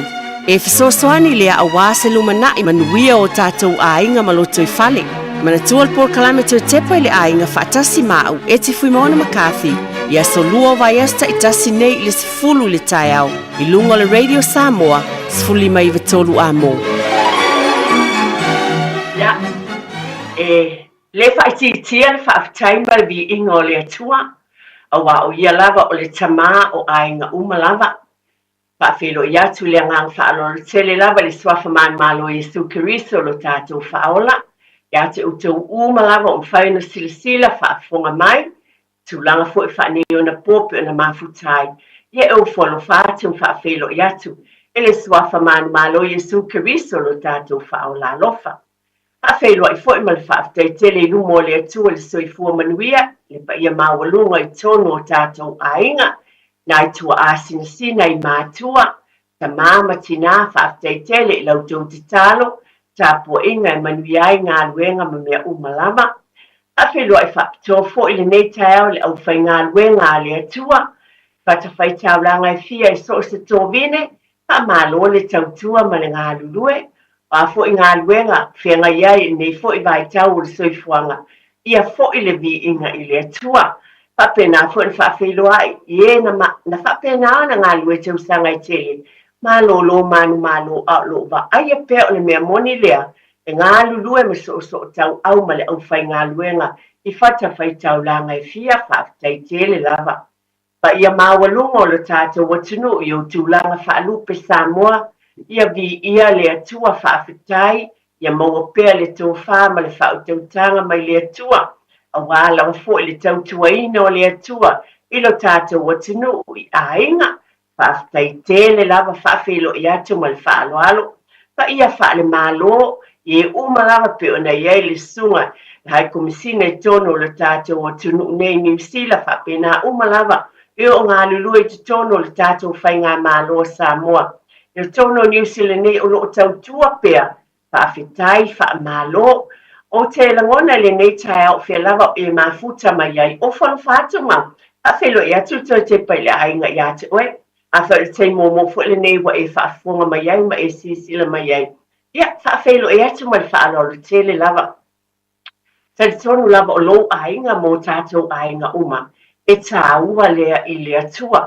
pe lava na abatu nei Polokalame e fa'amuamua le ali'i o talitonu o tatou aiga o le finagalo leo le atua e mawhaia mea uma i le ali'i mai e mātutua se'i o lava i se o pito i titi o fia lava e mafuta mai ai e tunu pele Samoa so se tafa le kelope o atina e lo aiga o le ekalesia o folofa atu ma fa'afelo'i atu ma le fa'aloalo tono o falefaigaluega pe lava ona fa'atauaina nei Polokalame manuia o tatou aiga na e afio mai ulufale atu i se atunuu o le lalolagi atina e aiga le manuia ona o le alofa o le atua aua ne'igalo tatou fa'afetaia le atua e fa'amālō le tauivi pe lava ona abatu a ta'ulileia oe manuia lou aiga o i tatou uma lava nea o i tatou tagata anu'u Samoa fa'afelo'i atu ma le fa'alolo tele lava to'atele fo'i o tatou aiga e kalesia na ufitia le aupousa ona o le vala'au pa'ia a le atua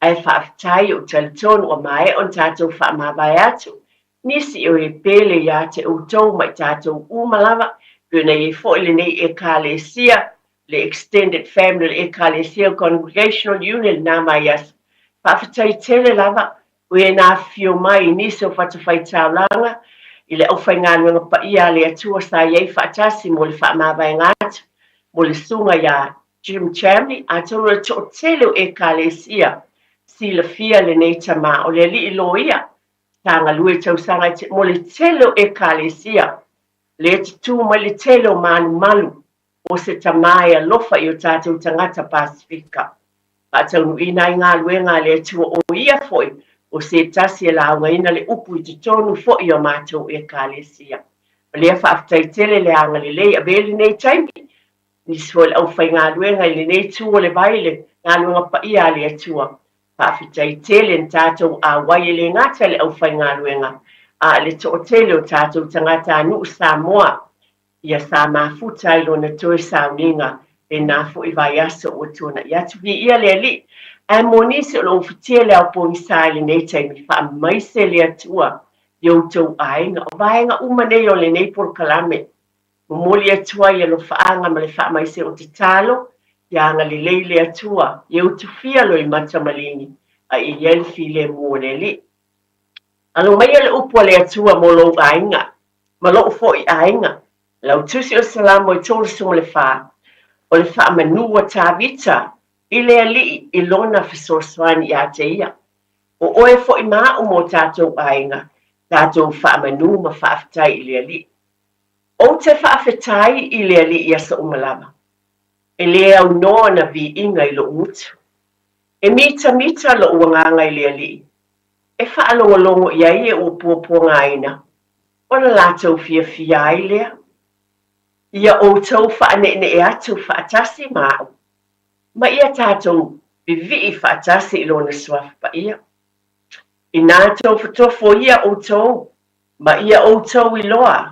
E le lei le ali'i. Amu ia lava le tangata o le whaatuatua ia te ia. O tau na o na tangata pa ia. Ia o tau mā te tau le ali'i.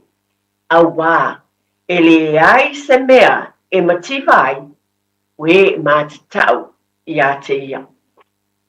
Pātai le atua le nei upu mātangofia mō tātou ainga. E sila fio tātou ainga, tele la o sauninga, o tātou potipitonga e te whaafonga so iai o tātou ainga.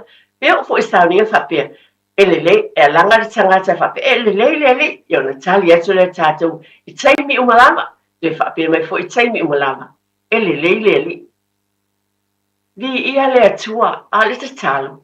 A waia na ana tau na whaatau no toina. Peo se upu wa masani na alanga ai ma tātou tali ai. Ele se a whaina. Ai le ngang whaaloalo ia tau ni netai au mai por kalame to e te pai le ainga. Ia I tutono o tātou loto e muni lava e matua le ali. Netai au, mol mawina le o le atua le ali I tutono I o tātou ainga.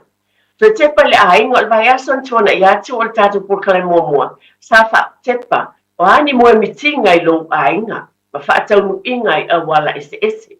Nei vai aso o manatu. O le vai aso mo le tele o onga.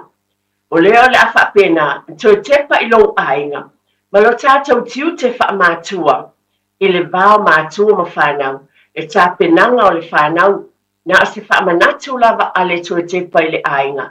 Alo o lava lo tau si la fia ma le loa. Congratulations wha mā loa. E ese le mānei o lau se lenga, mātua le tau sanga umabai. Whawhetai o nisi o tau walo tātou whanau, I le lalorangi a toa New Zealand a toa.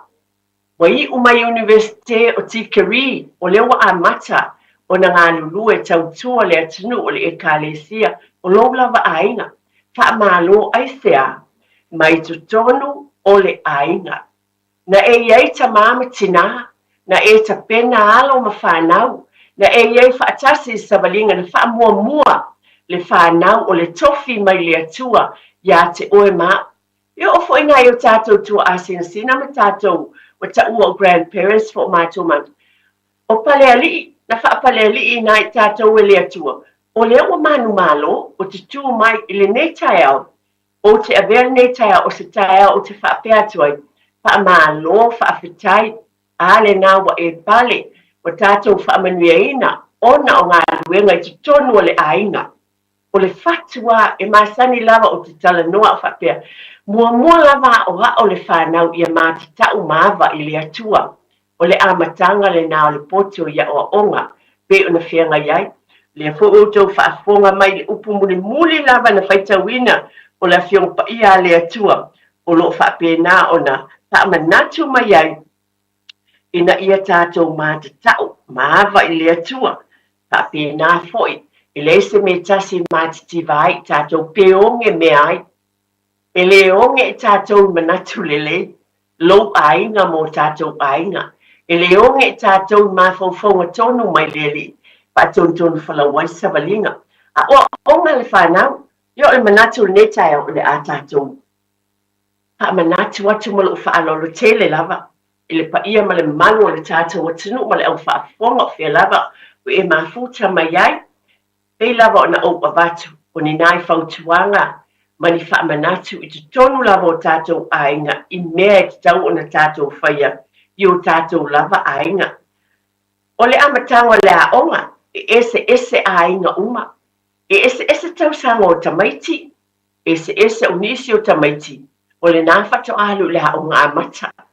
O isi tamaiti, o le wasauma le a onga amata, pele I anu fo le a onga amata. O le wa amata neo na alu le tūlanga lua. Nisi fo o tamaiti, mai le tūlanga lua, ngā ia tu le kolisi. O nisi fo o ainga, wha malo, o le fo ua, o atu le step tāua, alu atu mai I le kolisi, walu ne I le universite, ese lava tūlanga, lona winga, e ese uma baenga I te tonu ainga, e le tutusa ainga. Le ala fo I lea, o te whaamanatu tuai malo whaalolo tele lava. Nā le whaamanatu la tua te pai long ainga. Wa e ta pena ta mama tina whaafitai tele lava pe o na o avatu. O a mai le saonga le mū ma le malolo ina o le whanau. Ma le whaalolo lava. Tātou wa ai pe o na o avatu e fōu. Wa o wa ai ta mai tina I along whanau la iti lava. Tā amata le a onga amata. Wai masai fo ina o walu. So soani stasio a onga amata. O le ata atau tupulanga I lata mai I. E iei tamaiti o te aluatu, o le whatoa avatu tono la onga amata, rātou te lua, e le I settle in, a lo o tau mawhaiwhai a onga, o lo o fisoso ni atu I nai whanau, tali tono la I tātou fo I mātua, tele fo I la uses, o te aluatu, o la iei male tina, o lo amata na whaamasani le tamaititi la ititi lea I te tonu o la o ngā amata. Pa'aftai mātua o le tofi lea ma le tiuti o I tātou I le amataina o le soifua o ina o le whanau I le iai mō tamaiti I taimi umalava.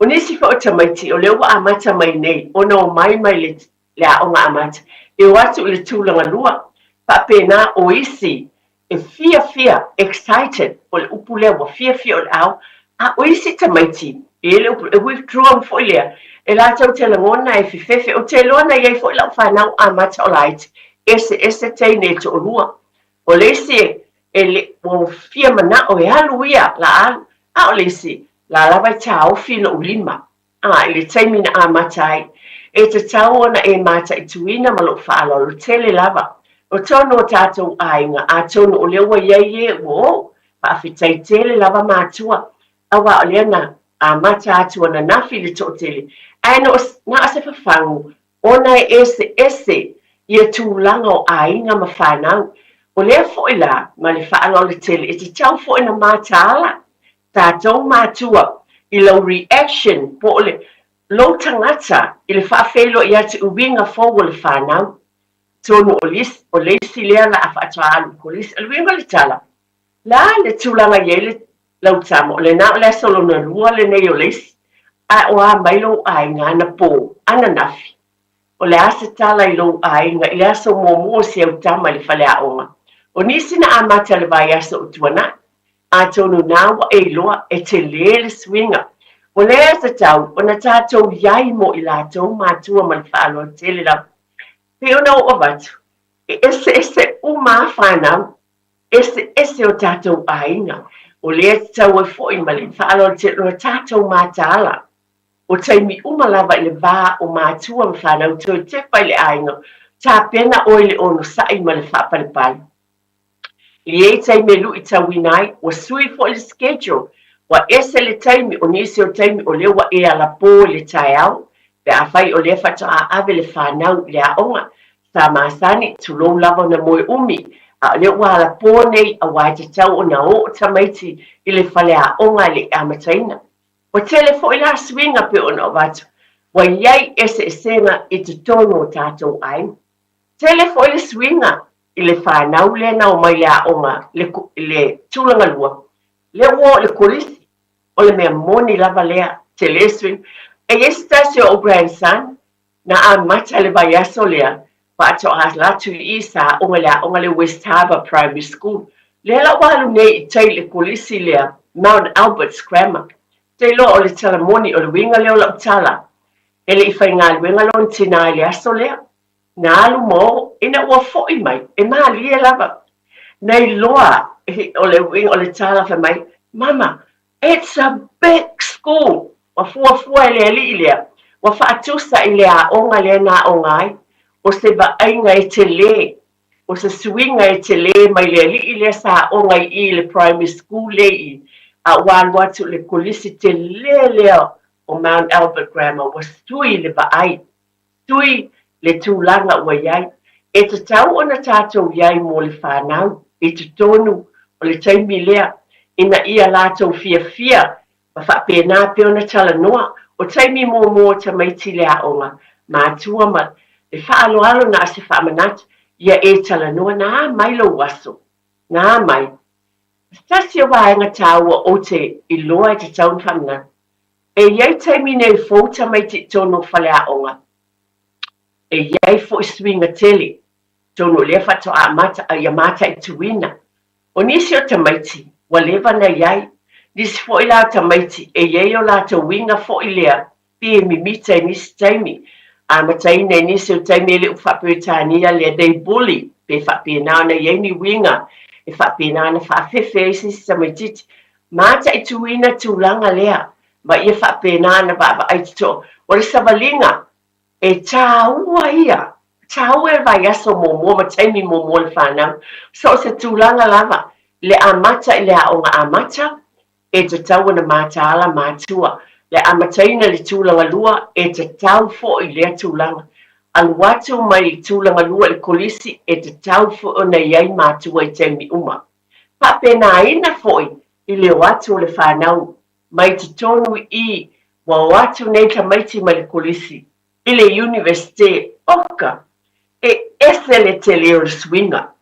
O le matua te leo le swinga i le savalinga a tamaiti, te ba ai iai, matua i fou le lato ba ai, ese fo i wō mai masani po nisi o tamaiti, o le a whaato a whelua iai. O lea te taua na tātou mātāla, le vaiaso mō i o tō walo mā tātou whanau. I nei swinga fōu o tūla i mailo lātou ulanga, ai pe o na wātu whaafetai mātua. Ai po kalame tō te pele ainga, na a whaamanatu lava. Ia whaatawaina, ma ia iai taimi tāwane ai maise lava o le amatanga o haonga. Nisi o vaenga o te whaamanatu fō i ma le whaaloalo, o loo talaina e whai a onga ma pule a onga te suatu te fesili. Awane e o tātou no fua le nei taimi, a iese mea tātou tele o malama mai, fesili, nei e whaapeane.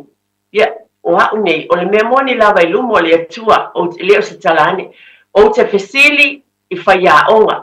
O au fo i alo o le e o tele board of trustee tau sanga i tele o te fesili, e o mai nei lawa foi. Ia tasio le whanau o le whaia o ngai tau sanga tele o le sui pule au. O te fesili iai, mana o mia mat e whaia onga, me su watu o pule a onga. Fesili o mātua i taimi uma, o lo o iai le avanoa. Ini mea tātou tele malama ai, pe tau tele sila fia, ma tātou wiloa. Awane i o tātou mama, fo i lea pe tātou tangata, tātou tele loa se mea. Ele leile tātou fesili o loo iai foi, tu lou ma le whaaloalo, iai lawa sa whaina pe a whai o malamalama le ngangana.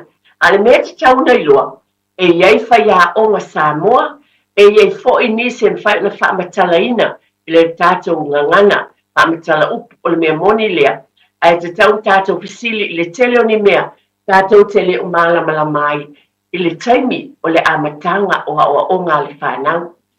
E tā ua tele nei taimi pe o na watu, wa o manatu li nei tai au o na o le vai aso mo mua, se o wapa ai lawa lama tuli matai tu tepa le aingam, le tā ua o e tamama tina, le fo i mai fo i o le tama po le teine le fale, po le a lawa le a onga na iai, po le a onga amata, po le tūlanga lua, po le kulisi, po fia lava, po le universite, ia e iai, ma fesili pe na mai le asto i tūlanga, o le savalinga, e tā ua tele, ma lo whaaloa tele.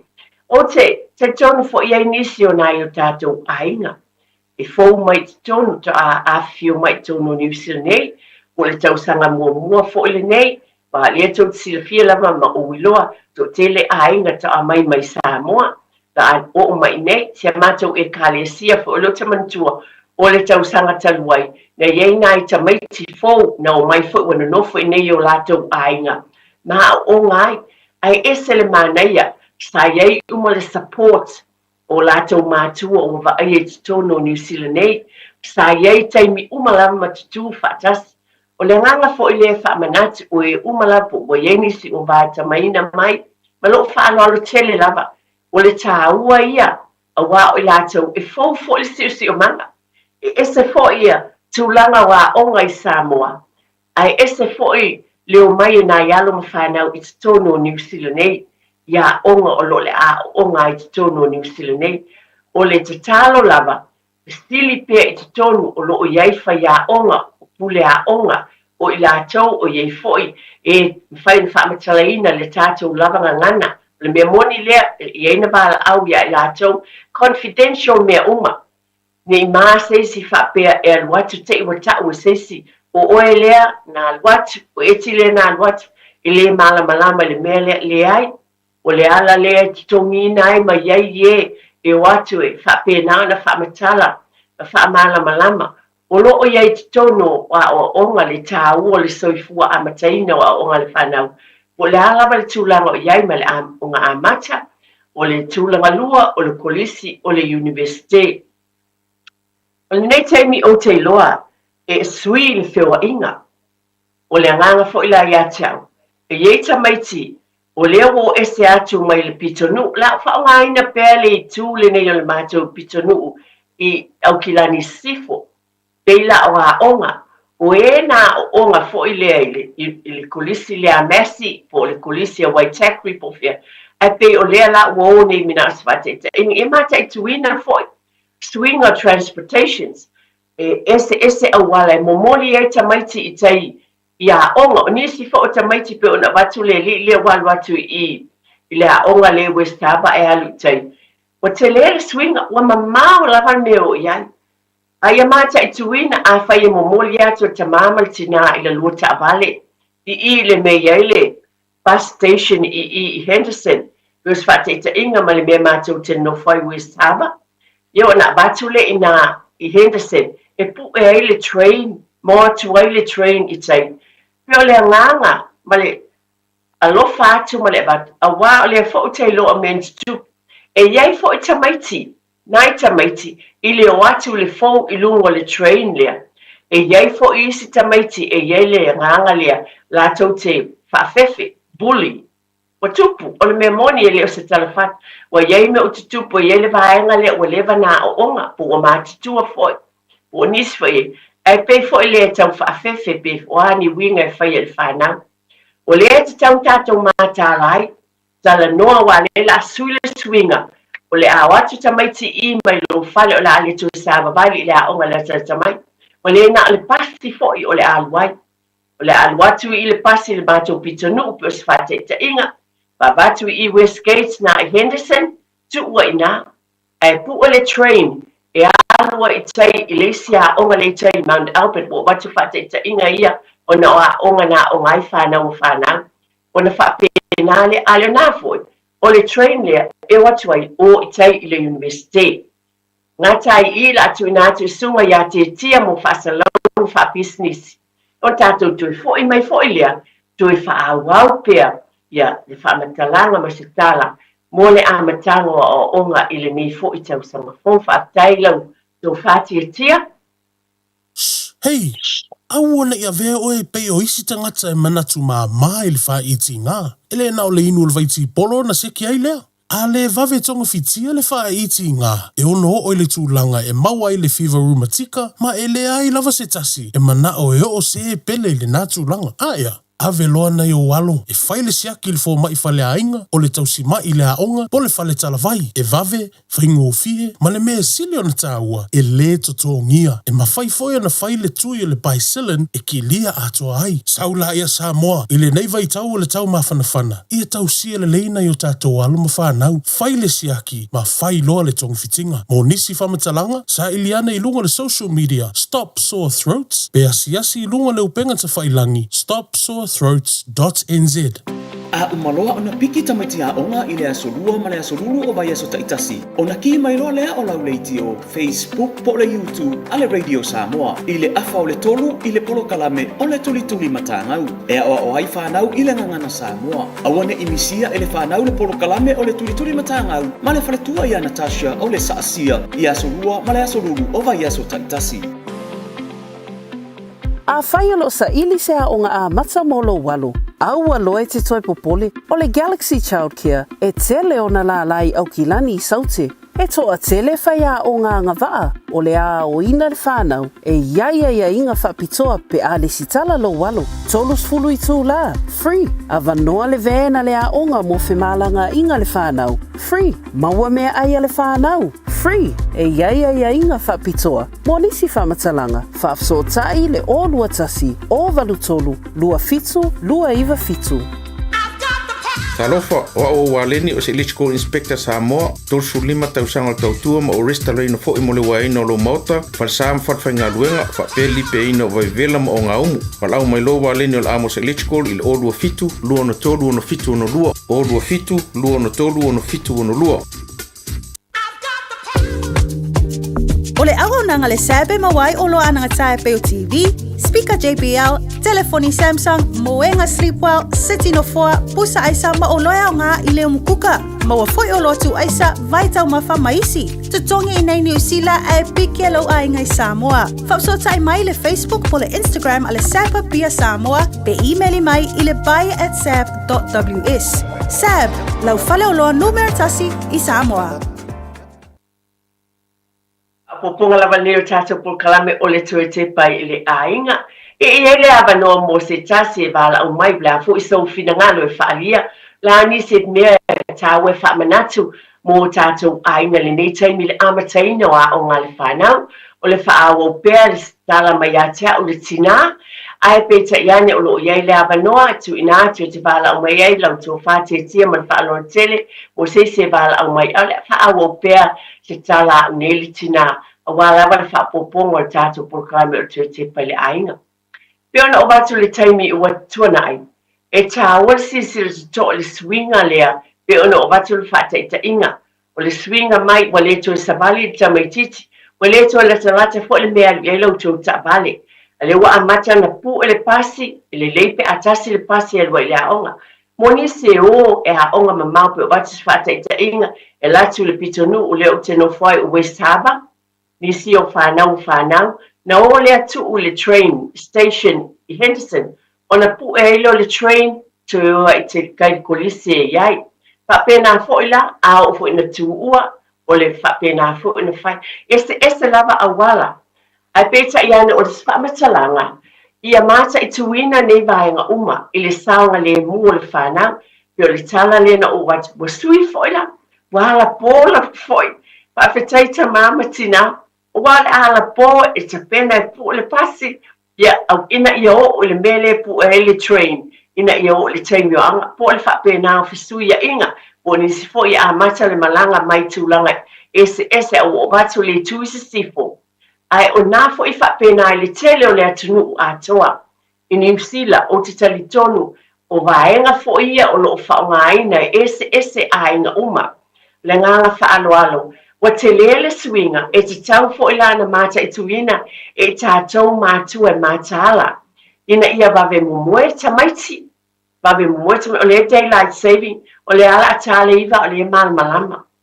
Tasi fo ila le vaenga i te tau na sisila te toa ia i tātou mātua.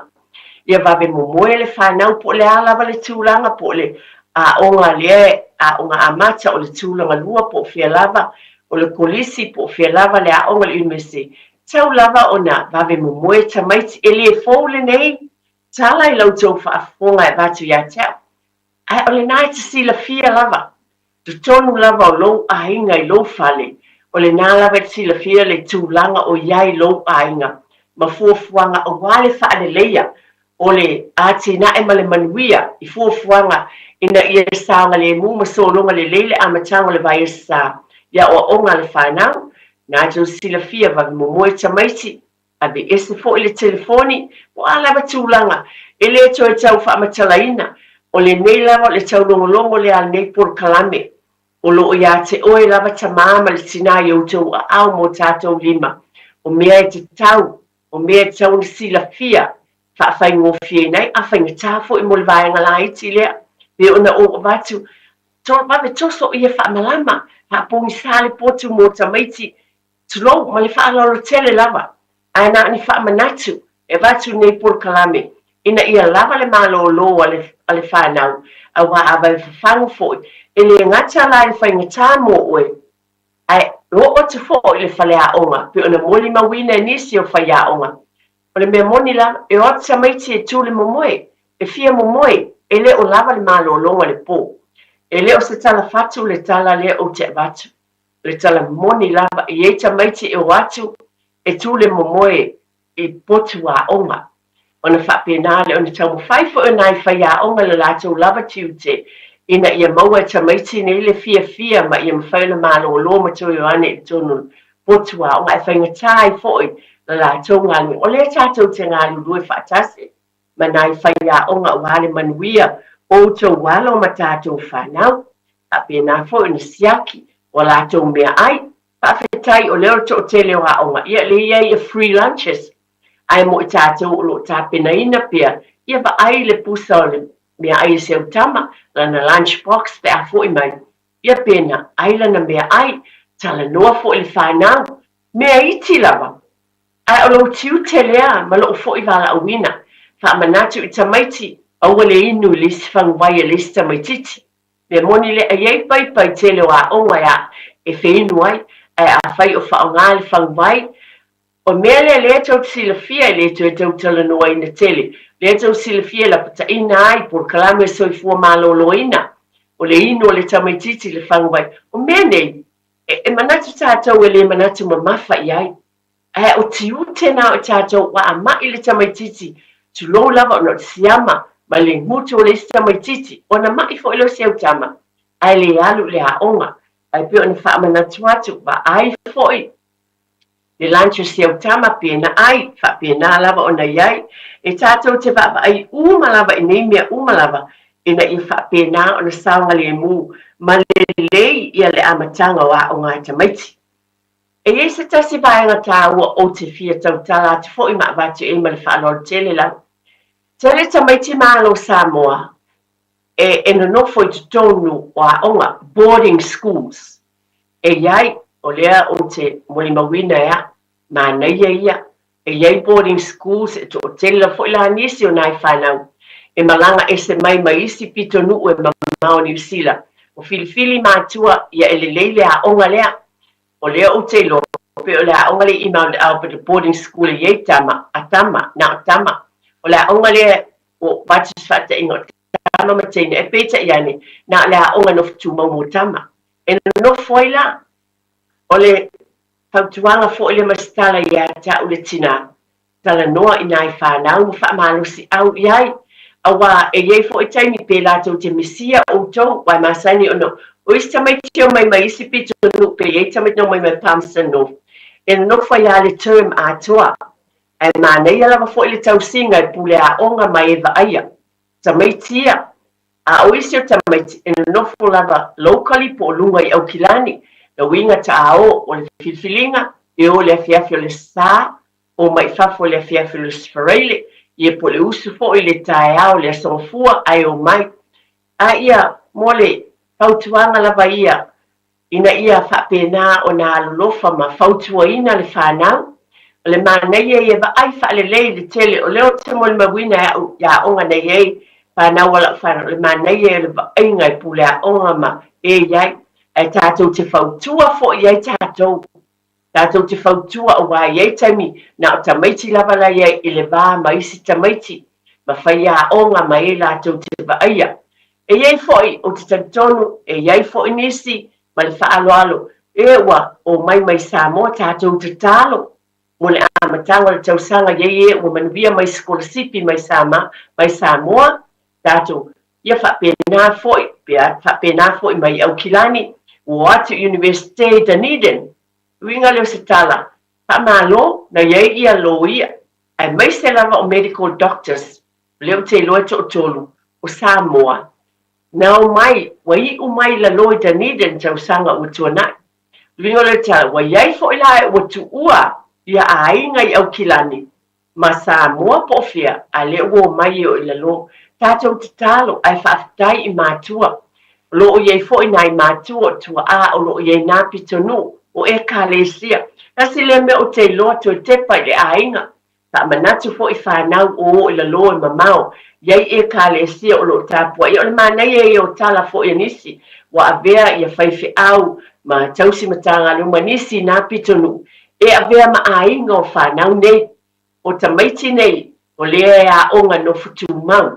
A pēnā le bainga. I a tātou. A I a tātou mataala fo I la. O lea fo I tau tila fie nisi o taimi. Ma le whaalo le tele lava. O lo o tau ba aia fo I ma o whaalo moina. Nisi o taimi, e iei nisi o winga, matanga, ma nisi o mea tutupu I tonu o neno fuanga. Nana o wha manatu lava. Ia mataala I tātou mātua, o te abato a wai tutupu, o lea tātou te loa. Ia o tau tala noa, ia maua tamaiti le poto ma le atamai, I lea fo I vaenga. O le vaenga le tasi le vaenga o manatu lava wha manatu atu. O no nai tamaiti a meise to tele o whanau a mataina a onga. O lo o mai e a onga no fitu mau, o atu University, e ia tātou iai, o lo whaafonga mai fo I le tele o nisi, o mātua ma le paia ma le mamanu o tātou watinu o le nai tū, o tātou watinu. Ina ia alo whangia fo ina ialo ma whanau pe o na, o atu fo I nisi o mai Samoa, ia o lo no wha o ngai te tonu a onga, ai o tātou lawa o tangata anu Samoa, I le taimi o Port Kalam te tepa I le ainga. Ia lo fangia fo ina ia lo mawhanau malo lātou iai. Asi leo vaenga ua o tau mawhai man whaaloalo e vatu la fo e tātou Port Kalame o ne tai au. E iai o tau alo ma tātou whanau mātua. E se whaafetai congratulations to te loa. Wa to tele o a onga kulisi. E head boy, head girl le tama mal ten Samoa. E se le manaia. Wa o loina ia o ma whapena. Whaafetai tele lava. E prefects foi, kasi lea tofi. A via mataitai foi lea eva, aia tamaiti. Au lau foi fautuanga. Ona o lau fautuanga foi lea fa inisi o whanau e ia tofina. O te fai foi iai. O lau foi lea talo ma lo whaalo alo. Ia o tau alo lofa. Au wale whaapitoa na o lea lofa. I tamaiti Samoa. Pe whapena. A ia alo lofa ma ia whai o lato wala. Tamita iei. Tamaiti ia head boy ma head girls a. A tau tala mai nei taimi o tua I mea o ngata te mimita atua I lava. E leo sa te tama, e leo sa te grandchild, o sa whanga, a ta te mimita ta I te alu wha malo I ai. A wā ua wala au ino filifilia o tau wala ma tātou whanau. Ai sea, mai tu tonu o tau ainga, whaafetai mātua. E iei nisi la usui, o leo tai loa iei lesi head boy leo wānu ese mai nei malikulis. Alela la iai atonu po sitasi o tau wala whanau. O sui nei a vea ma head boy po le head girl le tamale ta tonu po le prefect. O ina e te lero tātou sao ta mama tina. O lau fautuanga, o lau talanoa I lo watali I malo wafine. A wane I mi tabale tu lo lava. Ai whapena au foi, ia awa nei alofa whapito na tangata Samoa. Ai whapena na whai o latou tiute male, fia male whaaloa. Ia alofa foi, be welcoming. Whai mai lea li ila I titi le au. Le grandson le wa o whata a mata I le au le kolisi vai asole. Ua te I le tamale te lero kolisi. Mai si a onga la titi o West Harbour Primary. Ai whai mai, mama, o ka le te lero le a onga. Whai mai, ai o tinala o te tilo lava. Te tilo o tele ilo. Ai whai mai, ai ese le lei o le prefect. Na sauwa ai mātou. Pa wheloa I mai, na mai le lei. Na mai he was kind. O le lofa ia mama. O ese le lei, mai ese le lei le li. Ia, o I e te loa I whawhetai. A wa o fautua I nai, wa mānei e tele tala le li, le wa o manatuai. Tasi lea whawhangu tāua, a whai o umia e lo walo po tātou whanau I e tofi. Pa manatu iai I a latou moa le anganga lea. O le whaawheloa I, ma baba ai umalo ma whanau. I te tonu o whale awa, e esel te fia. Whawhetai I lea tua o lea e whaungaina. Maala awina o tātou walo ma whanau I tofi nei te tonu o awa onga o mitamitanga leo tātou mātua. Ai te lea ia toi fo'i mai lava I te tonu o lo whale. Toi fo'i mai lava I tonu o le loto I whale ta māma tina. O oe mā o tātou ai maise nai mātua o mātua. Whaafetai tele le whautua whaafetai le alolofa I e whanau au tau whanau. A oa oina o lo tau sapasapaya. O le mea mone lea. O le tele lava o ainga e whai ngā luenga nai mātua tu lo mātua. Whai ngā luenga mātua a o nai mātua. O lo o iai e pick up mai e nai tua a sina tele o whanau. Nisi foi e whaasao mai lava tamaiti mai lātou wā oma. I whale o mātua. E whaatari ele taimi e wa I o lātou ainga. E whaafetai tele atuai e tātou te ngā lulu e whaatasi. E nei mea umalava. Tātou te tina e eile manuia o le whanau. I tātou mātahala fo I le nei taimi. Pe ona o avatu I tūlanga pe ona iai. O le tele I o awanoa mātango fiel o maua. E whasoani I o tau ainga mo tātou ainga mātua. Awane I o tātou mama. E tele I a onga. O lo o mawai o mai le nei taimi. O lo o fasili pēr. Pe ona avatu le tala o ofua onga. Tuai e iai nisio. O ainga o ave ofua onga tuai e masan fo na avatu nei por kalame taimi o tuana ia. Ai o mai le taimi nei e iai ofua onga e mawhai ona. Lo o iai tutono whalea onga mo nisi o kolisi. E o ofo I primary school. O leo o te loa e iai ofua onga tuai. wha mai le board of trustee la e iai te tono whale ang sosoani I mātua. O le foi e iai ia apia onga o le wai foi te tono por kalame a onga free stationery. Sosoani wa wataunga tā lava apia onga tamaiti. E mātua o le foi wa iai tūlanga ia I te tono a onga wa sapalai iai free stationery. Ia, na tātou mana tuale o le upo le atua le na whaitawina le utwhaiso. Te leo taimi whapea, e le leile atua, me mai I taimi umalava. Me mai I taimi umalava le leile, tasi le vaenga, e loa ai le leile o le tātou tamai le lani. Me moni lava lea, o taimi umalava le na o le itu wha le anganga, e provide le atua, e iai me tapena le atua pe ona ua watu, o whaia onga, awane I mamata tau sa ili pe ale malamalama. A whai fo I ese wha ale tonu o loo iai. Alu I whale a onga. Awane e no whai. Pai na fo I mai lola o tāma le aso mua. Peo la o wha manata o tāwale. E ese me na le fia I le tamaititi. I le a onga. I lona loto po le ase me o whai tamaititi. O la o whau tuanga. Wa a mea te tawe wa ai fo I ai tau pulenga I tono board of trustee au. Awane I mama whau tuaina mātua. O sa o loa. Ma ai le a onga matala noa iai, tau iai le mea na tupu. Pai fo I la I lau whanau. A iei se mea wha le tonu tau mai ia te oe awane I whiwhi. O na e longoina le ma e tala noa. I nā fo I maunga mai e le tali. E whasosoani mo le amataina o le a onga le whanau. Ai beo o watu tala le leile ali. O wai le ngate ni tāpena ina o mea tau mafa mo le whanau. O mea ai, te lonisi a onga.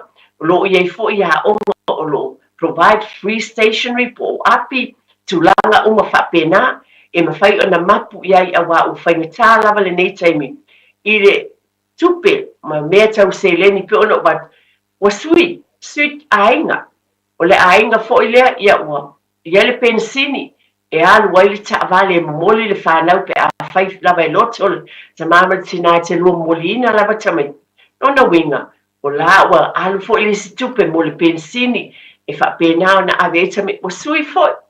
O le pasese o le tamaititi, o le winga leo le tala. O sui foi la le paketi. Ia tātou te mātaala lava mna ale whawhangu lava. Whapena na avatu male. Loto maulalo e whawhangu e tono o tātou ainga. Ia whituwha e foi le tamama le tina. No foi la le whatatia le le paketi mo le lua ainga le whaonga aina o tupe. Ina nei lava taimi ai tātou te a vea le nei taimi vava ai mai to o masila fia o la ye sosoani sa ile sosoani o lo iai a onga o lo mafai o na mai ai o stationaries for apia whanau pa pena fo iai o fua onga tala noa fo o lo iai sosoani tu umalama pe le malamalama le tūlanga vol kalame fata atitia e te tau na e sila fia o atu langa I ta alonga ma mea fia mana na o iai le whanau e a wai o mea uma ia whaata atitia le a onga a o oe e te iai mōna I tamaiti le University o Castellier Swinga ese ia vaenga o iai le whanau o le mea moni lea ese ia manatu ma le filfilinga le tamaititi o le ala na filfilinga o le ala na mata upu le a ave ia o la ngona lava ia na wa lava na asfaltuanga ia tau sila fia lava matatou loa ngā lulu e whaatasi mātua ma whanau a ese ia le poto ma le atamai e a mai e le atua I whanau e ia lātou mata upu le wo a tau nto tele leo whanau o atu le university e ese malusi ango tamaiti I mata upu lātou te fia avena a wāsa lātou wha moe mo se tikeri I le taimi o mua. Ese lava foila, ia ma le whaaloalo, te watu nā I o tau finangalo. Ai tau te ngā lulue whatasi, tala noa I tamaiti. Ia o tātou wa telo tātou tulolava, on mea le tātou fo I tātou mātua samo. Ia pe whape alwe whaile mele, alwe whaile mele, ia I sea whaina o lo finangalo ni nā. Ai o la ulawa whamanatu, le telo taimi emine, e te finangalo pes fata I te inga. E te finangalo ia vese o tama o se loia o se whaia onga. Ai le lava lo nā, fia malo nā tamai le nā vaenga a. Ia, tonu ese mela mana o ia a tonu po mana o le scientist po le astulanga ia pe o fia mana o ia la va se tau pu so se tusi o se tusi ia po le la pi ese lava me mana ai ia po tangata po le eta po ni sina o tamaiti ele fia o po le siva nei tamaiti le te sila ia Teleo Maori o isfoi tangata Samoa, teini Samoa. E tau ua foi, ma ua maunga la tau ngā luenga. Ona tūlanga le o le siva, o le o le pese. Ese foi la me tā upu la tau te fia avea mo la tau mawhai. O le langona la ia tea uma le whaano le tila. Ia, o le te talo la, tātou wu whaatasi manai whanau, o ama tā upu, o la tau filifilia mo la tau tikeri, ile lumana o nisi o mana o fo ile e avea mani tangata whaiata tifanga o le producer ia o directors ia ba i ese le mana ia ese lava ia dreams at maiti po lato moemitinga e o atu fo ile e whaia lato mata upuia e matua i focus lava e matua i fia lava a wa o la ile ngata le fia a o la ile poto ma le atamai ma le whanau no ta ingola, ia na a se vaenga tu atu ina. Ai lo lava le tō wha ma le whau tau tanga le lei i tō whinangalo. Ma nei a te le io na i whanau watu nei i le universite. Te le io lato fuafuanga ma lato whanau no ta inga. E ese le manaia o le watu o na i whanau o le nai te iei tu o alo whanau. Toi te pai le ainga. O a mai o tātou ainga le amatanga o a onga al whanau i le nei tau sanga pe lava o na ua watu. E whainga tā, wala pō le tai au, o sui whaatataunga tonu ainga. O le me moni lava lea, ma tua ese lava, ma isi toa amataina ia onga fau. O le me moni lea tele swinga, ai ono sai, ta mama tina, o lo o iai lava le ali pe ona fai mai le upu na fai tauina le nei tau ma sanyo tau tala i tātou e le ali i taimi umalama e iai le ali i malo nā nganga i whaatonu tonu folau lau tau folaunga lau fo i savalinga whaatina o tamaitia grandparents o tātou te ngāni lue whaatasi o le fia i o whanau me moni lea i ai tātou nei o mātua ia la vai o te whaatai le atua. I whaatai le atua o lea o te ola. A wa iei whanau o whanau. Tūla i mai, wa i umai, mai universite, whanau o whanau. E te whaatai o le tiu te leo tātou te iai, te talo. Ma tātou ngā lulue whaatasi tu e tepa i le ainga. Tātou te ngā lulue, pēnāna whasoroswania, iai mō taimio. E le solonga le lei taimi uma i le malanga le whanau nei tau sanga. Ia oa onga, o lea la, tātou te sauni e iailu i tau, o whaingita, a pa umai le tamaititi po le asa mea o ni whaafi tau li lea onga. Tātou tūla i atu, whapēnāna opo mai le tama ma le teine le anganga o le alofa. Pia le upo le tue tulou lava, si le fia o a mea uma lava a o le alofa e a fifi ai mea uma. Ina ia mawhai ona manuia a oa o ngā le whanau. Ma ia bea bea tātou le vārta māma le tina. Ia bea mawhai a onga mua mo le whanau. I te tono o tātou a inga ma lo whanau le tele lana. Ia ba ia le whanau le relationship le te tono bao mātua. Tau tala tuai pe le fōlau tau whaafonga. Nei tala mai a tau le tina ma le whanau le tele lana. O tātou la o whai a onga mua. Ma ai mai le tama ma le teine, ia te oe le tamama le tina, i tūlanga uma o lo whaatinoina, e whaapena fo i o nau siwista i le whanau sa vavali i ala o lo o inai, a wale fo i atu i whale a onga, tele i o mea le leipe o na o watu, ta ili le fsosoani a wani i matamuri, i so se tūlanga iai po whai a onga, o pule a onga, po whelawa tātou baba ai, ma watu pe ona watu e fōle si o manga le whanau. Inisi o tamaiti, e sa whaina le vaenga o ai to tele o whanau. E ese fo i ainga pe ona o whaamama whaina. E le tutusa lo o ainga malesi ainga. Ese la tau fuafuanga, ese winga o le whanau. ese uma tamaiti ma le tupulanga ma le tausanga wa iai. Ai tasi le whaamoemoenga o tātou uma lama ainga, to te pai le ainga, ia manuia o a onga le whanau pe o por kalame le nei tai au mo to te pai le ainga. Ia manuia o a onga le whanau le nei tausanga. Ngā lurue whaatasi, mātua ma tamaiti, maua le ono sai ma le whaapalpale pe o na o batu, winga lava o ia e mwhaia ona e ta pena ina le whanau i wawe ta pele mōli, pa pena fo ona, iai le peos tulou lava, a whai wa ta pe fo ile TV na i ta maiti ma me ia e mana ia fo i, tulou lava, fa pena e ai mai fo i, tātou te ala whaatasi ma ta pena ma le fia fia, e lava na abatu le telo nei por karamele, a mwhai, pai le talo whaatasi po, talo fo i tono le tabale, a o e halu e momoli, talo pe le lava, a le whaafitai le atua le nei aso, a mua lava le i tonu i o tātou aina. Ai a mai e le atua, le poto ma le atamai, whaafueina i le vaha le tamā ma le tina, mahalo ma whanau, na ia amataina, tu te pai le aina, o ia e whaatautaina fōlaunga, a le whanau po le aonga amata, po le aonga tulangalua, po le kulisi, po le universite, o nisi o aonga tau sabali atu le fale, o nisi o ona nofo ia aonga nofo mau, nisi o whapena na sui mai tele suinga le ulanga le whanau ma o aonga. O le titalo lava le tuitepa i le ainga, tu i le atua mea uma. Pai mai e sa ili o e mātitau i le ali o le ava i le ali. Mai e le leile ali i fōma wha maoni lo nā lofa i tai o uma, mo lo ainga mo tātou ainga. Pātai tele lava mo le talieina o tonu i tō mota malawa. O te talo lava nepol kalame, o e fo o sila mai atunu o mamao, pe lava le tafa le kelope o lo iau tali tonu wha pena uma lava i tō ainga, tātou o tunu pele fo o Samoa, talo lava o nele tina, ia wha mahangalo se upu o sala.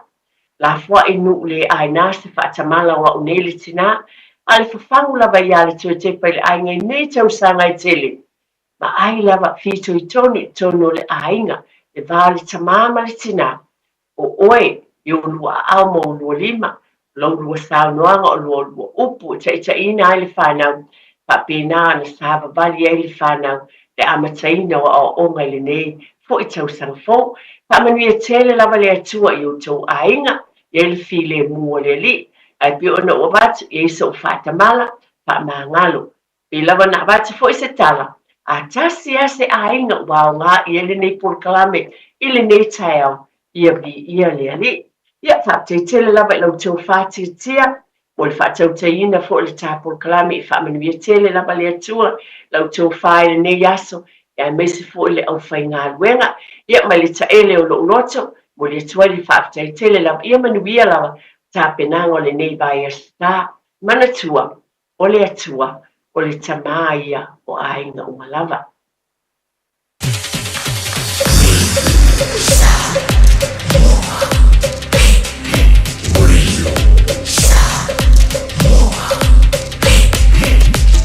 Tasi limoi votu, amo.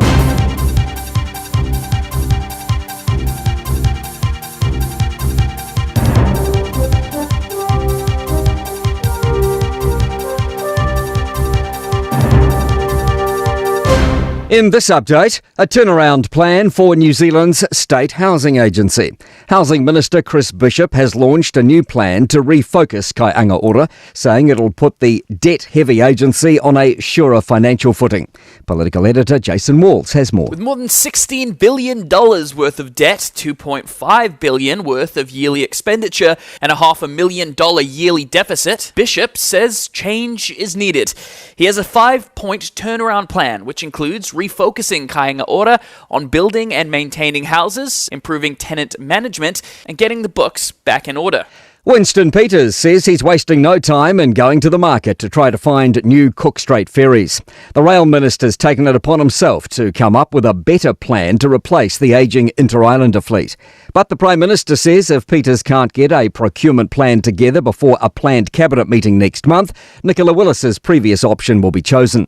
The minister has yet to set up the procurement company to buy the ships, but he's today announced he's engaging the market. Luxon says either option will be great. He's actually got some time up until the end of March to look upon whether there's a better way to improve the offer that we put together at the end of last year. So that's all he's doing with that press statement today, is making sure that he kicks off that process. Meanwhile, the Prime Minister's clearing the air after commentary made by US Republican Senator Ted Cruz. Cruz shared an article online accusing New Zealand of punishing Israel with its visa settings. The article claimed Israeli citizens have to disclose their Defence Force service. Foreign Minister Winston Peters immediately hit back, calling it fake news and demanding a correction. Chris Luxon says Cruz's concerns stemmed from misinformation. A bright morning at Waitangi greets the Judiciary, Diplomatic Corps and Waitangi Tribunal, half a century since the tribunal was set up. Tens of thousands are expected to attend this year's Waitangi celebrations in the far north against the backdrop of the Treaty Principles Bill. And a backlog of 6,000 people means refugee families are waiting more than 7 years to reunite. That's news. In sport, Chris Wood is set to have a compatriot for company at English Premier League football side Nottingham Forest. All Whites defender Tyler Bindon has signed with the club until 2028. The 20-year-old joins from League One team Reading. He will stay there on loan for the rest of the season.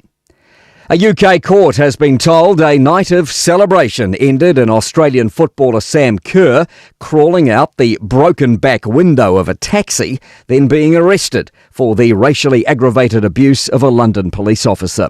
Kerr has pleaded not guilty. The maximum penalty under UK law is 26 weeks in jail.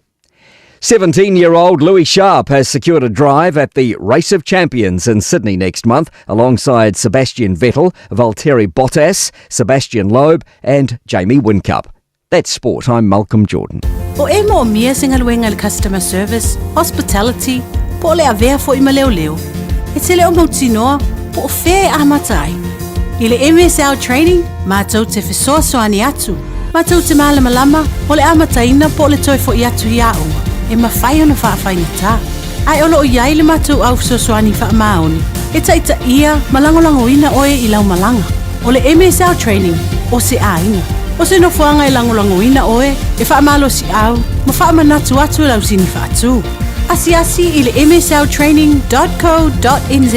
Pevala au loa, le o valu se lau, lua, fa tolu valu.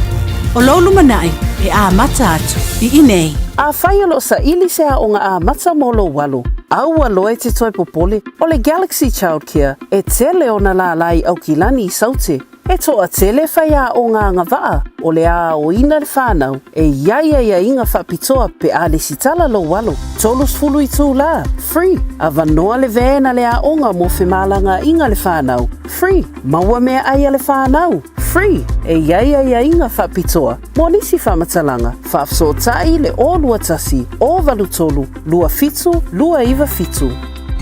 Talofa, oa ua mele, le tinao ana ma John. O se vai aso pisi le nei vai aso. O lo o afia John I le fulu. Ai o lo o maua ana I le tino mangeso. O lea fatoa o fo I mai le fale talavai. Masa maua I le fesoasoani mo nei whaafita auli. O whaamatalanga tā ua. E pei o manu anga I titi. E iai maosia o le tino. Ma fesili e winga I vai la au. E iai fo I le no fuanga mo tala noanga taito tasi. Pe amana o mia. O le fale talavai foi. E mawhai no la tautu uina mai vai la au. Mo isi ngase. Ma whaatino e matui pui. O lunga o le healthpoint.co.nz e te maua I whaamtalanga o le whale talavai I le taupi tonu. O mana o mie oe po se isi lo a inga se fesoasoani tau whemalanga inga mo New Zealand. I mata au poe pei o le vaita mai no whanau po o ngaluenga. A whai o lau tali o le ioe, wala au loa Ken Ferniho o le Fern Immigration Services e iailana laisene. Ma ua silia ma le se fulu 5 tausanga o lana tautua. E toa tele tangata o fesoasoani iai Ken, I mata upu tau whemalanga inga. E au fia ai mata upu na o atu le tribunal, ma apili le minister. Tanga iane I le matou Facebook, ma le upenga te whailangi I molimau. Mo nisi whamtalanga, wala au mai le Fern Immigration Services, ma tala noa ia Luisa, I le oiwa, lua ono lua, tolu lua lima tolu, lua ono lua, tolu lua lima tolu, po le o lua tasi, tasi lima tasi, o lima. 24 hours a day, 7 days a week. Radio Samoa streaming live on www.radiosamoa.co.nz.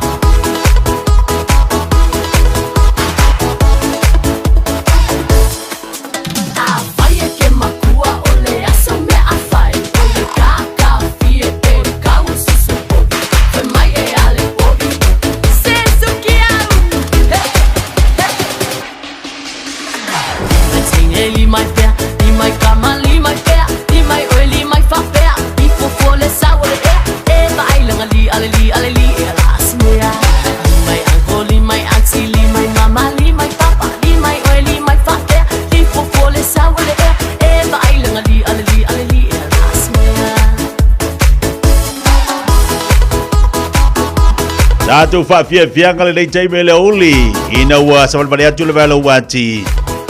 Te loa tu sale le amala wati na ai. 15 minuto o te le tu da se futbol tasi. Teime le ana ia matou ni New Zealand. Te loa le whapena fu teime a Samoa. Ese mari teime Australia o te loa la bua te ale tu la i vai a tātou ni Australia. Ya ai o ku Amerika. O kasi via ku Amerika. Ya makahangaka ma o ya pangi. Masainga le wei malako visa le fudi mo kako. Aba pio o le ke fakasi mai ngia i le nei time le tapo kalame ale ke mafuka mai senga wakasi fia ko. Ya wa longo vinga ngai ke fakasi mai sainga. O fele vanga le tununa te fakasi mai ai. Wakasi fia ya ko ale wa keres futasi ya mancho. Wa mana ya tire le pokalame le te pala inga nei tai au fa malo fa ta ya tultina. Te ia tu wharetua mō tā penanga ni pokala me mana ia man pokala me mātanga o fie mō tātou le ni vai aso iwa ese le tā ua o pokala me fatu ma tā pena i tātou ainga mo le manuia ia mālole o le sai mālole wha mālosi ia ai whaaftaia i le li le a tātou te wawa ima tātou tilo I me tu tupule nei o langa ma leva I tau lo tatu ia ma le tau ngata o soifuanga ma le runga pensing. Wa o mea umanga ki kilo ai. E le ngaka nga kilo le tau ngata o le soifuanga. Ke le mai me ku kupu isi a kongo. Ka nga ka i ma le kau oloa, a runga ma le kau le pensing oka. I le fa penga se kasi se me kilo bye bye. O mea umana te tilo onala te iloilo. Anga ilolo ma fau tu tono lo loto I fanli. Po le ale me te tau ona fai, po le ale me te tau ona anga e fai de mea, tiro lisi me lea, po le ale si me kaunga ku, le ale si me tau na fai. O mea la na, tātou te wawa ai ai, oka, ele maka o ki o le olanga, ma soifuanga le kako ki o lai. Le anga o le olanga, e do koe ali kua, o le anga I luma le soifuanga, o le ala e anga I luma, e anga I mai fo ila ma le tele o mea e tupu. O mea e tofo inai oe, o mea e tāpenai oe, o mea lu tawai oe, o mea fisosoangi lo mawhau, vai li kere, vai dale manga ia. O nā mea o mea e ono tāpenai, ia ai, taula mea I le li. Taula mea I le atua fisosoani mai mo tātou, le aso ma le aso. Lau te wapa I atu ia Ruth o lefa mai le fatasi mai nai Orlando, Florida, lewa sfruo le tele tu la lima ya la tu la fiafi. Ka ile le ya lo fa tu Ruth, pa malo atu ya saini tu la epa malo se fu manuia, ta lo fa ya solo yo e waka waka so ifuanga wole ko le lengi upar ngi vai kimi. Va malo atu le tayau. E ke lo me mari ero ke baba ya ko ngiru ngor ka ko page. Ngor ka ko penga ta fa ilangi ngor tato Facebook. Oka ngi ka ko o nganga fa asainga pingi fa Filipingo esi kangaka yu ke va ya ki ai. Kalo fa ia ngal polo ka. O isi ka ko kangaka yo mai ringi fo ringa ia wa o malelenga fa ya ku le makanga ngi ka usanga. I do wa polo ka oi. Ai ringi fo ringa ia. Ngai mariela ia le anga ia kusisi pokala me ki fa fonga ai ma ya ka ai ma e yo ma fa ia yo winga nga. Ai wuti sau I ma le yung yo fo ringa. Langa e fese be le ngi fo ringa ai do kuskus. O ka ofi. E le fa pe ai do kuskus mai do fa kala ai ngi fo ringa. Sorry, si ko foi fa le mai o le fa ko a maka ia Februari. Bela ngai o ki fa maria ko ila usunga. I lo le ki sawe I lunga lau page ele ai nyo foringa. Ia ngo fa pe atu le a ia te o e te anga ia te o melo ia tau faitangi au e ma le li vai wala to ni fo. E ti fa longo le ai. Ia mai maka ai. Kasiano sanele fa malo se fo mania. Ia lo wa kare ko dia la ko fer fa e mo I ka I le. Ia tainga su fa talo fa tu nei taiao. Le fa tasi mai nai le inai New Market. Ile DHL talo fai malo nga ruwe pa talo fa se pingaki oka marka mai ki bodi vanga ngi moak malo se fo maria prara le taiao o nei lena fatanu inai ia le vanga fo ile pe ona ia le fionga ile laudo le maria toa le la tola lo winai le tola lo wina moa ia ole fa msinonga pe ona yai ia po le mata po fo ia pe ona ta wa ia le fo ta mali po le fo fai po le tato wa tno O lea la, na utitila tu neri tai au. Ele vananga ia tutonu. Whaatu mulia le mauta. Whamasino. Whaatu mulia le whamasino. Le toa tele le mamalo le atunu. Nanga ia tu e lango. Ia matapo ia fo i whaiva. Po le tu la ia i o le awhionga. Ia i le whaipule. O nganga i whonu mo le tolu. Nganga i whamonga mo le tolu. Ia i le aso mua le nei. Asa whala. O le tūlangala wa ia wa o iai. Mō tātou iolo whaafonga mai, mō tamalawa ili maua upe ngata whailangi. O le o tōtolo atu lea ili asfalaile. Asfalaile. Nei, lono wingo asfalaile leo tōtolo atu iai. Ia o le anto e mo ilea. Ma le tūlanga o lo o iai. I o atu le asfalaile. Ua uma o na tā pena uma atu. O le talana alfa msinonga, le amailunga le tātou poklame. Le na amailunga. Ia ho atu las whalaile. Ua tā pena umatu, ma whaila umatu. Tā penanga a leo. E winga le mta upulea. Ia ilanga i vaenga ngō kire ngō wharangolonga ko ingei a tonu. Awane e misi a whalelua. Turi ta tau male a whalelua. Le pokalame le tō whaia whonga mua. Se umanu Francisco. Ane male whaletua ia lilo mai awa. Po le fionga ia lilo mai awa. O inala ama i leo te lenga la wale mta upulen tupule aso nei, tudi te tau maila le awhalelua, loro winga te tau ona inofo nei, o inga awhalelua, anga i mai. O le afa marino i lola e le afionga ia nilo mai awa, le mta upule nei, aina ona i vahenga utitanga oto ati i ante oe. O le tulanga pe ona iei, e whala na i vahenga pe whana i morianga, ia na i vahenga o lea ua wha matuina, e tapena, wa man ko foi pia se fulu e va nga o renka ko nga i mai ka nga ama ka mangi maka se fulu ya ka ilu se fa mangi pe sa ya ka un ka ko o ya ringi ka ya e fa la va nga le na to fa longo atu nei i la u fa longo ia o le ua nga i ele mata up fa ma ia fa va nga ala nga ko fa longo nei ya e ia malisi va nga fa pe mai wa ia mai si moria nga fo e rua ea. E mai si mea fau. Longa winga. A fuala i el se fulu le nkako anga i mai ai. A makamaka mai si nkako mkau. Le o mai nei le ufa taunu u le ua whai a vaenga ia le ua anga i ai. A wai ma mea fau.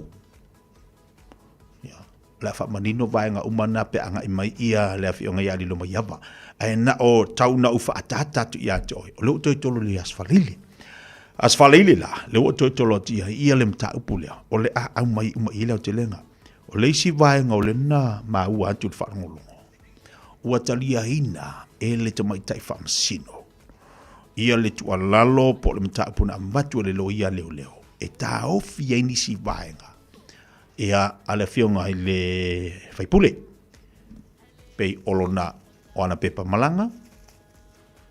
Saini ofisa.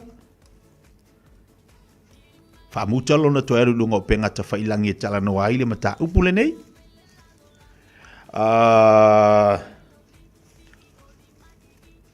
Ia, piana pauna o nei vaenga lau te ilo me momua. E te tau o na tau fio na pepa malanga. Awile o mtanga lunga leo. Lua. E te tau o na saini le ofisa. Tolu. O le whaasalia. Pe ta ofi le toi tala noa o le fionga whaipule. I lunga o penga te whailangi i le mata upule nei. Wai kau maua mai. Ia, o le asfalaile foila. O le a au mai ai se whamtalanga le fionga whamasino. I mafua anga. Na mai ilan whaunga le i le mata upule le aso nei. Mona ia, mai ia tari ai nai. Ia le pito la au a le mtanga luenga leo. I vaenga i pena matuai i le lo ia leo.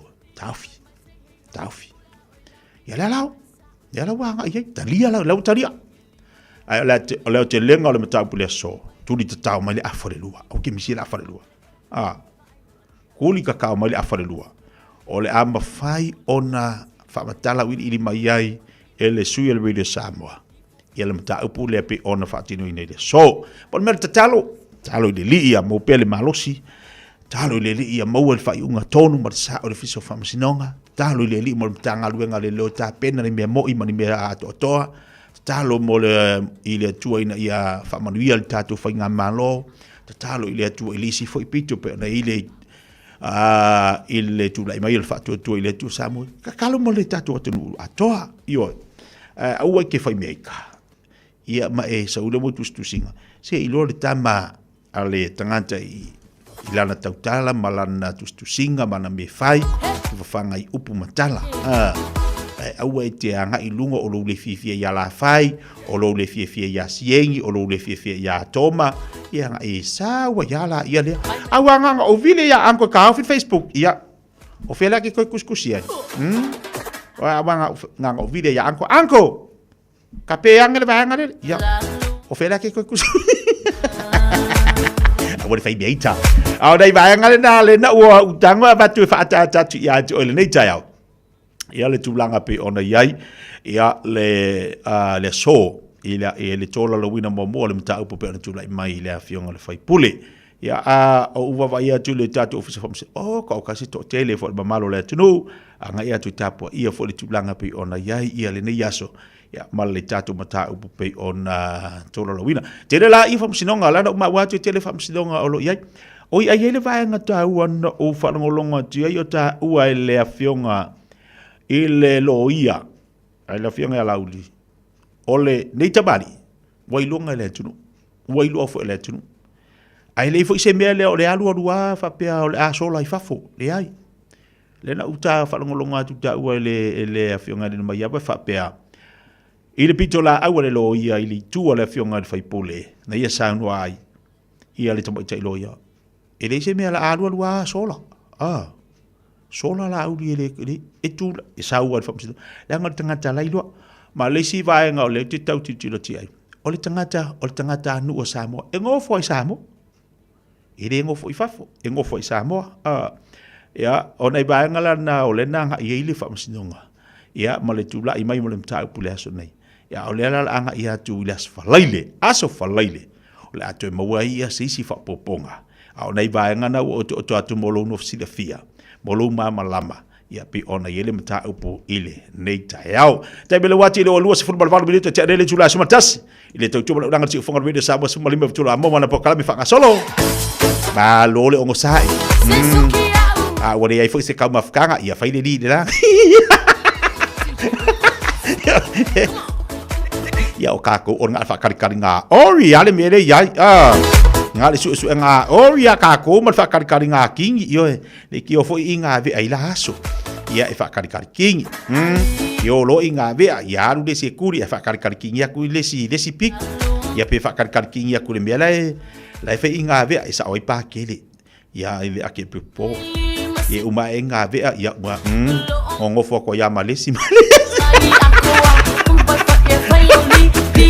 ngau fai ngau whakari ngā ori ama whakari ngā kingi se manisi neo tātou wharinga nei tai au Beta Drive Doctors i le tau longa whaatau i mangele whapea manrua mo le vainga o so ngase pe amana o mia e whaatino e fo i matupui pui o le whana witi o tupui pui le COVID is flu river mo i la tau is flu antau sanga malunga atu whapea matupui pui o le flu Wala au telefoni, 255-25 mo so wano e whaatino ai nei au nanga. O fisa fo mai mangele e taftafane o McDonald. Aman rewa e taftafane o Faletusi po le Public Library. Beta Drive Doctors Clinics. O e si la fia me e whaatino e mawhaiona e umia i so fale motu le lumanai. A fai fo i so fale motu, o e si la fia mawhaiona whaatino ni si o fuafuanga e whaongaire equity o lo fale. Awane e misiere por kalame o le malu i fale. Ia fiafi o soruru ta itasi le se fulu e te aile whaa. O le a e si la fia ai au wala e mawhai e ona e umia se fale motu le lumana ai, ma au wala e whaonga ai le equity o lo fale motu, e whaata waise isi o fale, le poro kalame o le malu i fale, ia fiafi o soruru o vaiaso ta itasi se fulu e te aile whaa.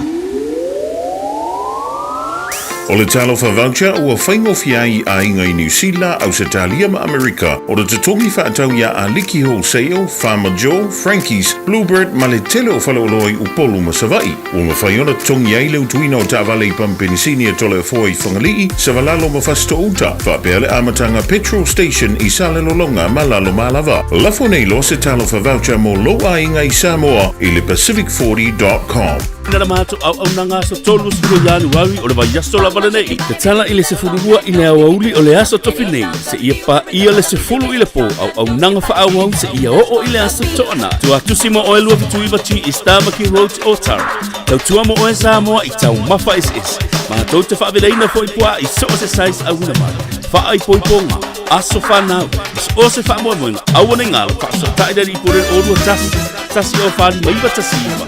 O ene etuai a whiwane loa i le Rooters Barbecue Catering Services mo nisi wha amtala. 24 hours a day, 7 days a week. Radio Samoa streaming live on www.radiosamoa.co.nz.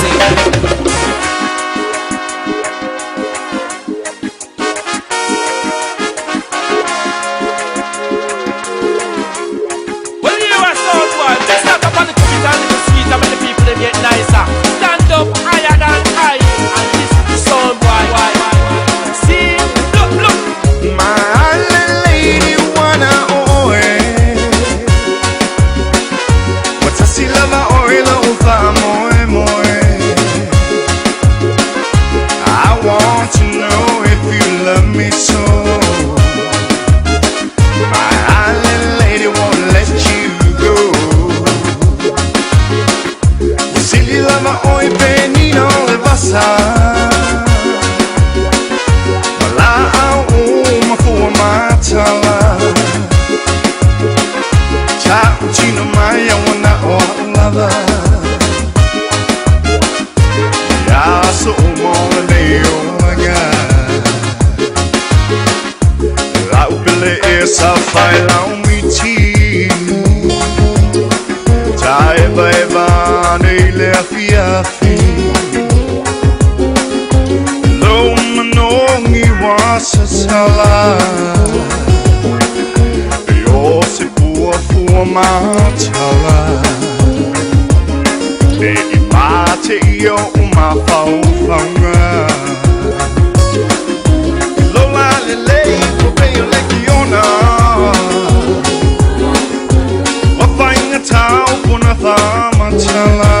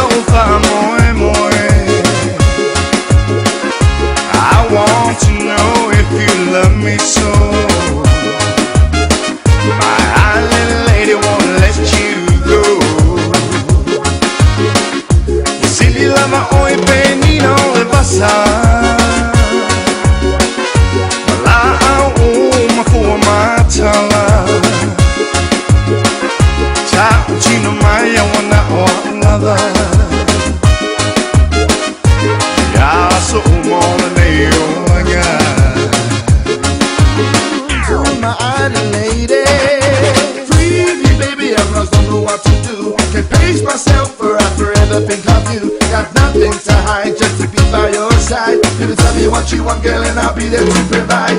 Wine and dine, constantly want you to be mine. Go back up, everything will be just fine. I know I'm looking for love in all the right places.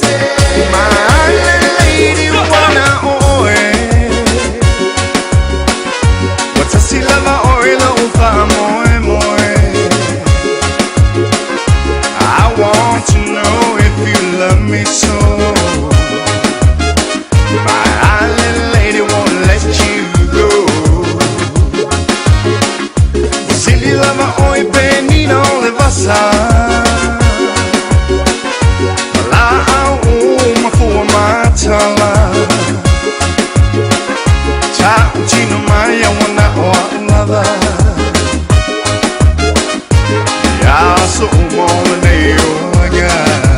Richard Baka pa vivianga mo tatou le chai malaso. Ina ua moli atu tatou Samoa. Ile no fanga fo yo lo i Queen Poki. Ilona fale o ile mata fanga i vaiala. Ile me o lo fe wa ia fa fina matama.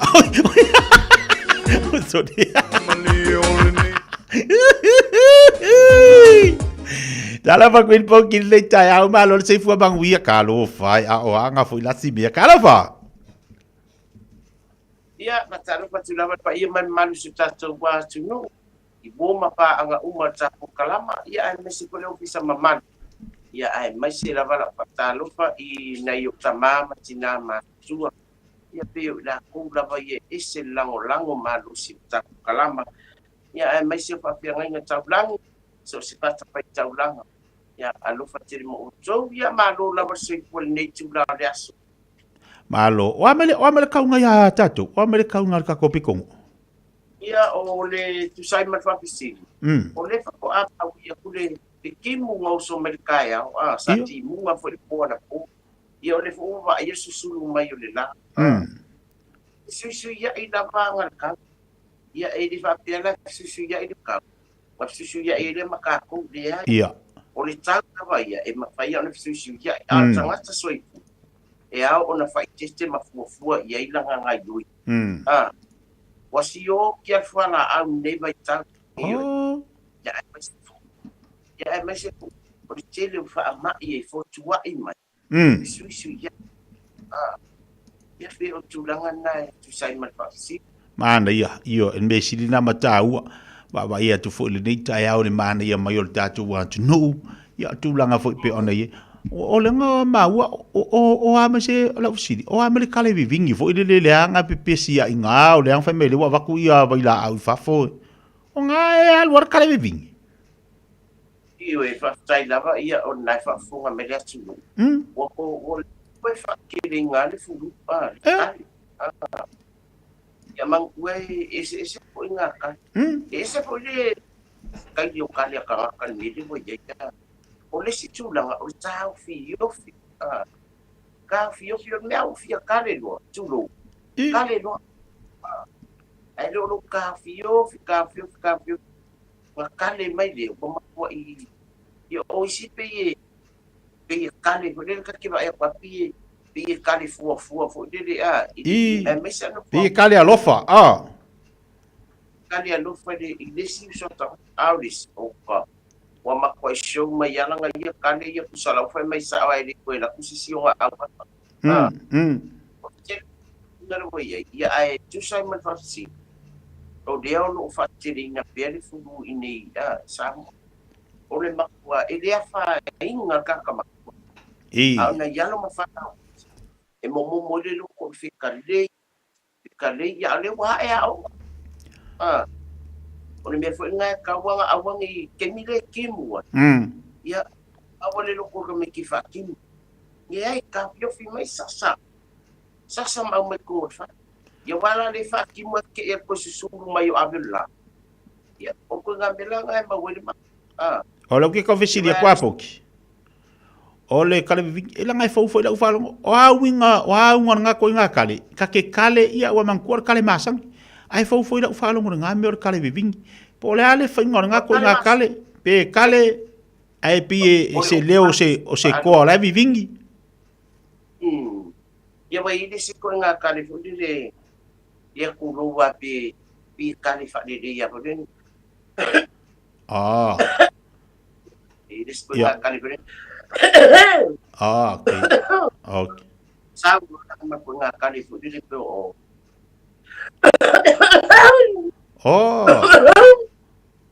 dia ai na e mai ai vi ma mea ga ko fake ko nga mga umia kening e ma fu ma o lo fe wa ai so le awala lisa pe awawa iwe kai so le e ama male asale la ma bi la kule abakula ukali ngai ko le ai ile o le mo ke ko nga ka e ma fu ma o so wa fi wa ai so awre nga benga ma lo o fela o kale ngai kolu e ka kale vingi kale nga fe muri ngai yo yo de pe aka o ma vingi fo okay mai de foi se me la ka fa ye fu kale vingi vai fa pe aka o kale vingi ake ale wa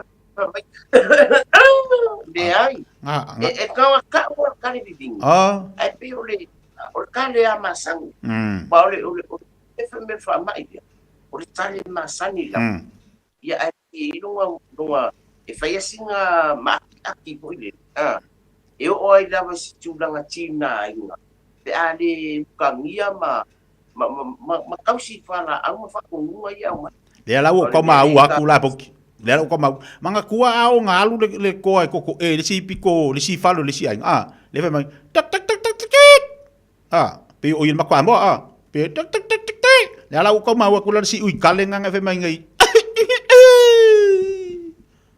pe vingi la kiki ia pe ka vingi mai la longa winga nga mianga pe o lenga kau kau fai le o le aku wow ia ai pai no ma de ala i kau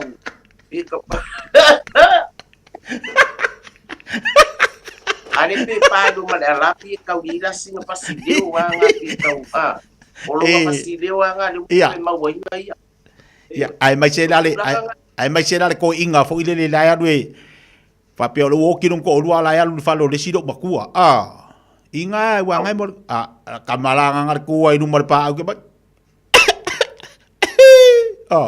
ku sei do de kale la wai la lo au ke wo le ya fa wa ya la yes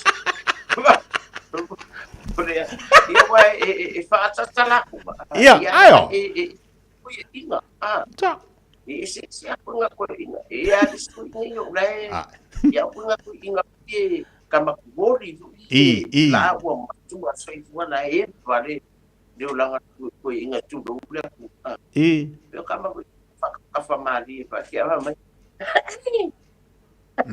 di pa pi sang ko di ar sabu da usar lai apa ko inga ai fa no me lu kali ia kali me ala kale lo ma kale mai kale tu ko inga ia ai so me lo ma ko tapi sign pero sign ko de yang ado le lo mo ko inga lo la ko ka mi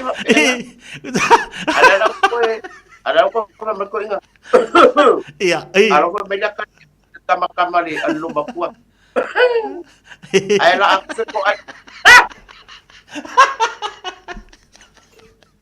dia ngai dia ai la la o fai ma masura ka karia lo dia mai dia yo ni se o kana ko ia wale sa wale ku kupulgi mai kai ia man ko foi la fa di liu dar kale ngape fa di liu nganga so la kali ma de lo bakua se mo mo la nga fa ngau lo ngeri ya wa fa sa o dia ngai biasa ya que va coi o na sulang na pena ia wa pure vai kaungi fai o le awa sulang na vai kaungi ya o ka ko ma ko frio le ai fai ia mal ko le ai si ano le ala tangan masoi fuangan yang sa ia o ma o disia ka kalo ngai fa manga ai koi fai ku sai dua ai foi ia ku sai 2 minute break karang ka kalo ku ko ya dua fai ya ni dia nga ko dia ma fai o ma le nga ma di wa yesu o le asa ia o le tong yo la ino sa to asa ile fai ai kai ile fa pe si ako ko a ku langa nga ko ma timni le fa o ise sai mo meu afi foi e tudo ia fa pis ya fi go le mu wala foi la foi afikesi nga pi sai na foi fa pasisi ba ba foi ana foi la ola mai ya la ale mia e lo ko pole nga me pinga e yo kala e ser me mo mai e la lo kala ala foi lo kapulo apa ia ngala inge ko paisnya ala pare apa nga kongo iki wa mai kau ba kala nga pia ba ai la ya la la ko fa fa ka so so ko la kia o le merpa mala fu ia ma wa la pa fa i fu de nga ka wa ba ya sa le ko pa ma ka pa ia bale si be ele mangi fu nga ai mangi fu le alu mase afo mase apa ko fa le fonga le pio la si ilunga mari awa kongia ka le pulo we ia yo ia kongi ma ia kongi ma ya la pa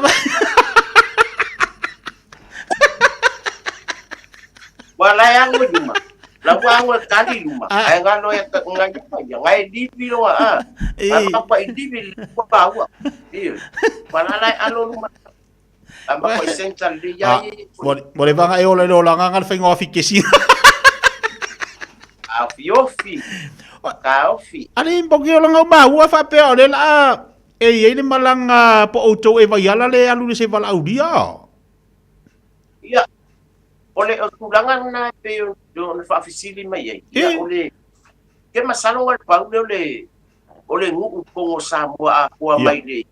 Iya tu nu umma le la lang le di mas putas iya. Iya. Desa kan kalau Samoa le chap. Ke masalo pa wa le nu ko le wa vala audia mai nau. Iya. Mole tsala ino la tofua. Iya. Iyo. Alanga le malanga si mato nu ia lo malanga kwa ia tapa au nu ia la tofu ia lo anga ia si mato nu au mato pa fianga. Iyo. Ia ole mato au talabo ia ele o la to uma. Iya. Na ni ndaisu o kele o alo mafana wa yala to no au talabo fa ifa fianga. Fianga mangadwen wa o oni si pengat benga we lo de yaba yala. Iyo. E ma ko ikum. Inge alo e kele ola ko matafa yu chono le maluma. Ia pe ole ana le tu sama si sa ole dia. Ia asa yai fo de me alo fana u ile le musanga le pale pa fianga ia mau ta fa fianga ia male hola va ya. Ia ole wa fa ko osinga fianga ia malato penga pa anga dia. Ia le fo la we ile mala au dia le pe ona masi ia tuai ia nisi po ia fio anga. Ia male mato au tarabu. Ia e fa fia. Male tala ina ole latu. Sisi ngafu. Ia masalo. Ole si va ngatawa, va ngatawa, ole mo latu sing samo. E bisa piti. Au latu sing ko le New Zealand study e oso nga i Brisbane. E pe o tulangaran na. Mana iteli. Le ngala jala foi lia. Ole pine fa mau. Mau se pine fa mau. Ole fono le na fai. Ia o tiro foi la ia ki pati la to ile ia ile afio anga, ile la tu tari malo fo linga tau safia, fo linga fia na faali. Wa mafua ona maua le vala ulia ona ole tiro fo ile o ki pati. Ese fo ile swinga la tau ia malatu va inga pe ona mana ia tele la swinga male le va inga pe ona nga ia tuai ia o le wa mo le vando e anga ia tuai le tatu wa fianga ia e tali le vala e kera wan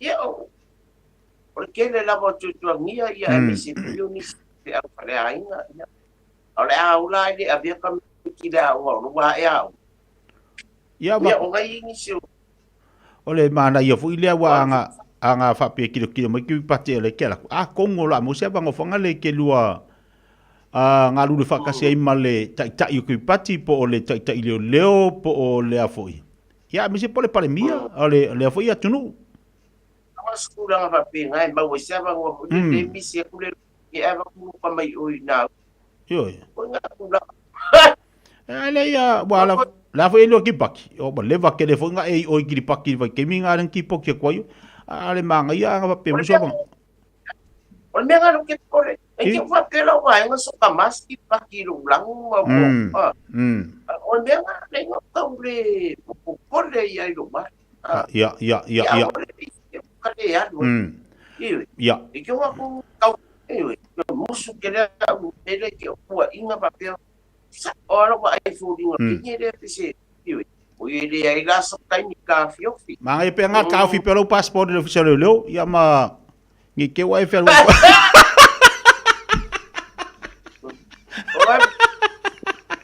ai lo le ka fi pe ko wa Western Union sa o ka fi o chumlangan na pe o ka kala mo ye mi cha ile nganga iya malu ni changa iya ba wa le atunu iwe e sa wa fo ile usamwa o ngor ke nga o mai ia na u e mai mo ina ma o mai le ngore o le e lo ke kadia la ko wa fu alo le ai ma e bo le anga ile malai ma ko ure wa ma ko fai le pa ma ase tu lo ma ko le sign na uru ia e ki mo ma o fai fa vivia ala kala bo fia ye au na uru ma le stenya na uru pe o le situ langa na pe o le o mai ese po ile la tu sila po ile tu manga tanga sa ia o le vai so ele nei o ngai fa pe ko kali mai ia de fainga malanga si matunu ona e mo mai ale de singa fu al vai ia o fa ia tapa unga ia mai o aba no le au maua ile au maua aba no le au maua o ia ko ma fainga ko o nga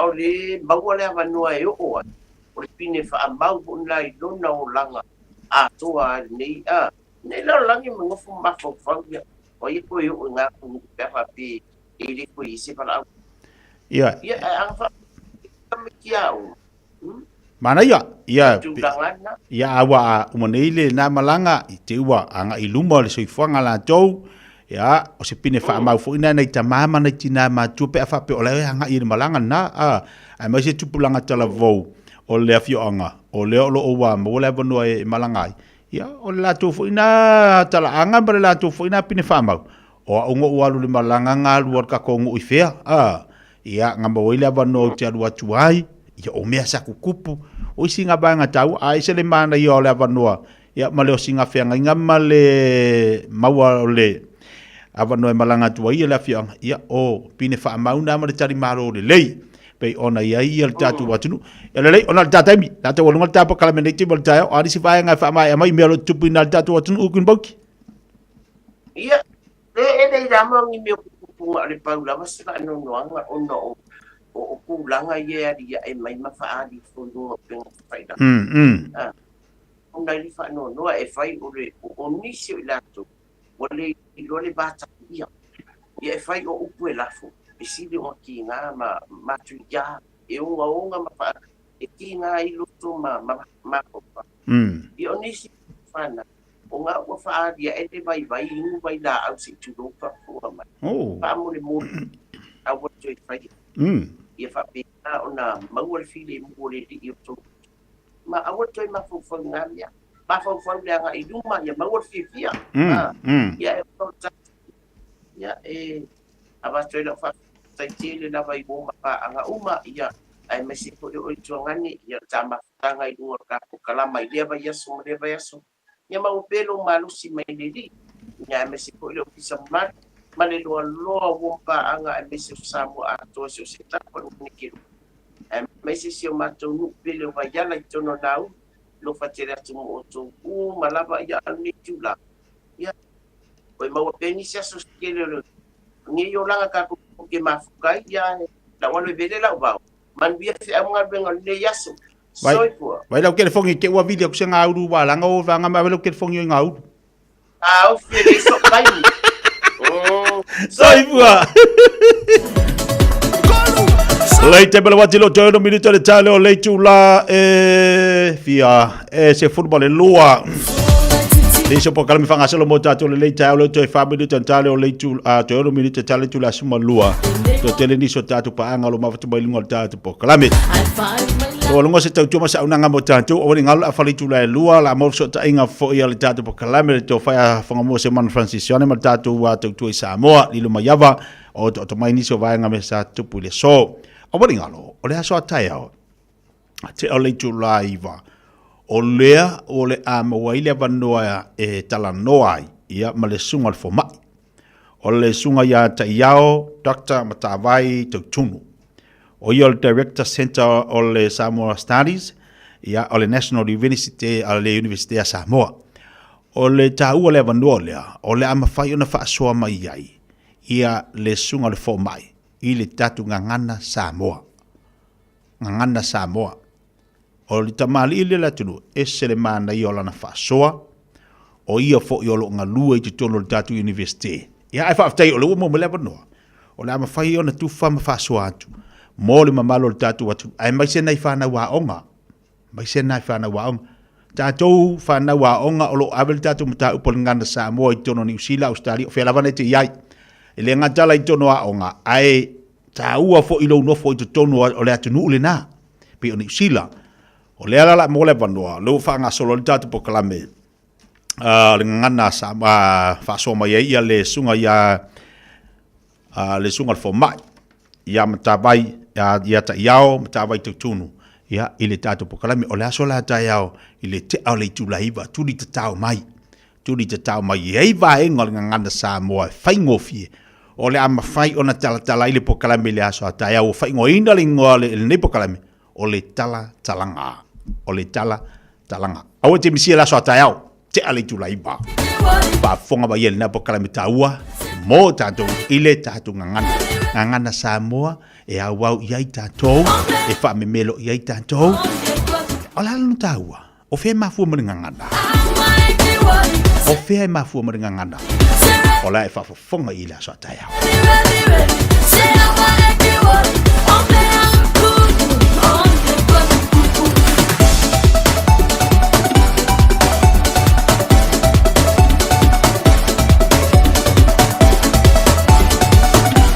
Ya, o vaenga na whailo atu ia o le tātou pakalamena le aso atai au le tātou tamua ia le aso atai au si utau sa ili atu le tātou pakalamena aso atai au o la amawhai ona e tātou amanta i le vaenga o le afuaanga o le ngangana afuaanga o le ngangana se ki kai au au ke misia te ali tula hiba wakaunga e ngofo kai tusi la ilalo nai notes fa ia po nai fa mtalanga po nai tusinga ile po kalame le alwa tu atayao amata la so atayao tato felo le so atayao le lo famanga leo le tu tapena mai le to fa ia fonga mo se man francisione wale fa o wino po kalame le Samoa mo te leina la singa le fenga mal tantu tunu a mesel tapo inga nei tatu to mam tira matu mo to malawa la fenga luanga le tua fa time mo tapo inga le so malo lo o le tatu watunu ele tatu mafutanga ile nei fo yaso tatu filo ya satayao fa mangalo se lo vai o titia se ngana le tatu mari lo fa fonga mama mangalo me umali toto Yesu ai o te malu atu lo titi faitama ta pena isi silangona mo le tatu mafutanga le satayao se fo mai manuia talo fa Samoa wa ule ne yo kas futialu a wal suia ngila wa le kio ai eva mai ina se fudu lima iva kolu amo Radio Samoa Vivela O e mo mia singa luenga le customer service, hospitality, po le avea fo i maleo leo. E te leo mautinoa po o fe a matai. I le MSL training, mātou te fesoa soani atu. Mātou te malama lama, o le amataina po le toi fo i atu i aonga. E mawhai ona whaafai ta. Ai olo o iai le mātou au soani wha maoni. E taita ia malangolango ina oe i lau malanga. O le MSL training, o se ainga. O se no fuanga i langolango ina oe, e wha malo si au, ma wha manatu atu lau sini wha atu. Asi i le msltraining.co.nz. Pevala au loa, le o valu se lau, lua, fa, tolu valu. O lolu manai, e a mata atu, i inei. O e si la fia mea e whaatino e mawhaiona e umia i sou fale motu le lumanai. A whai fo i sou fale motu, o e si la fia mawhaiona whaatino ni isi o fuafuanga, e whaongaire equity o lo fale. Awane e misiere por kalame, o le malu i fale, ia fiafi o sururu taitasi le se fulu e te aile faa. O le a e si la fia ai au wala e mawhai e ona e umia se fale motu le lumanai, ma au wala e whaongaire equity o lo fale motu, e whaata wai se isi o fale, le por kalame o le malu i fale, ia fiafi o sururu vai aso taitasi, se fulu e te aile faa. A whai alo sa ili se a o ngā a mata molo walu. Au aloe te toi popole o le Galaxy Childcare e tele o na la lai au kilani i saute. E toa tele whai a o ngā ngawaa o le a o ina le whanau e ia inga whapitoa pe a le sitala lo walo. Tolus fulu i tū la. Free. A vanoa le vēna le a onga mo whemalanga inga le whanau. Free. Maua mea aia le whanau. Free. E ia inga whapitoa. Mo nisi whamatalanga. Whafso tai le o lua tasi, o valu tolu, lua fitu, lua iwa fitu. Jalo falava roa ua tatala na neile ua unanga e veni mo whaatangwa i au ki lani New Zealand. Numera tasi John Coulter Drive i le Auckland Airport Shopping Centre. Jalo whatapatonu lava le warehouse ma le countdown. Lau vale o fulau i loa le e veni. Auckland Airport Shopping Centre. Tasi lima i watolu amo. Radio Samoa. Usi mai alau whaafafonga. Telefon mai Samoa ya sa taitasi. Wa au mai mo oe ona o le langolango mai a le talofa voucher. Whaatalofa lo tātu tino i au si mai alau whaafafonga. Tala tau longo mai lo tātu tino i le nei asa phone. Wa whaamama nei le suafo le sunga i a le tasi Peter Andrew Pesamino. Mai le fio anga o whatausi savai. Ina ua tali ai e le whaamsinonga māwarunga le tālo sanga lo i a leo leo. Ia toe whaasolo muri i tua mōri anga o le umia leo le nā koti o le aisa, na tua i ai lea tamali. O le mafua anga le tu inatu e le tua leo leo, ua le lava ni a lātou mau e lango ai a lātou mōri anga. O le asonga fua le vaya so ne ina vala ua ile mata upu le nei a fua mai, i le wha ai unga le whaamsinonga māwarunga, na fufonga ina i a te sembo le tausanga umavae, lea na manu malo ai le fina ua le lo i a le tasi, na lu i ai le whaatinonga leo sa whainga leo leo i le whale o lea na moria, lea na whaia e au noa ma se tusi whaatanga, po se search warrant. O leo sa whainga lea sa whaatino, e whaonga ai le malo si anga wha le tūla whono leo leo, o lo ai ai e le vaenga sa furu wha a, o le tūla whono na koti o le tausanga e awhi viselau ono fitu, lea ma whaia na whaia se o sa whainga po se raid, e au noa ma le tau whaia o se tusi whaatanga, e su e ai se whale ma se no fuanga o loo masalomia, o loo whaatino ai ni ngai o inga sori tūra whono. O le mai ono whonga ino mōri maua leo leo ma maua leo ua mōria malana loia, na taunu ua i le wha amsinonga i le wha amau nia leo leo sa wha inga leo leo na whaia, i le whale o le tasi, le ai wha pēr na maua ai le se furu ono, te si ma le valu kalama o le aisa, wha pēr se masini e fua ai le mamafa, po se measurement scale, e lei wha amali e ina ai e inga o le tūra whono. Na whai ai ma le polo a inga le wha amsinonga o mea uma na maua i le whale, mai leo sa wha inga, e le whaatanga ino na tu ina atu o ni mau mo le itua leo leo. O le tari ai e le wha amsinonga i le vai o sanei, o le talo sanga leo leo i a toe ave itua lato morianga, wa solo ia ma wha lea o ngai na ia morianga na tua i ai, le tasi Peter Andrew Pesamino. O le lakapisa mo se tasi o wha laptonga mau au nanga tau ta alonga i ro tātu wa sanu, wa au fia nei le to wha laptonga tū maonti, wa vai i eile vai ngā tupe se lau wafe tā la, i le wha moe moe whai ai polo kalame, e wha tā ua i le te te atu i le sā ua ina o tamba i tai ma whanau tene la iti, i lo tātu wa tano. Wha ria le ofisa siri o le pūlenga le lakapisa moa, le tō whase o Manu Douglas Ngau Jan, o le talia ai e le mtanga luenga o tina mtama i tai, a tina e o fio anga manga fiso tai o le lātu tālu sanga, o se ava noa tā ua le whai ai se sā o le tālunga le kapi, i tau mo whainga i tāo fia sā wanga i tutonu o Samoa. O le fionga le minstao lea mtanga luenga le malo, le tō whālanga ia ti ai tu au tufunga, na sā unoa le wha mautu ino le tu ina atu o vai ngā tupe, ma ia wha ilo ai le tāu o tere o lea tau mo whainga le malo, e una i ai por kalame tāo fia i so o se sā wanga. Whaikai fo i le malo, whaikai fo i vaenga e se kuku mai o la kukau au, e fisoso angi i le whamoe mo, e le whaingo fie, e whainga kai ma mafa le abenga. Le angai kako ke le mangaku whakau pai, se mea u kako ngau e whakingo, mo le manguia, o le lelei, o le saurukonga o Samoa. O le ngei lama whamoe moe u kako ngau iai. Pafkai ua kaku kalia se vae ngā kupe fisoso angi ngi whamoe moe. Le anga o se whamoe moe sili o ngā kāua. E meise aole kāu fio fia o le sauai ngō ki ngā ka maikai. Meise fo ia kako whangau o loo lalo bawa o le lumangai leo malo. Le lumangai o ainga. Le lumangai fo i o e kalesi. O ke mamuri aku le ngā whawhikai. I lo ko ngau mai e whakingo vaenga ia. O ki leo le ngisa hao i le aku whawhikai kele lama. Ia kako ke wha moe moe fo i o ngā lulu e wha kasi. I lo kako wha maongi. I le kako ngā ruenga. O le akaungu se kaungu ngā sili o ngā makango fie malelei. O wai ngā kupe o kako maua le o maua le wha longa. Oka. E se le anga le lei o ngi kangaka.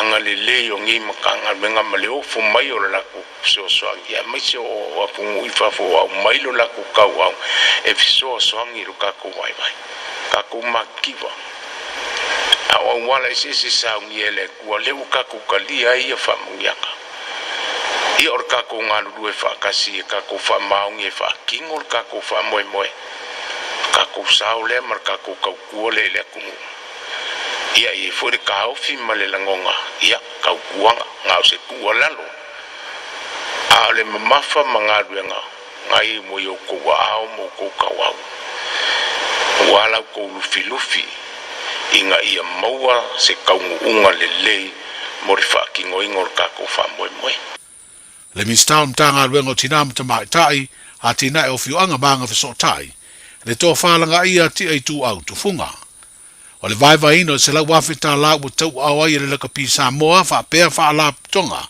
o le Soul Talk Samoa Salvation Army ma le Samoa Rejuvenate Youth Group se leni mo la tu por kalame o le sauninga fo I le songa fu le nei vai yaso na fa mautu ai ma le seininga lima le mtanga ruenga ma le fa la tu tonga le to manga mo e popuanga tia mo le fa matu ina ia yo le vai nga tupe lua se la wafita la a wala tu por kalame te etuai I sa wanga.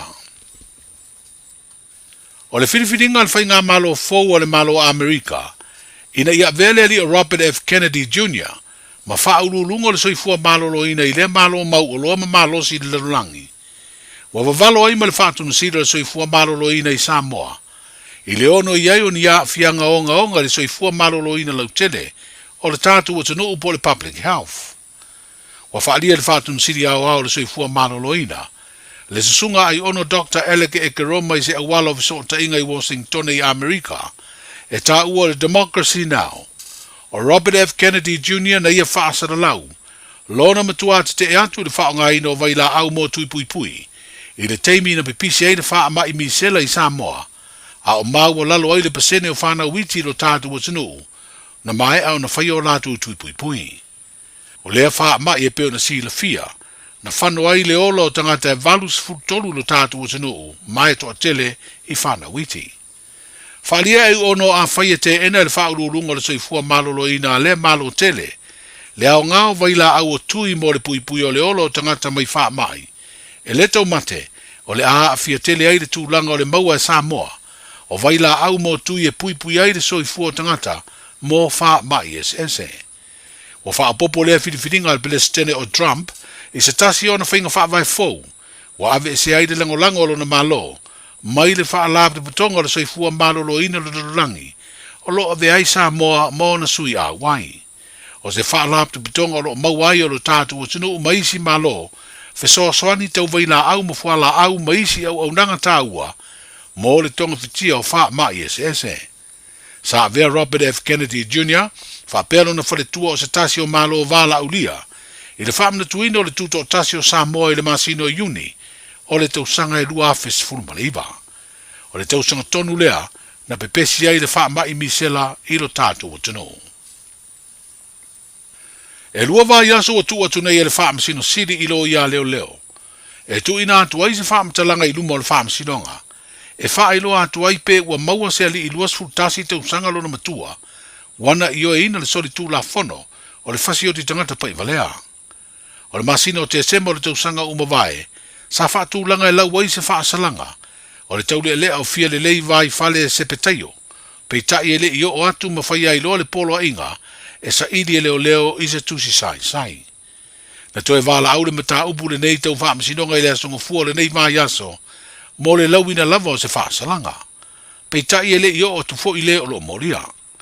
O le wha mtalanga le lo ia le tua leo leo, e leo I loa e ia po ua whaatino e leo leo le polo a inga le whaam sinonga pele ai. O fia le lei mai samala e ulu wa tua ia se ngai o inga tau whao lima, na mafu ai o na maliu se tau le lea lua sfurulua tau sanga le matua, o fio anga o tua sivi ma fonga poa. O sa valia nei le lua masina o tau fia pia le vai ngā leo le whale pui pui tānu malala. Ni ali se to ono o lo tua ia ni soli tū la fono. O le umio la au malosi wha pia le umio na koti po pauta wha saina. O le to tasio i la tau e le i o atu i le wala unga o la tu morianga. Ma o leo wa polo ina aisa tusi sai e sa ili ai, ma a maua, i aloka matao fia e whaatari ai, le isi wala unga o le matao pung. O lia to lima lo fa au peona no nofo tau fia. Wa fa tonu ina le fam sinonga lo ia mo ilan to e to tolu e fa uru atu ni talo sanga tusia. Mo le tatala i tua ini ai inga. Ai o isi ali e to lua le aini lo ia wa fa tonu ina e vatu ni ala talo sanga tusia. E tatala i tua. Ma le to lima leo wa o fiai tanga loa maunga loto palu. Ta milo fai o sosua. Le malu Rudy. Brian Vai Fale. Se unga ali i fotu le tausanga le vao. Ma tuli tau sopo John Rudy, leo lo sa ilia nei le tusi sai. Le asunga fua sa furufitu o Februari, e toi fonga ina ai mori ango ila tau nei le whaam sinonga mau, lunga. Ai wo wha alia i wha maunga le whaam sinonga, se o sofa inga leo le sa ilia no fuanga lo wha tino ai, soli tu la fono le umio na koti, na moria mai ai ila tau umanei. O tala i o le na yaso, Sa lofa lava, o le si